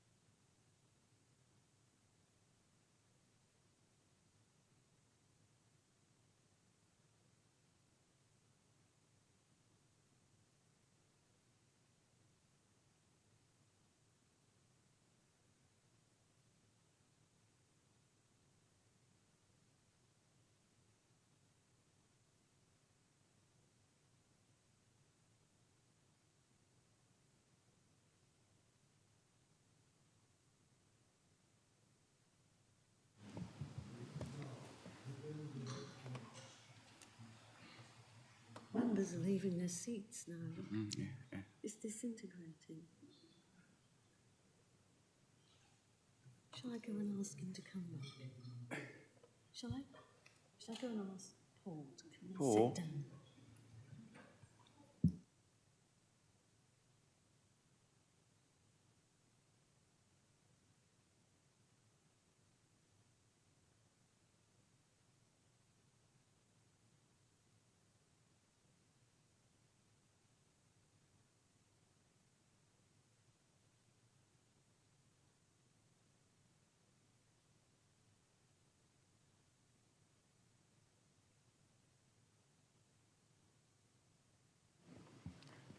Now what do we do?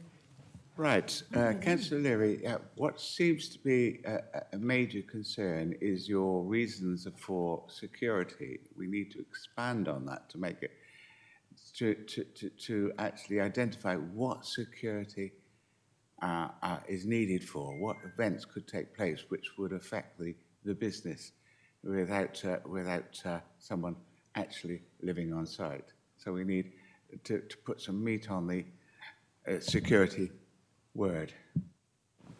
Given the nature of the business, the equipment, the value of the equipment that is housed on site, and the fact that they currently, previously were living a long distance from the site and the isolated nature of the site, I do have concerns that the site would be open to security risk of burglary without somebody present on site on a regular basis. Right, Anne, I'm going to come back to you now to actually get your comments on that expanded reason.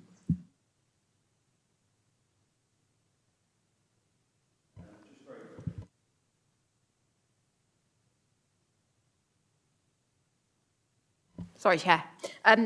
Yeah, I mean, I have kind of already commented that security isn't sort of one of the reasons cited in paragraph 84 of the NPPF or House 6.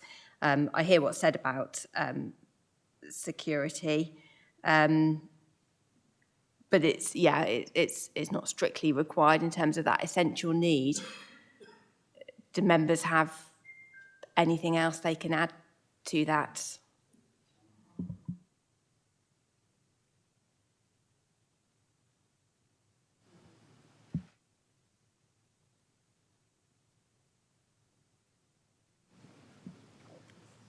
Anyone like to speak from the committee?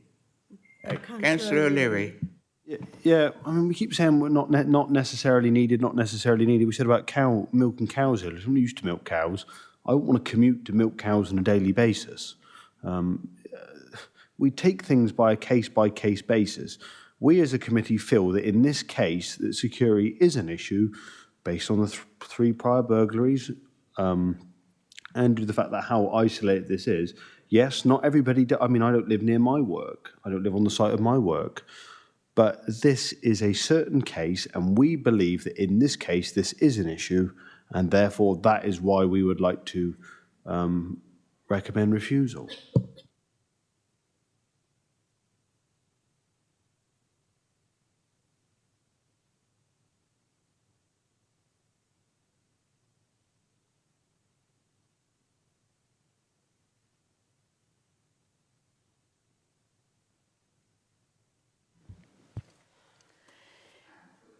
Chair, I will just remind members of potentially the other option to them. I mean, we've spoken before about deferment. A, because that might mean the enforcement appeal just takes its course. Or B, it also gives the applicant to make a more sort of fuller case.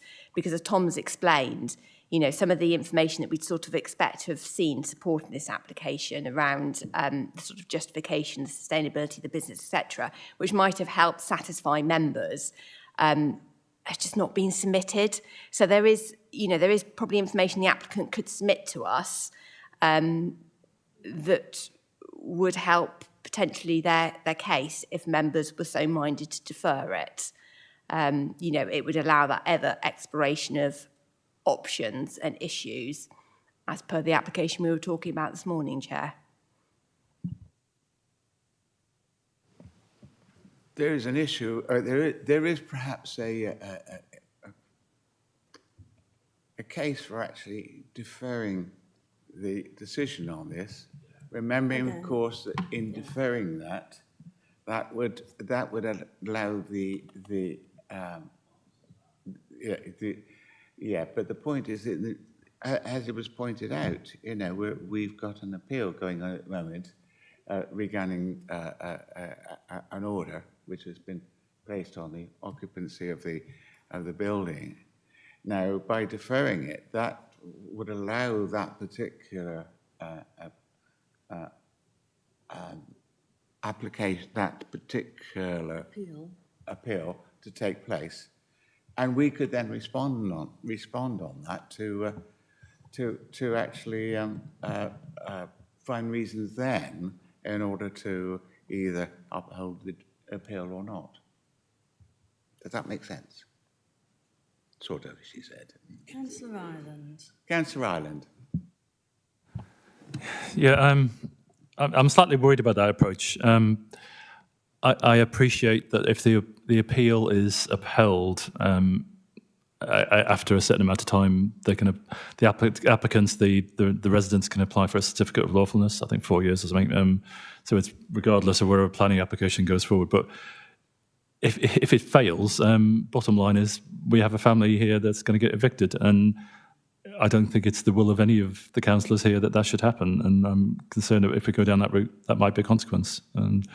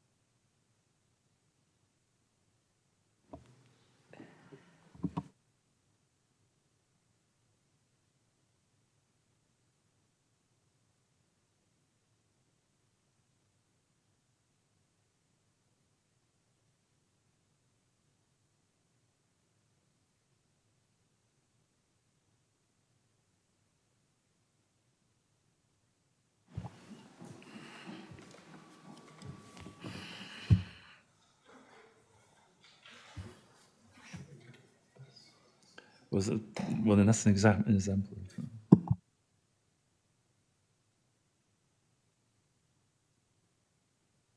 Councillor Williams.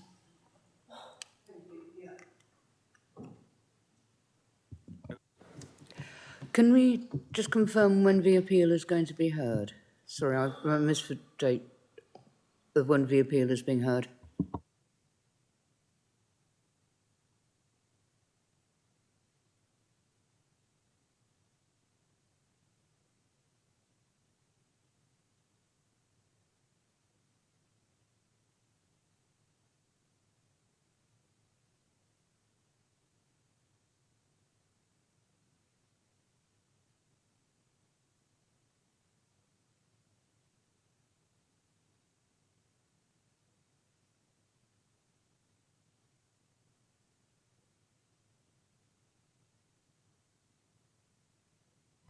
Sorry, bear with us. We've just got a few IT system problems getting into the correct system. Just double check.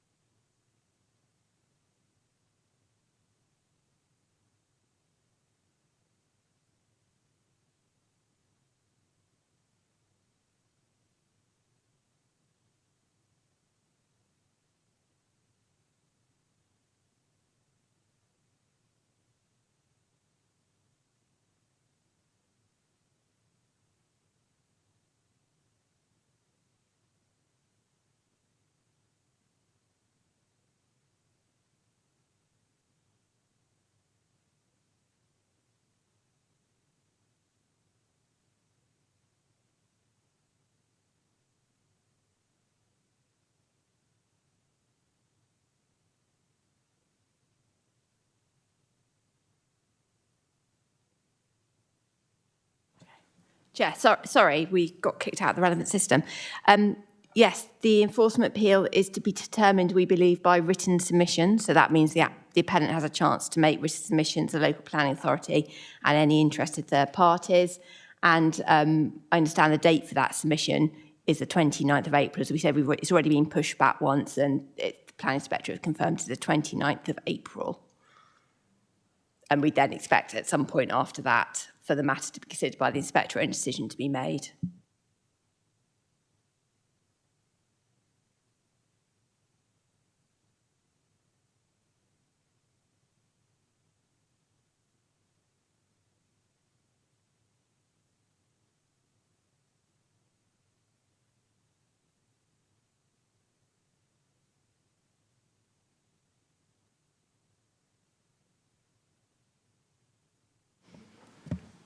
Right, I've just made a decision that in fact we're going to take an adjournment for 10 minutes. All right, just to discuss things around the officers with the input of perhaps a very capable legal advisor. Councillor Allen wants to speak, maybe before we adjourn. And then perhaps come, and then we'll be in a better position. Yeah. Okay, before we do, I know there's a couple of members who wish to speak, Councillor Allen and Councillor Clayton. So Councillor Allen first. Yeah, I think Councillor Clayton's probably going to ask something similar, but we've been looking through SUS 2, SUS 3 and things. So SUS 2 allows basically rural workers dwelling, housing. It doesn't mention the word essential. SUS 3, essentially the same thing, but it has the word essential. So it all comes down to the definition of the word essential, doesn't it, really, and how you interpret that word. And our plan doesn't really say that. It just says the council should determine whether it's actually essential to the functioning requirements of the business. So in my view, Councillor O'Leary's proposal that security is essential for the functioning and financial well-being of the business, well, to my mind, that's essential. Officers may disagree, but in the end, it comes down to the definition. And if we want to vote on that particular thing, we're perfectly happy to do so and accept the consequences.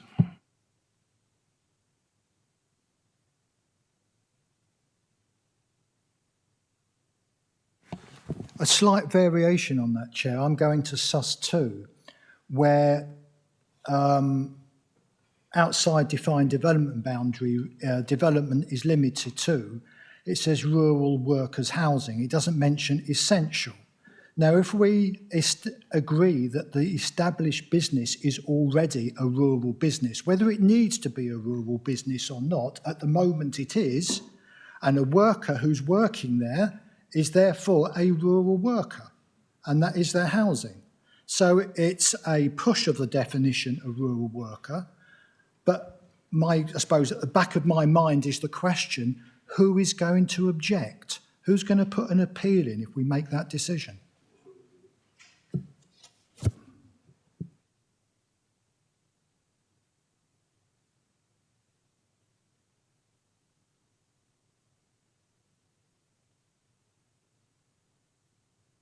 Okay, we'll take a 10-minute recess from now, and we'll return at just before 10 minutes to 4.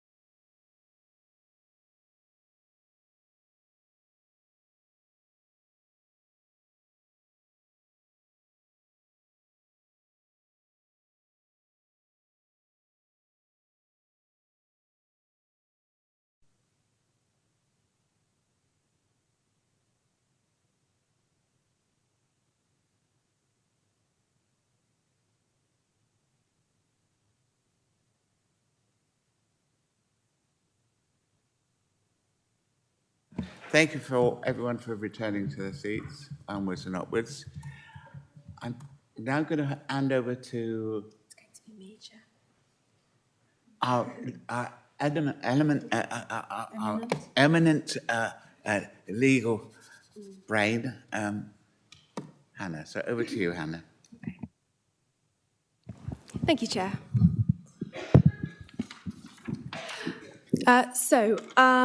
Officers have been discussing the case that has been put forward by the members, which is for granting planning permission on the basis that there is a security need. We do have some concerns about that because there are many rural businesses and rural dwellings that do not require, that cannot go contrary to the development plan policies on the basis of security, and we wouldn't want to set a precedent in that case. So whilst the committee could go forward and vote on that proposal, officers' advice to you is that those are not strong grounds and that any challenge raised against that decision would be likely to succeed. And of course, it's been raised that members perceive there is a low risk of challenge, but that isn't a reason for making a decision on that basis, because that's something we just don't know. So I think I would just guide members if they are continuing to look for reasons to support, planning reasons for supporting this application, to just maybe give thought to the things that they've heard from in the officers' reports and in the representations that we've heard today, and think about any material considerations that have been raised as a result of those discussions.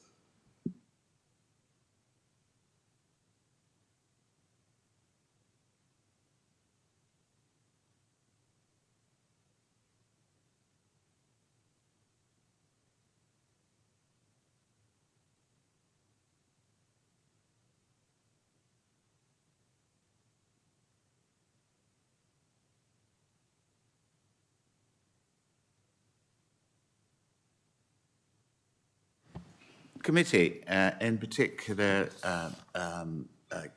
Councillor O'Leary and Councillor Kimber, who was the proposing secretary of the last move, having just heard that and the fact that we're to go ahead and to take a vote on the proposal made under the knowledge that, in fact, that there could be an appeal which might change the outcome. Are you still prepared to go ahead and do that?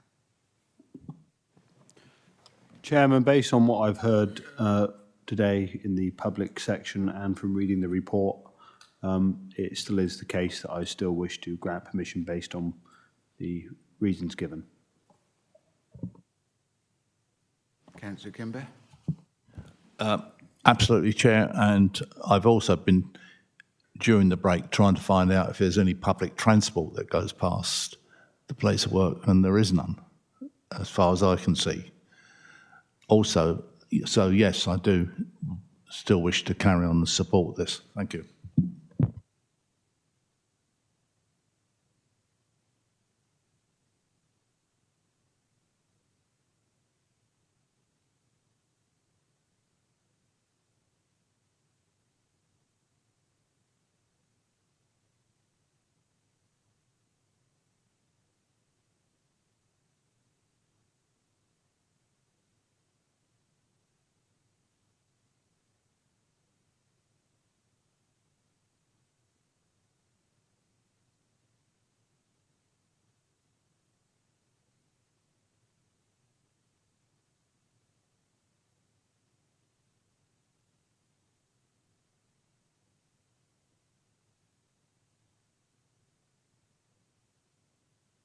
Committee, if no one else wishing to make any comments, you've got a proposal duly seconded on the floor to go ahead with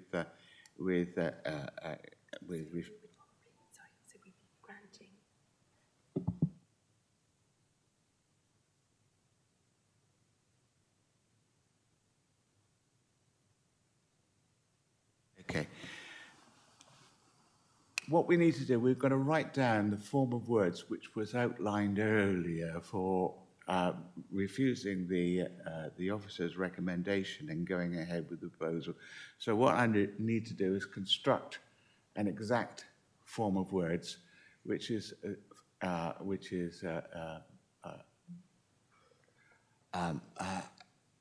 happy, which the committee is happy with, and then take it from there. So, who would construct that? Councillor O'Leary.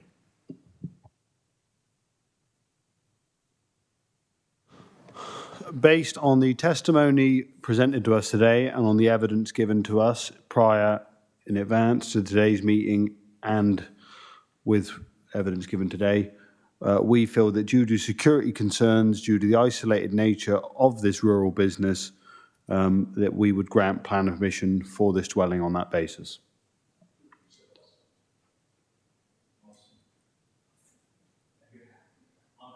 Don't ask me to repeat that.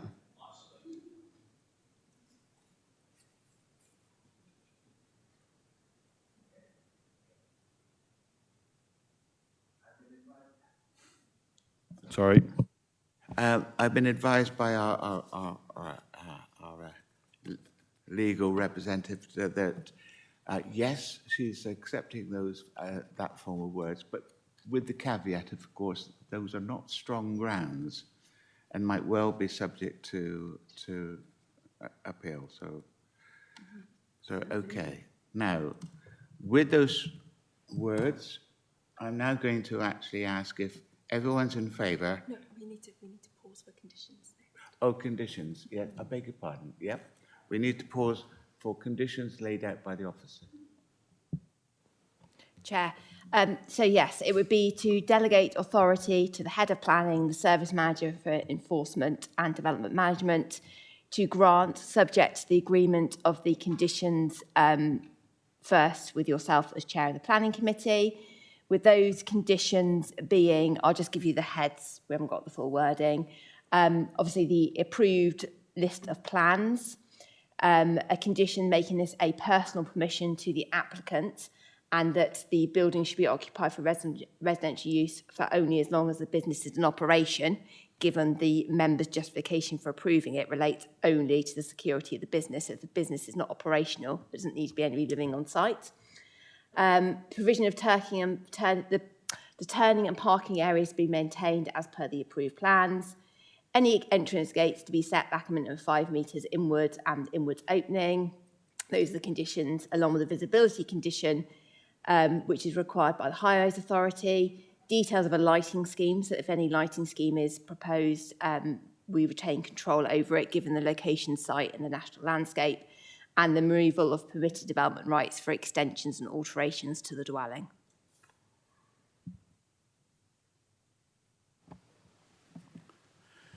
Councillor O'Leary, you're happy with those conditions? Yes, Chairman. Councillor Kimber?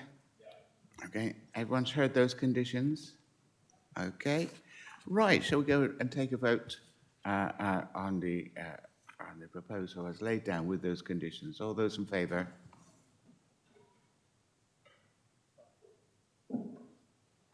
Those against? Abstentions? For the benefit of members of the public and for those viewing from home, the proposition has been laid by Louis O'Leary to reject the officer's recommendation to refuse permission and therefore to go ahead with the recommendation as outlined. That was seconded by Councillor Paul Kimber and it was voted on with a show of 5-4, none against and 1 abstention. 6-4, beg your pardon, I can't count. 6-4, none against, 1 abstention. Yes. Thank you.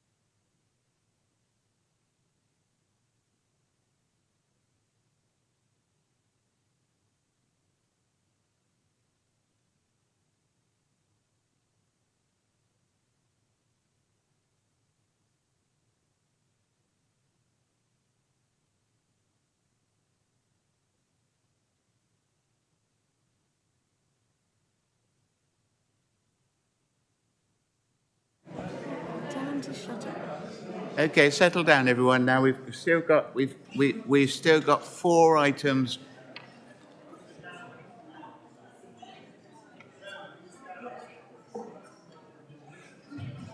Thank you. Thank you very much.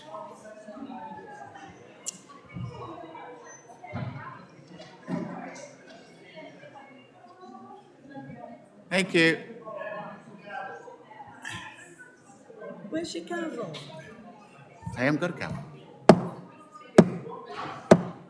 Oh, ow.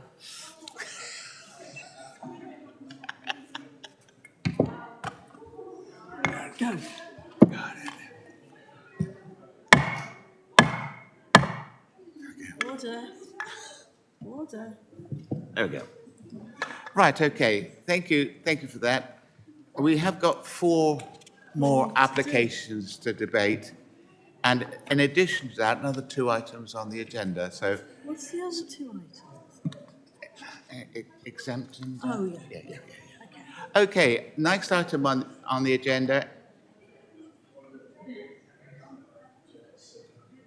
Oh, they're holding us up. Thank you.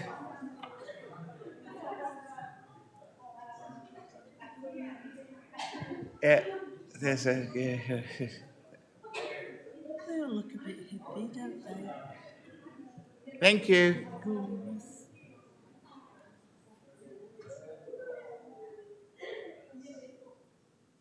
God, yeah, this is. Right. We watched. Press on, Chairman. Click on. Wonderful show last night on television. Absolutely. Millions and millions and millions of people were in the audience. Right, okay, we're going to take the next item on the agenda, which is item 5G, application P, LBC, listed building consent, 2024 00492, the Warwick Guest House, the Warwick 9, the Esplanade, Weymouth, DT4 8EB. That's the relocation of main electrical service line cut-off board by SSEN from lower ground floor to first floor of the property adjacent to already existing electricity board.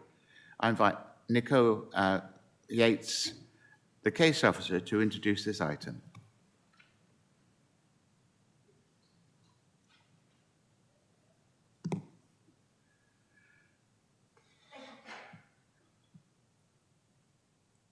Mike.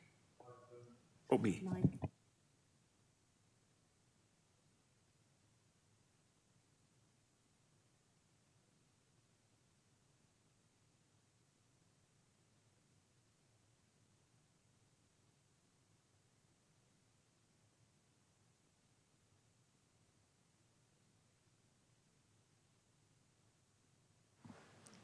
Thank you, Chair.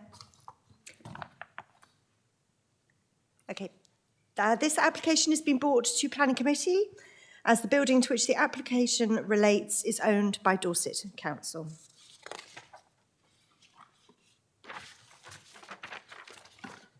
Number 9, the Esplanade, currently the Warwick Guest House, is Grade 2 star listed, listed as a group with number 7 to number 12. The property sits in a prominent position fronting Weymouth Bay and with Weymouth Harbour to the rear. The site is located within the Weymouth Town Centre Conservation Area. The property is a mid-terrace 3-storey building with lower ground floor and attic space. The application seeks to relocate the main SSEN electricity service line from lower ground floor to ground floor. The proposal will include minor alterations to the external elevation at lower level to facilitate the service joint, as seen in the top corner of this.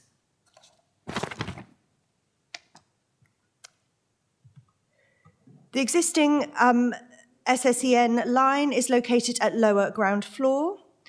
The supporting documentation with the application details that there are damp issues in this area, which was evident during the site visit.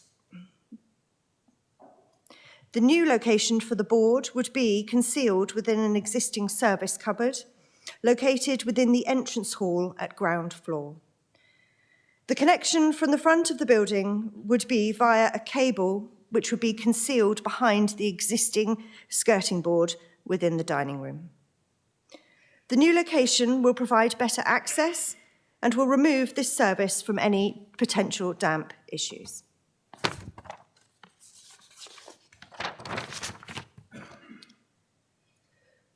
The proposed works are predominantly internal and would not result in the loss of any historic fabric. It is considered that the proposal would not be detrimental to the special architectural and historic interest, and therefore there would be no adverse impact on this heritage asset. We are therefore looking to grant approval subject to conditions, with the commencement within 3 years, and to be carried out in accordance with the approved plans. This is the end of my presentation. Thank you, Chair. Thank you. Thank you, Nico. Are there any questions of a technical nature for the case officer? Oh. I now open the debate to members. Oh, Councillor Williams.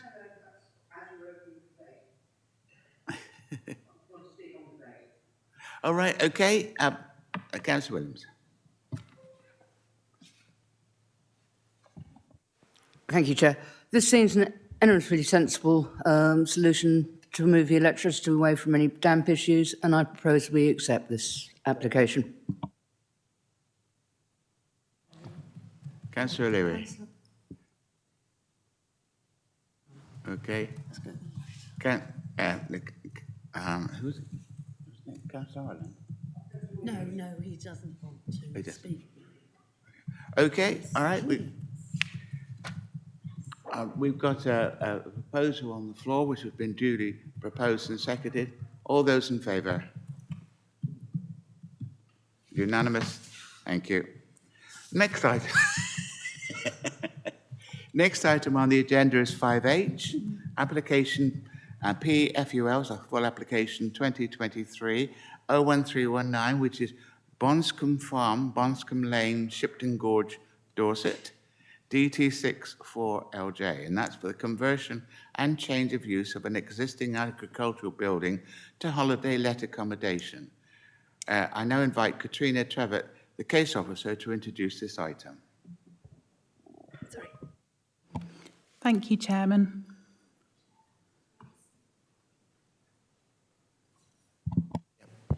I just wanted to do some admin here because this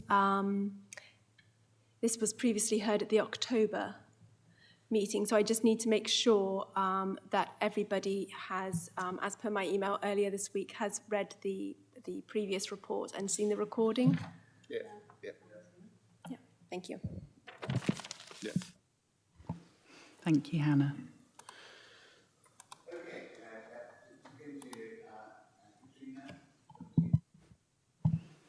Thank you, Chairman. So this application has been reported back to committee, given that it's still outstanding. The application at Bonscombe Farm for the conversion of change of use of an existing agricultural building to holiday let accommodation was reported to committee originally in October 2023, with the resolution by the committee to grant approval subject to a Section 106 agreement, completion and conditions. The Section 106 agreement is currently underway and has reached a point where it could potentially be sealed should the committee seek to grant this update application before them now. The reason as to why this has come back to Planning Committee is because since October 2023, there's been various changes in terms of material planning considerations with the publication of the revised NPPF in December. We've had the new housing delivery test figures published, also new planning practice guidance, the revised statutory duty for AONBs, and also the Dorset Level 1 Strategic Flood Risk Assessment. It is point 4, which is the revised statutory duty for AONBs, where officers have had to consider in deciding whether to re-report this to committee, going by relevant tests of previous case law, whether members may have come to a different resolution as to regards to this change. So therefore, we're reporting the change to the statutory duty for AONBs, where previously, at the time of October 23, when this was originally heard, members had to have regard to conserving and enhancing the AONB, whereas now they have to seek to further the purposes of conserving and enhancing the AONB. So just to recap very briefly in terms of what the application was regarding, what it was consist of, it was the conversion of a former piggery to a holiday unit to the west of Shipton Gorge Village, which you can see with the red triangle. The application site was situated away from the original farmhouse. Let me just change my pointer a second, sorry. From the original farmhouse here to the northeast, and the piggery was down here. You also had a public right-of-way which passed the site just to the southwest. Here's the existing and proposed block plan. So it was intended to convert this building to provide the holiday let here with associated landscaping. This was the existing piggery building, and this was the just some photos of that building in situ. And here again, further photos just to show its current form. This was the proposed building which members considered should be supported in terms of converting to the holiday let and seeking the a restrictive condition, the Section 106 agreement, apologies, which linked the new holiday let to the farmhouse that was shown on the site location plan. And this was just the current view from the public right-of-way, showing the building nestled in to the site there. And then the distant view, the extract from the Dorset AONB viewpoint photo from Shipton Hill, where you can see the site in that large landscape views of the Heritage Coast. Here's just some views out of the site towards Egerton Hill. So there's obviously a lot of shared views in distant AONB previously reported. So therefore, the recommendation today is for members to consider the revised material consideration and resolve whether they would change the resolution of the 19th of October 2023 Western and Southern Area Planning Committee to delegate authority to the Head of Planning and Service Manager for Development Management and Enforcement to grant planning permission subject to the completion of that Section 106 agreement and tie the development to the agricultural holdings such that it cannot be sold separately and subject to planning conditions. Thank you, Chairman.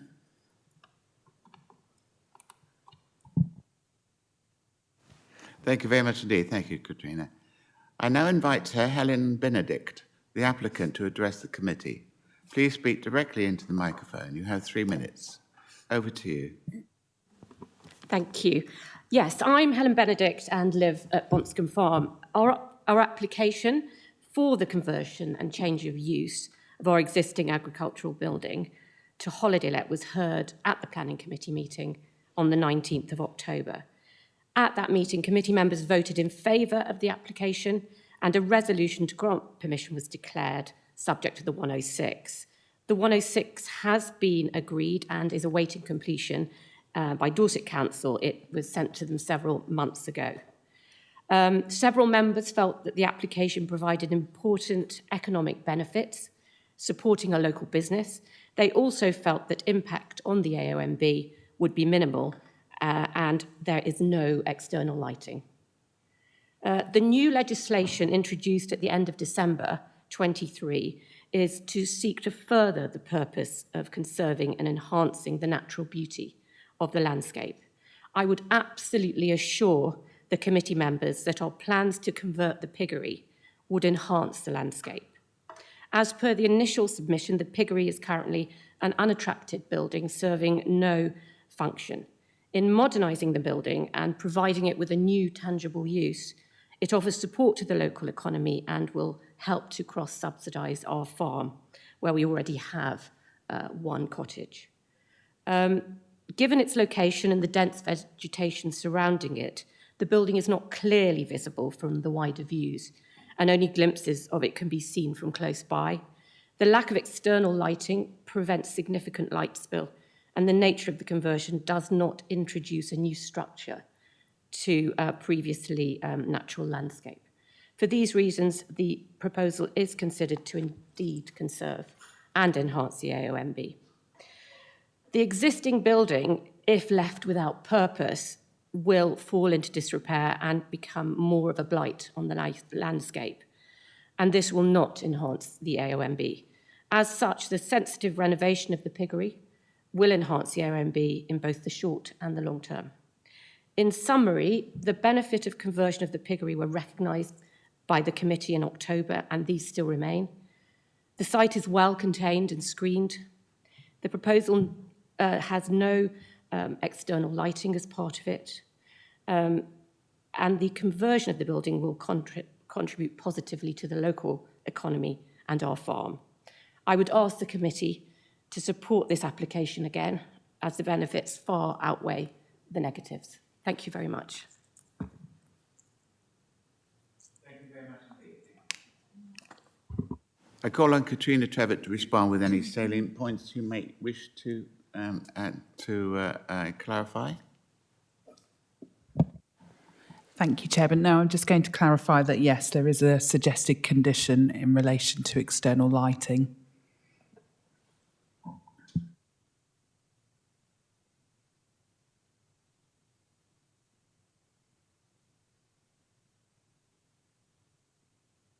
Okay, thank you for that. Okay. Are there any questions of a technical nature for the case officer? I now open the debate to members. Right. Councillor Ireland and then Clayton. Councillor Ireland. Thank you, Chairman. I believe I supported this last time, and I'm happy to do so again.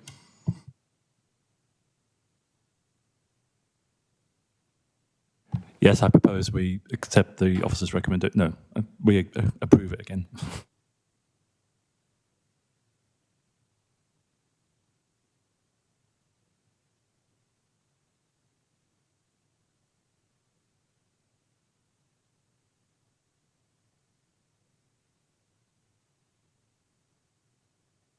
Sorry, Chair, can I just interject there? We do just now need to clarify that was to delegate authority to the head of service and the head of planning and the service manager for enforcement and development management to complete the section 106 as drafted and subject to the conditions that you have already actually agreed in writing after the last committee, Chair, because we didn't actually have a recommendation on the end of that one. So just to be clear on what you're actually just voted on. Everything Mrs. Collins has just said, I agree with, yes.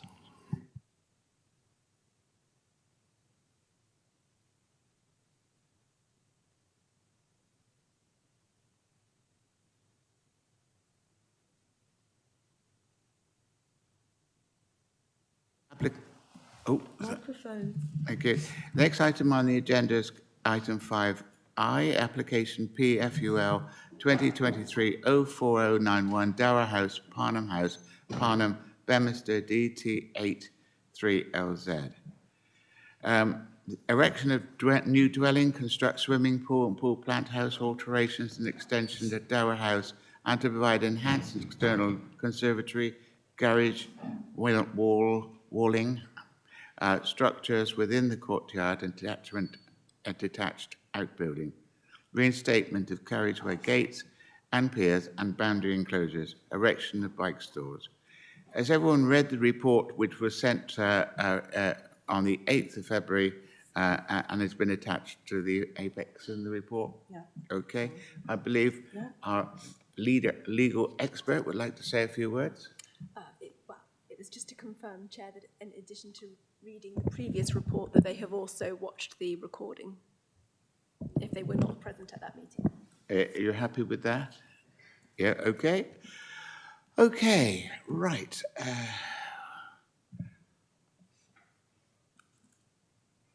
I invite Matthew Pokenhortz, the case officer, to introduce this item. Good afternoon, Chair. Good afternoon, councillors. This application was considered at the February committee. At that last meeting, it was resolved that planning permission be granted subject to conditions and a section 106. Since then, officers have sought to agree the section 106 in the form of words resolved at that committee, but have been unable to reach agreement. So this presentation just recaps briefly on what we went through in February and then focuses on those proposed changes to the scheme. So just very briefly, this is the location of the site.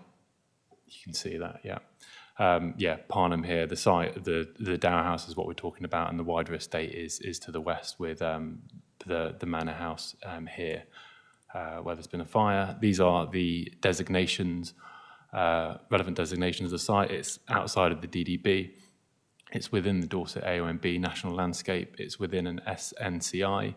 It's within the setting of a number of heritage assets, notably Grade 1 listed Parnham House, the Grade 2 star registered Park and Gardens, and the Dower House itself, which is Grade 2 listed just to the north here. That's the existing building.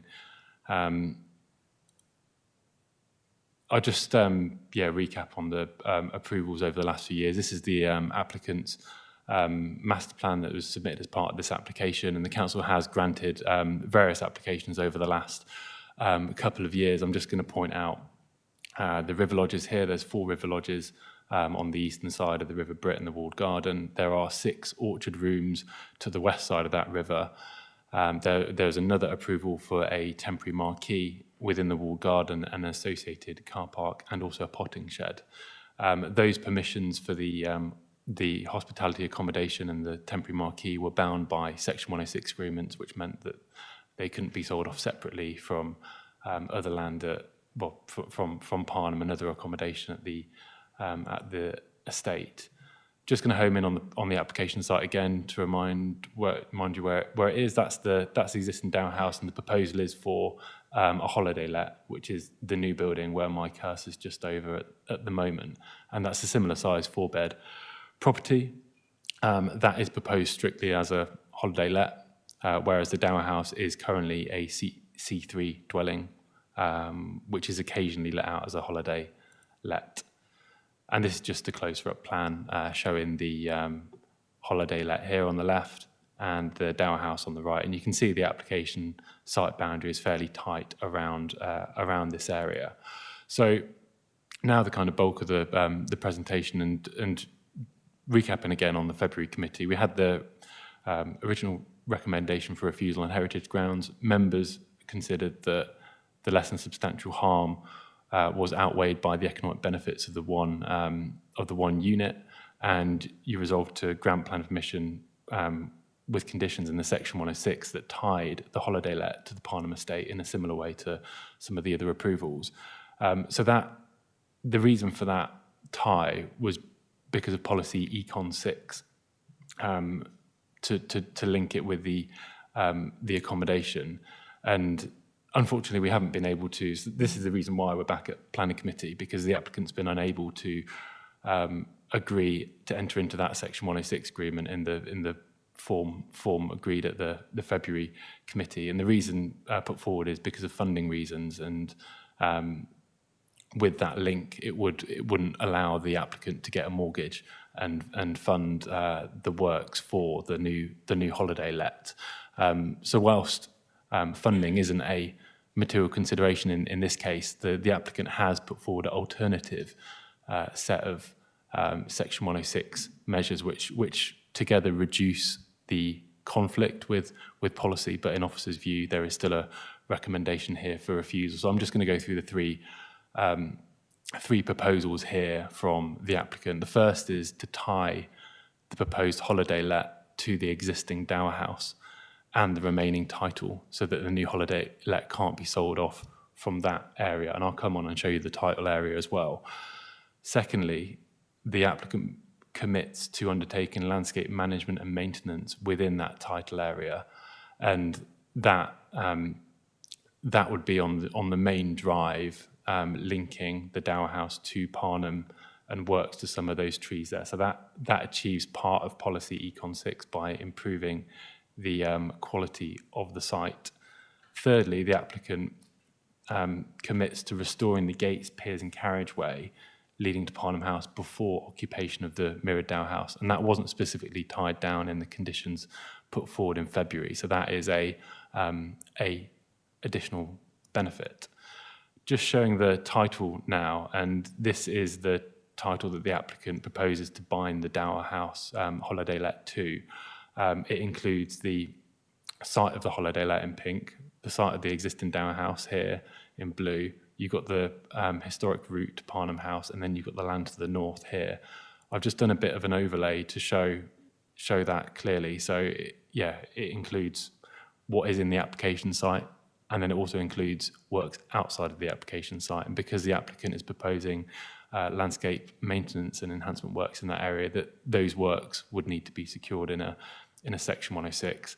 And I'll just show the photos again, just to remind you of what that route looks like at the moment. This is the walk up from Parnham House to the Dower House. It's an existing driveway. As you go, this is kind of the demarcation of the title that the applicant's proposing to bring into positive management. And as you walk up, you've got these trees in the middle of this island. And as you turn back from, this is the Dower House, as you turn back, you can see the existing beech trees and yew trees, which were identified in a historic report noted in the officer's report to be in need of further work, and there were some dangerous trees noted there. So just coming on to the assessment of this application, the key issues are principle and heritage. So in terms of the principle of development, the first part of policy Econ 6, I've just got the extract here. It has got 3 parts, but it's only the first that's really relevant. That requires that new accommodation improves the quality and appearance of accommodation and site. So without this new holiday let being linked to Parnham House or other accommodation at the estate, the holiday let could be sold off separately and operated independently without any financial benefit going to the house or the other accommodation. So that conflicts with policy Econ 6 and makes the proposed holiday let not acceptable in principle, and there'd be no guarantee that the development would improve the quality and appearance of the accommodation. But in terms of the other policy tests there, about the appearance of the site, the landscape maintenance management and maintenance works put forward would improve the appearance of the site. So that's a partial compliance there, and those works would need to be secured in any Section 106 agreement, and could include works to beech trees and yew trees. And just important to note that because there's a blanket TPO on trees within the estate, those works would be subject to separate tree consent, and they're not part of the actual specifics, aren't part of this application. So that's it on the principle. Overall, it's considered not acceptable in principle because there wouldn't be a link to Parnham House or other accommodation. The other key planning issue is heritage, and the revised proposal and the package put forward by the applicant do change the balance slightly on that. So firstly, the risk of fragmentation, that would remain because the land within the title could still be sold off separately as it is today. It wouldn't be bound to the wider estate as previously put forward in February. Secondly, there will be an additional heritage benefit flowing from the financial support towards the landscape maintenance and management within the title. So that's not something that was put forward last time around, but there's a clear benefit, a heritage benefit of restoring that historic route and securing that funding. And thirdly, there's the benefit of the historic driveway and gates, which is a commitment to carry out those works earlier. So overall on heritage, members found that it was acceptable on heritage grounds last time round, and we think that the effect of the change is neutral. So there's not a there's no change on the heritage there. And just this is a relatively minor point on the AONB. It's covered in the officer's report, but just to clarify on the new statutory duty on AONBs, we do conclude that the proposals would preserve and enhance the AONB and thereby further its purpose. So overall, the application is recommended for refusal due to it being unacceptable in principle, without that link to other accommodations. So we can't say that it would improve other accommodation on the site. Thank you. That concludes my presentation. Thank you very much. Thank you, Matthew. I now invite Ed Grant to address the committee. Please speak directly into the microphone. You have 3 minutes. Over to you.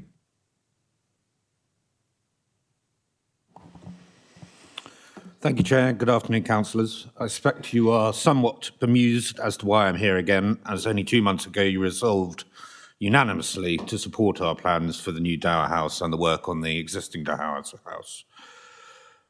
As you know, the existing house and the Dower House and the proposed Dower House will be used for accommodation to get to the quantum level that we have to do for our hospitality offering, something that we have explained a number of times. This particular application is a crucial and integral part of the wider Parham Park Estate Restoration Plan, and it's essential that we are able to fund such a development, knowing as a council, as a committee, the size of what we are dealing with. What we may not have been fully explained or recognised is that the existing Dower House and new Dower House in our first application are on a completely different land title to Parham House. This was mentioned on a number of times before the committee meeting, however not explained at the committee, we feel, by the officers in full detail. Linking the Dowers and the new Dower House and the existing Dowers House land title to the land title of Parham, which, as you know, is a severely damaged Grade 1 listed building with no roof, no planning permission as yet, prevents us any chance of raising development finance to build the said entities that are so crucial to a hospitality offering. The officers are correct to state that the ability to fund a development is not strictly a material consideration when it comes to the decision as to whether a permission should be granted or not. But from a development perspective, the ability to implement a permission absolutely is a fundamental material consideration, because a planning permission that we cannot fund or implement is worthless to us, or indeed the council. We are here today to ask that you continue to support the development of the Dower House, but as we suggested through the Section 106 agreement, that will give us a fighting chance of securing funding to actually implement the development. As you will see from the officers' report and the committee report, we are committing to undertake a huge range of conservation and maintenance to part of the estate that fall within the land title of the Dower House. This is a large parcel of land, well over 3 acres of listed, Grade 2 listed land. Perhaps it wasn't clear that the new Dower House would be directly linked to the existing Dower House, which, as I said, is used at the moment as part of the accommodation for the first further hospitality offering. Also, the most importantly, you are aware the Dower House flank the original entrance to Parham, which we are reinstating, and the land title covers the whole of this. The main drive, the main entrance to Parham, will be through these two existing, the Dower House and the existing Dower House, to get to Parham. It will be the main entrance. So without it, to make no confusion, we will have no entrance. Furthermore, the land title extends all the way to the East Service Drive and that entrance. All of this is Grade 2 listed, and we will be responsible for the restoration, conservation, and masturbation of all. Thank you very much. I've had enough. You always get me. Sorry. Thank you very much indeed. I call on Matthew Polkenhorst to respond with any salient points he may wish to clarify. Thank you. Yeah, just touch on a couple of points here. So on the hospitality offering, the future potential development at Parnham, we haven't got a live planning application yet. There is the intention of that coming forward by the applicant. So we must judge the application on what we see today in the planning history on the site that we have in terms of the other approvals for holiday accommodation. The applicant's right to note that it sits within a different title, and that situation is identical to the Orchard Rooms. And I appreciate the applicant's view is that there's a different funding arrangement here that's needed, but again, that's not a material consideration in this instance. To comment on the existing Dow House, it was noted that was a existing holiday let. I said in the report that it is a C3 dwelling. It is occasionally used for holiday letting on Airbnb and Booking.com. But to note that if it were to be used as an intensive holiday let, planning permission would likely be required depending on the scale and nature and intensity of that. So if it's a full-time holiday let, it would need planning permission. And there was a comment about the entrance as well being used as the main entrance to the estate. Just reminding members that there was a condition on the February, it's in the appendix to the report, but it requires that the entrance is blocked off so that there's no access between the main road and the house. And that's necessary because there is a highway safety issue on the speed of the vehicles down that road. It's not to say that in the future that route couldn't be used as a main entrance, but it would effectively need the speed limit to be reduced. So as it stands, it wouldn't be used as a main entrance for the house. It would just be for the Dow House. I hope that's my responses are clear on that. Thank you very much indeed. Thank you, Matthew. Are there any questions of a technical nature for the case officer? No. I now open the debate to members. Anyone wishing to speak? No. Mr. Clayton, nay. Well. No. We're all exhausted. Okay, Councillor Ireland.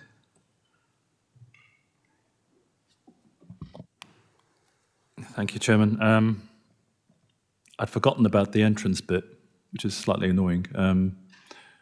Yeah, the highways. Do we have a highways officer here, by any chance? No, we don't. No. And I did raise, I think, the question at the time whether the display could be increased. It was the original entrance to the house. It still could be the original entrance to the house. If there wasn't a planning application in front of us, there's nothing to stop the owners of Parnham House using that as the main entrance. They're perfectly entitled to do so. My personal opinion is we should allow this to go through like we did previously. I acknowledge not being able to tie it exactly to Parnham House is not as good as we wished, but I think we have to trust the owners that their intentions are true. Bottom line is, if things like this don't happen, as we mentioned last time, Parnham House is just going to remain a ruin. And is that in the public interest? Probably not. I think the advantages to Dorset and the community far outweigh the concerns the officers have. So but I appreciate obviously that the condition on the entrance has to be changed. Otherwise, they can't have as the main entrance. So I don't know how that works. Anyway.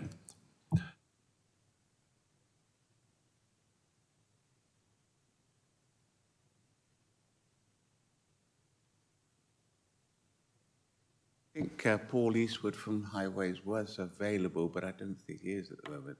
So it was available for me to call on, but I can't confirm your... Was that a proposal, by the way, that you just given Councillor Ireland? I guess it's going to have to be, otherwise we'll be here till 10 o'clock tonight. That's a proposal. Do we have a seconder? Yeah, that's yeah. That.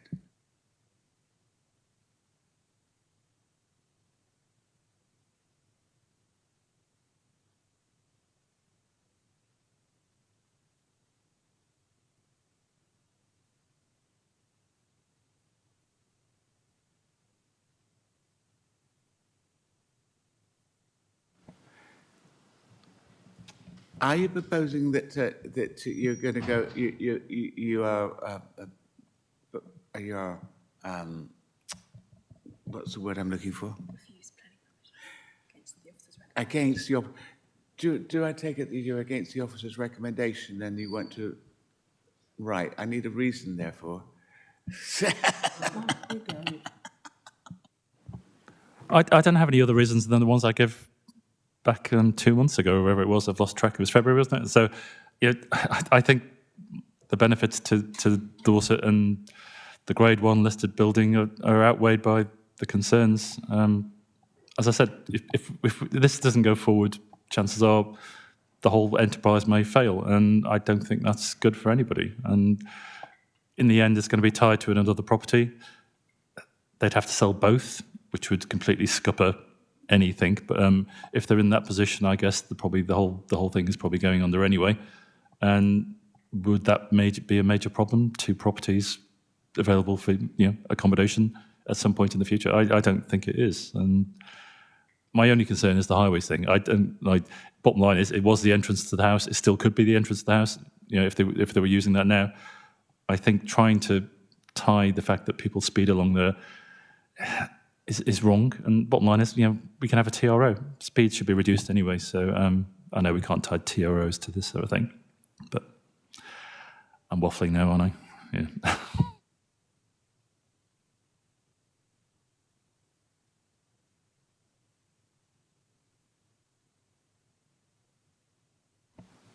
Over to you.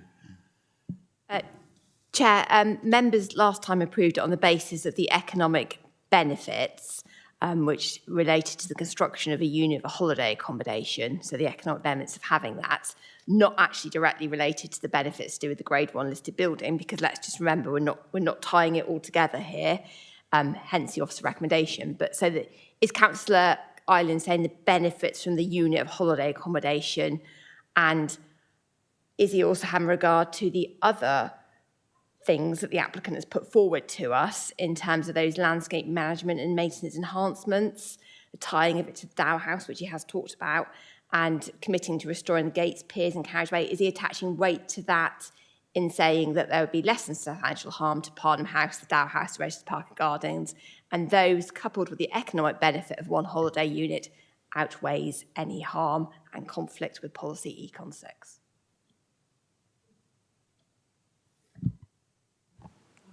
The short answer is yes. Obviously, the applicant has gone to some lengths that acknowledging the fact that tying it to Parnham House can't be done because of the condition of Parnham House, and you can't get a mortgage on a shell.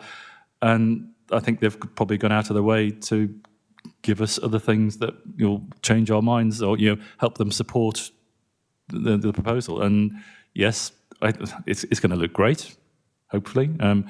Restoring the original entrance, so it will contribute to improving the listed land, because the land is listed. Yeah, I think it's a perfectly acceptable proposal by them. And back to you. So, Chair, if I can be so presumptuous, the recommendation should be to delegate authority to the Head of Planning and Service Management for Development Enforcement to approve, subject to the completion of the legal agreement, to seek those benefits which are set out in the report and Councillor Arndt has identified, and subject to a list of conditions which we had already prepared previously on the basis we had a resolution to approve from February, so Matt can put those on the screen so we don't require an adjournment. Councillor Ireland, are you happy with that? Yes. Councillor Kimber, are you happy with that?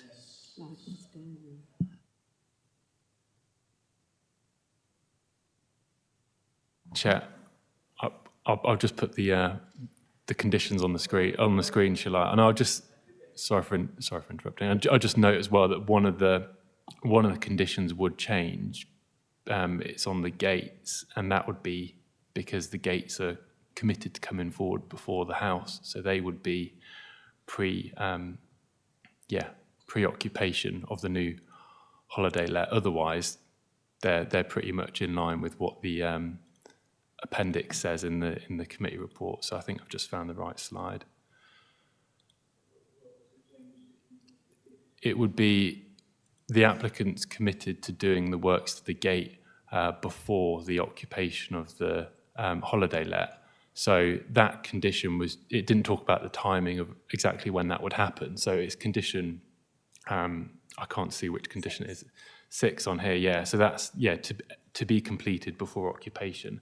And that would essentially be the only change to the conditions that you've seen before, and that they're in the report. And that's the recommendation, part A and B of those recommendations as well. Councillor Ireland, you're happy with that? Yeah. Yes. Councillor Kemby, you're happy with that? Okay. Committee have got a proposition on the floor which has been duly seconded. All those in favour? 6.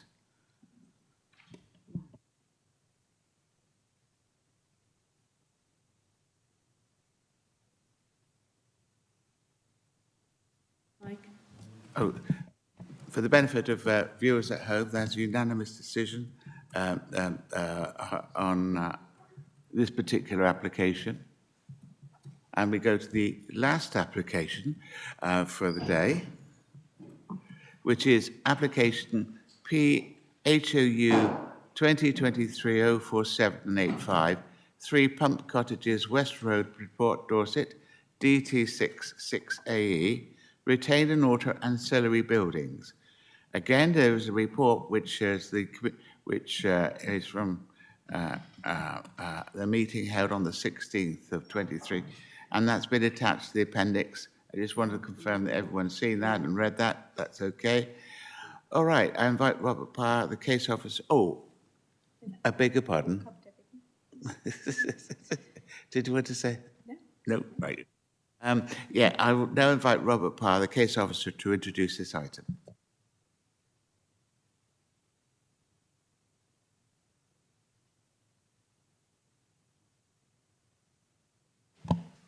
Thank you, Chairman. So this application, well, actually, first of all, just to say there is one update on this application. We did get a yes at the end of the day, yesterday, a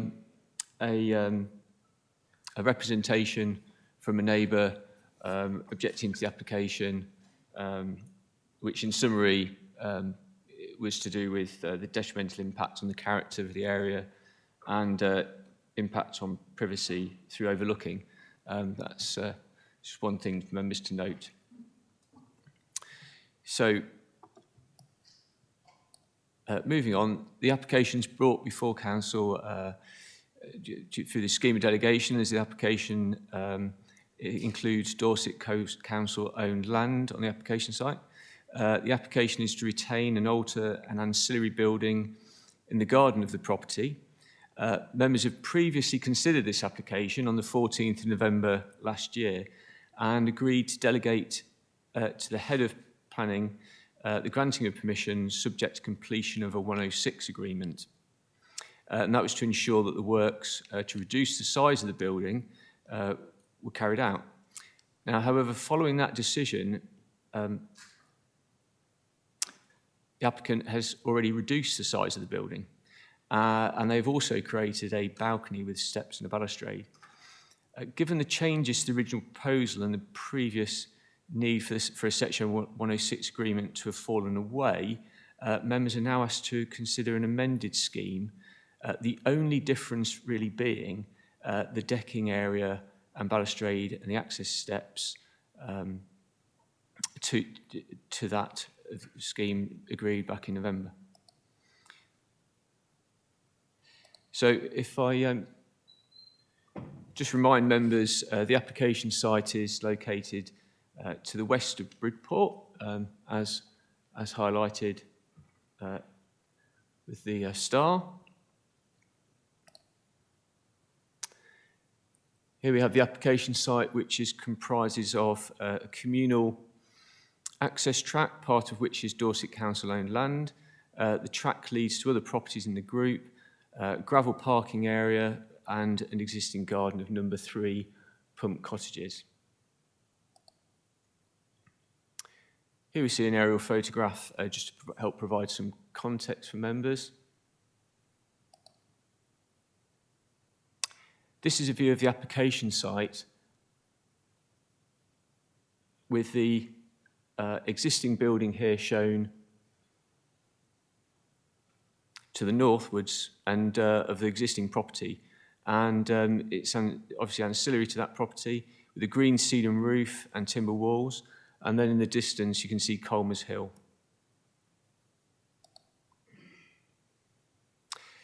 This is a photograph of the west elevation of the existing building and its side entrance.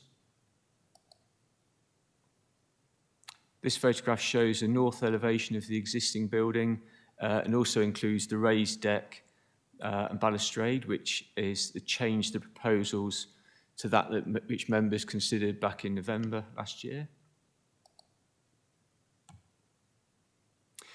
This view shows the existing building looking northwest across the neighbour's garden. You can see the green roof and timber cladding again. Here we have a floor plan of the building proposed to be retained, and it also shows the previous building to the north, highlighted here in dashed lines, which has now been removed.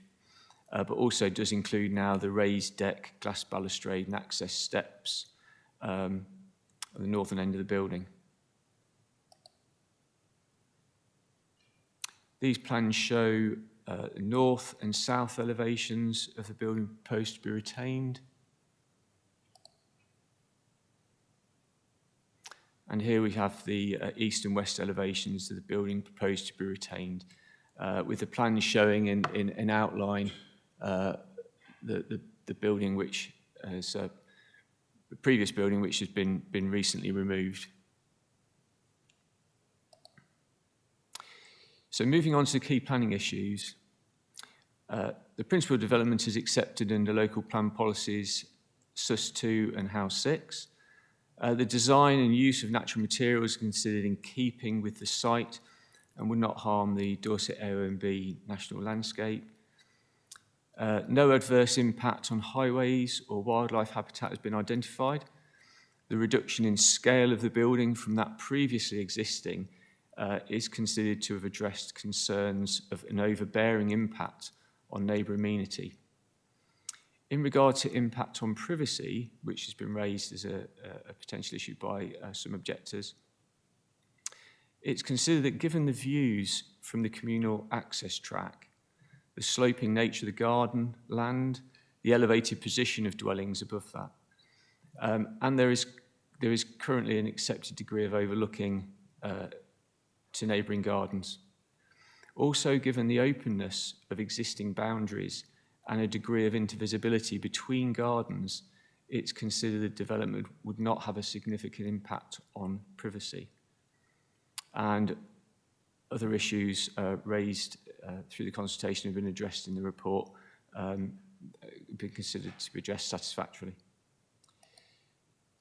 So moving on to the recommendation is to grant permission subject to conditions relating to plans and also a restriction condition on the use of the building so it's used for purposes ancillary to number 3 Pump Cottages. Thank you, Chair. That's the end of my report.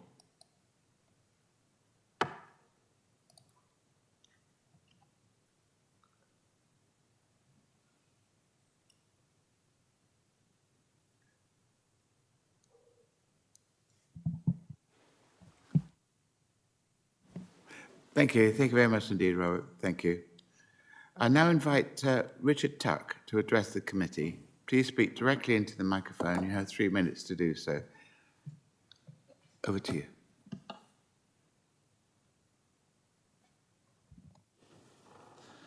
Good afternoon. My name is Richard Tuck. I'm a near neighbour to the applicants. I also represent Tom and Tara Oughton, who cannot be here because of work commitments.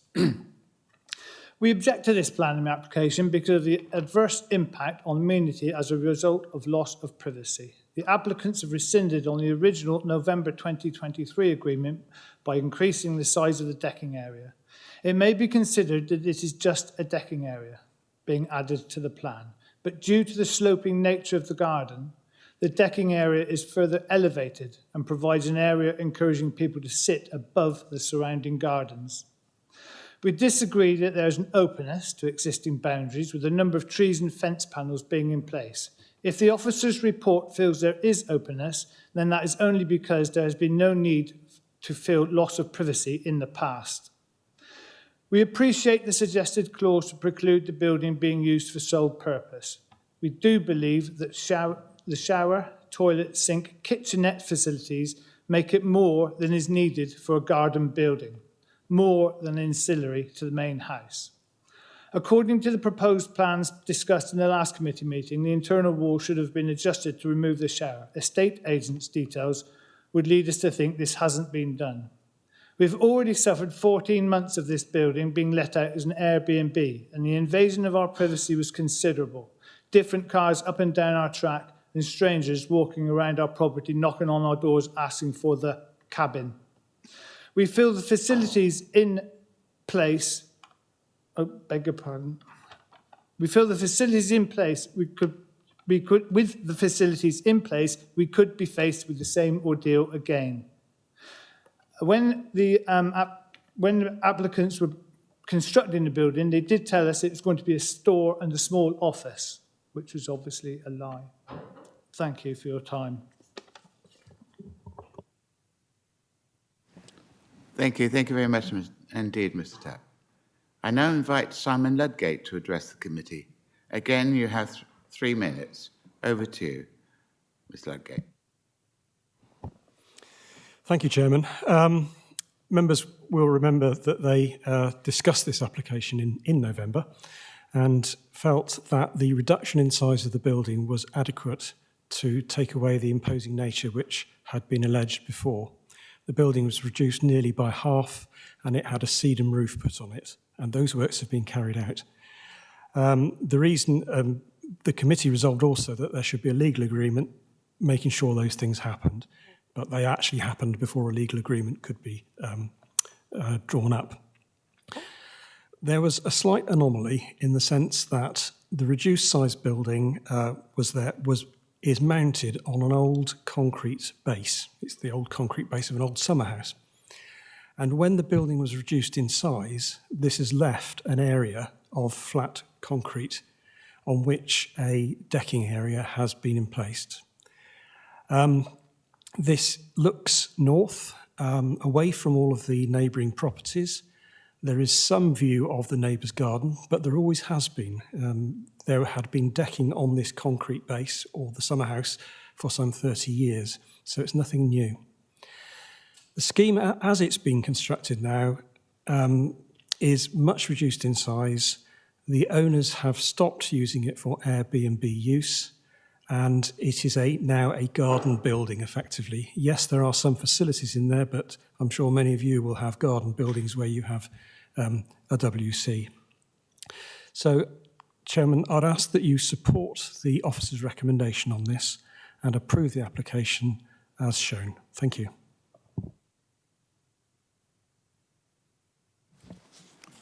Thank you, Mr. Ludgate. I call on Robert Parr to respond with any salient points he may wish to clarify. Over.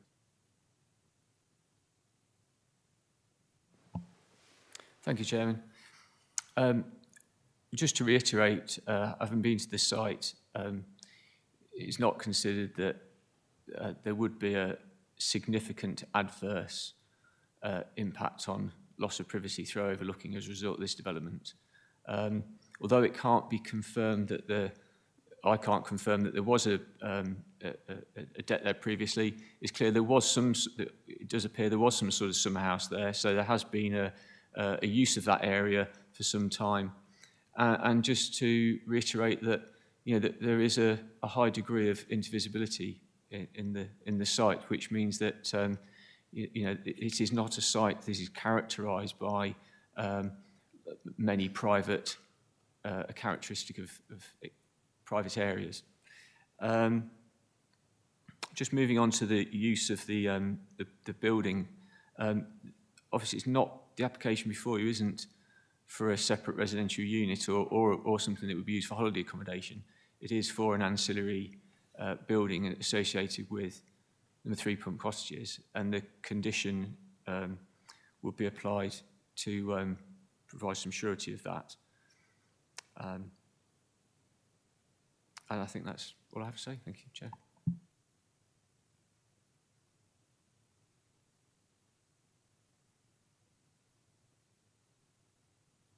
Are there any questions of a technical nature for the case officer? Councillor Clayton.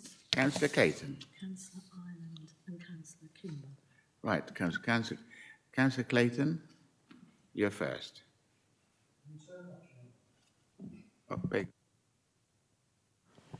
Yeah, thank you. Have we got any photographic evidence of the extent that adjoining properties are overlooked from the platform?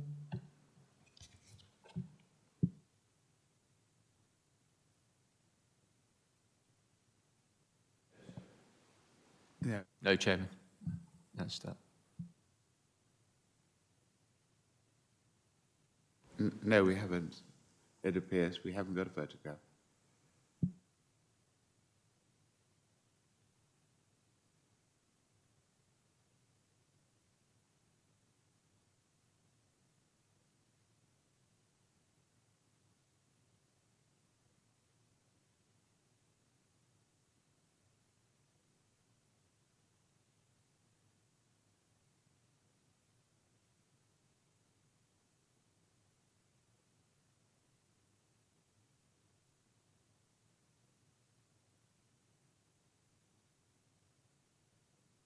Okay, so we don't need another vote, so that's right. Okay, who's number? Oh, Councillor Ireland. Councillor Ireland. Was that just about the time? No, I did have actually a question. I just wanted to confirm, we went through this last time, the condition of ancillary use prohibits use as a holiday let, doesn't it? So that's covered, yeah.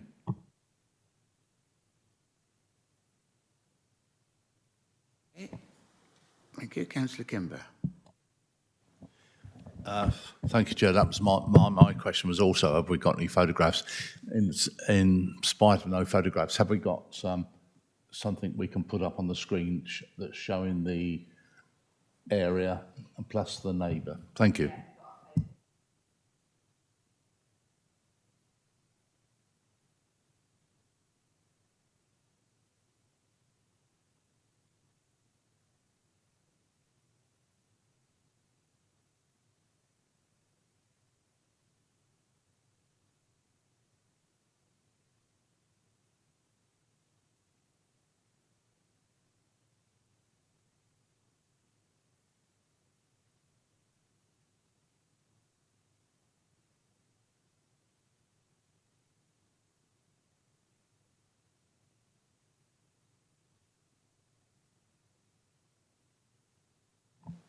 Chairman, is that picture appropriate?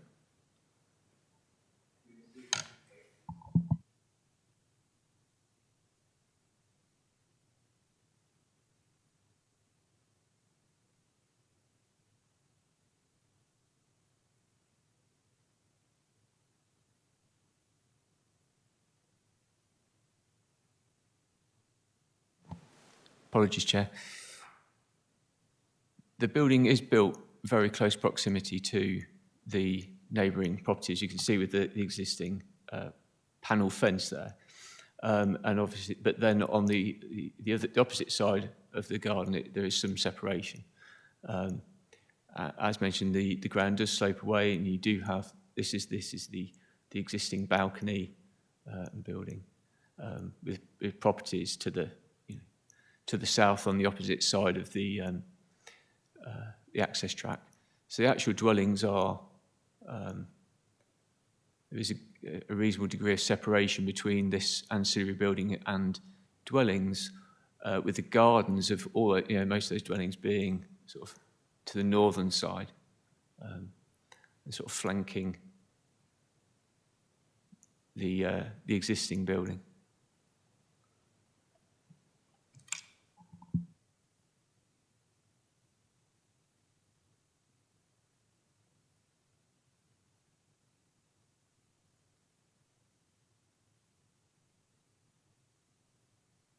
So that chair is stood in the window of the property, from the window, Rob, that photo? And that's looking down towards, so you can see how the gardens just are all linear, abutting each other, but the decking is obviously on the far side of that green roofed building.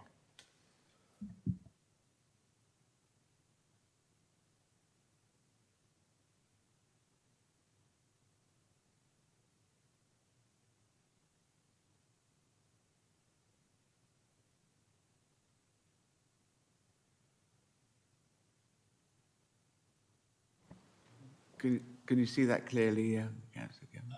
Yes.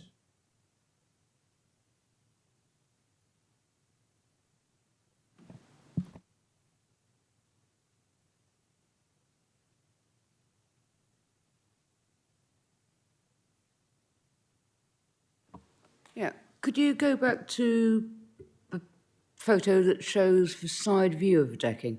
I think it's in between the original photo you showed and this one. That's it.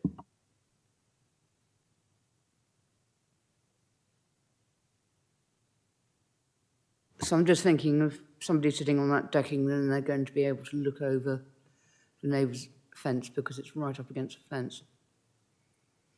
That's my...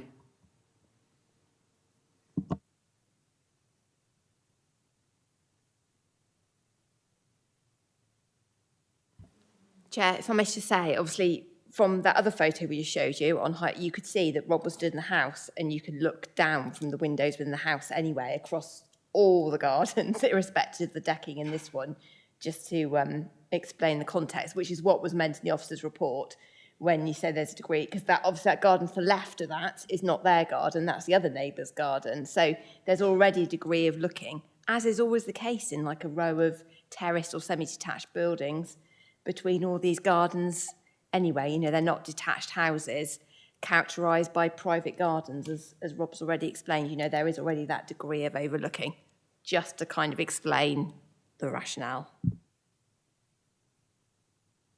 Thank you, I understand.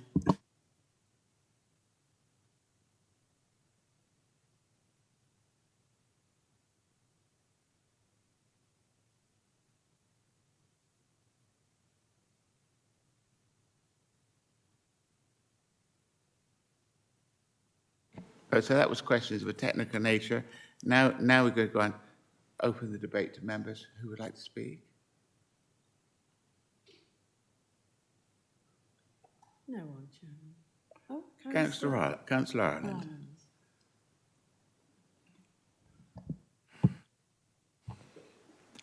I'm happy to propose we accept the officer's recommendation.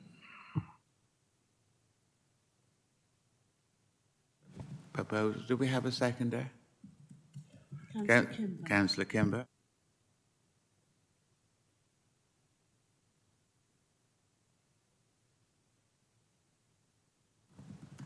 Anyone else wishing to speak?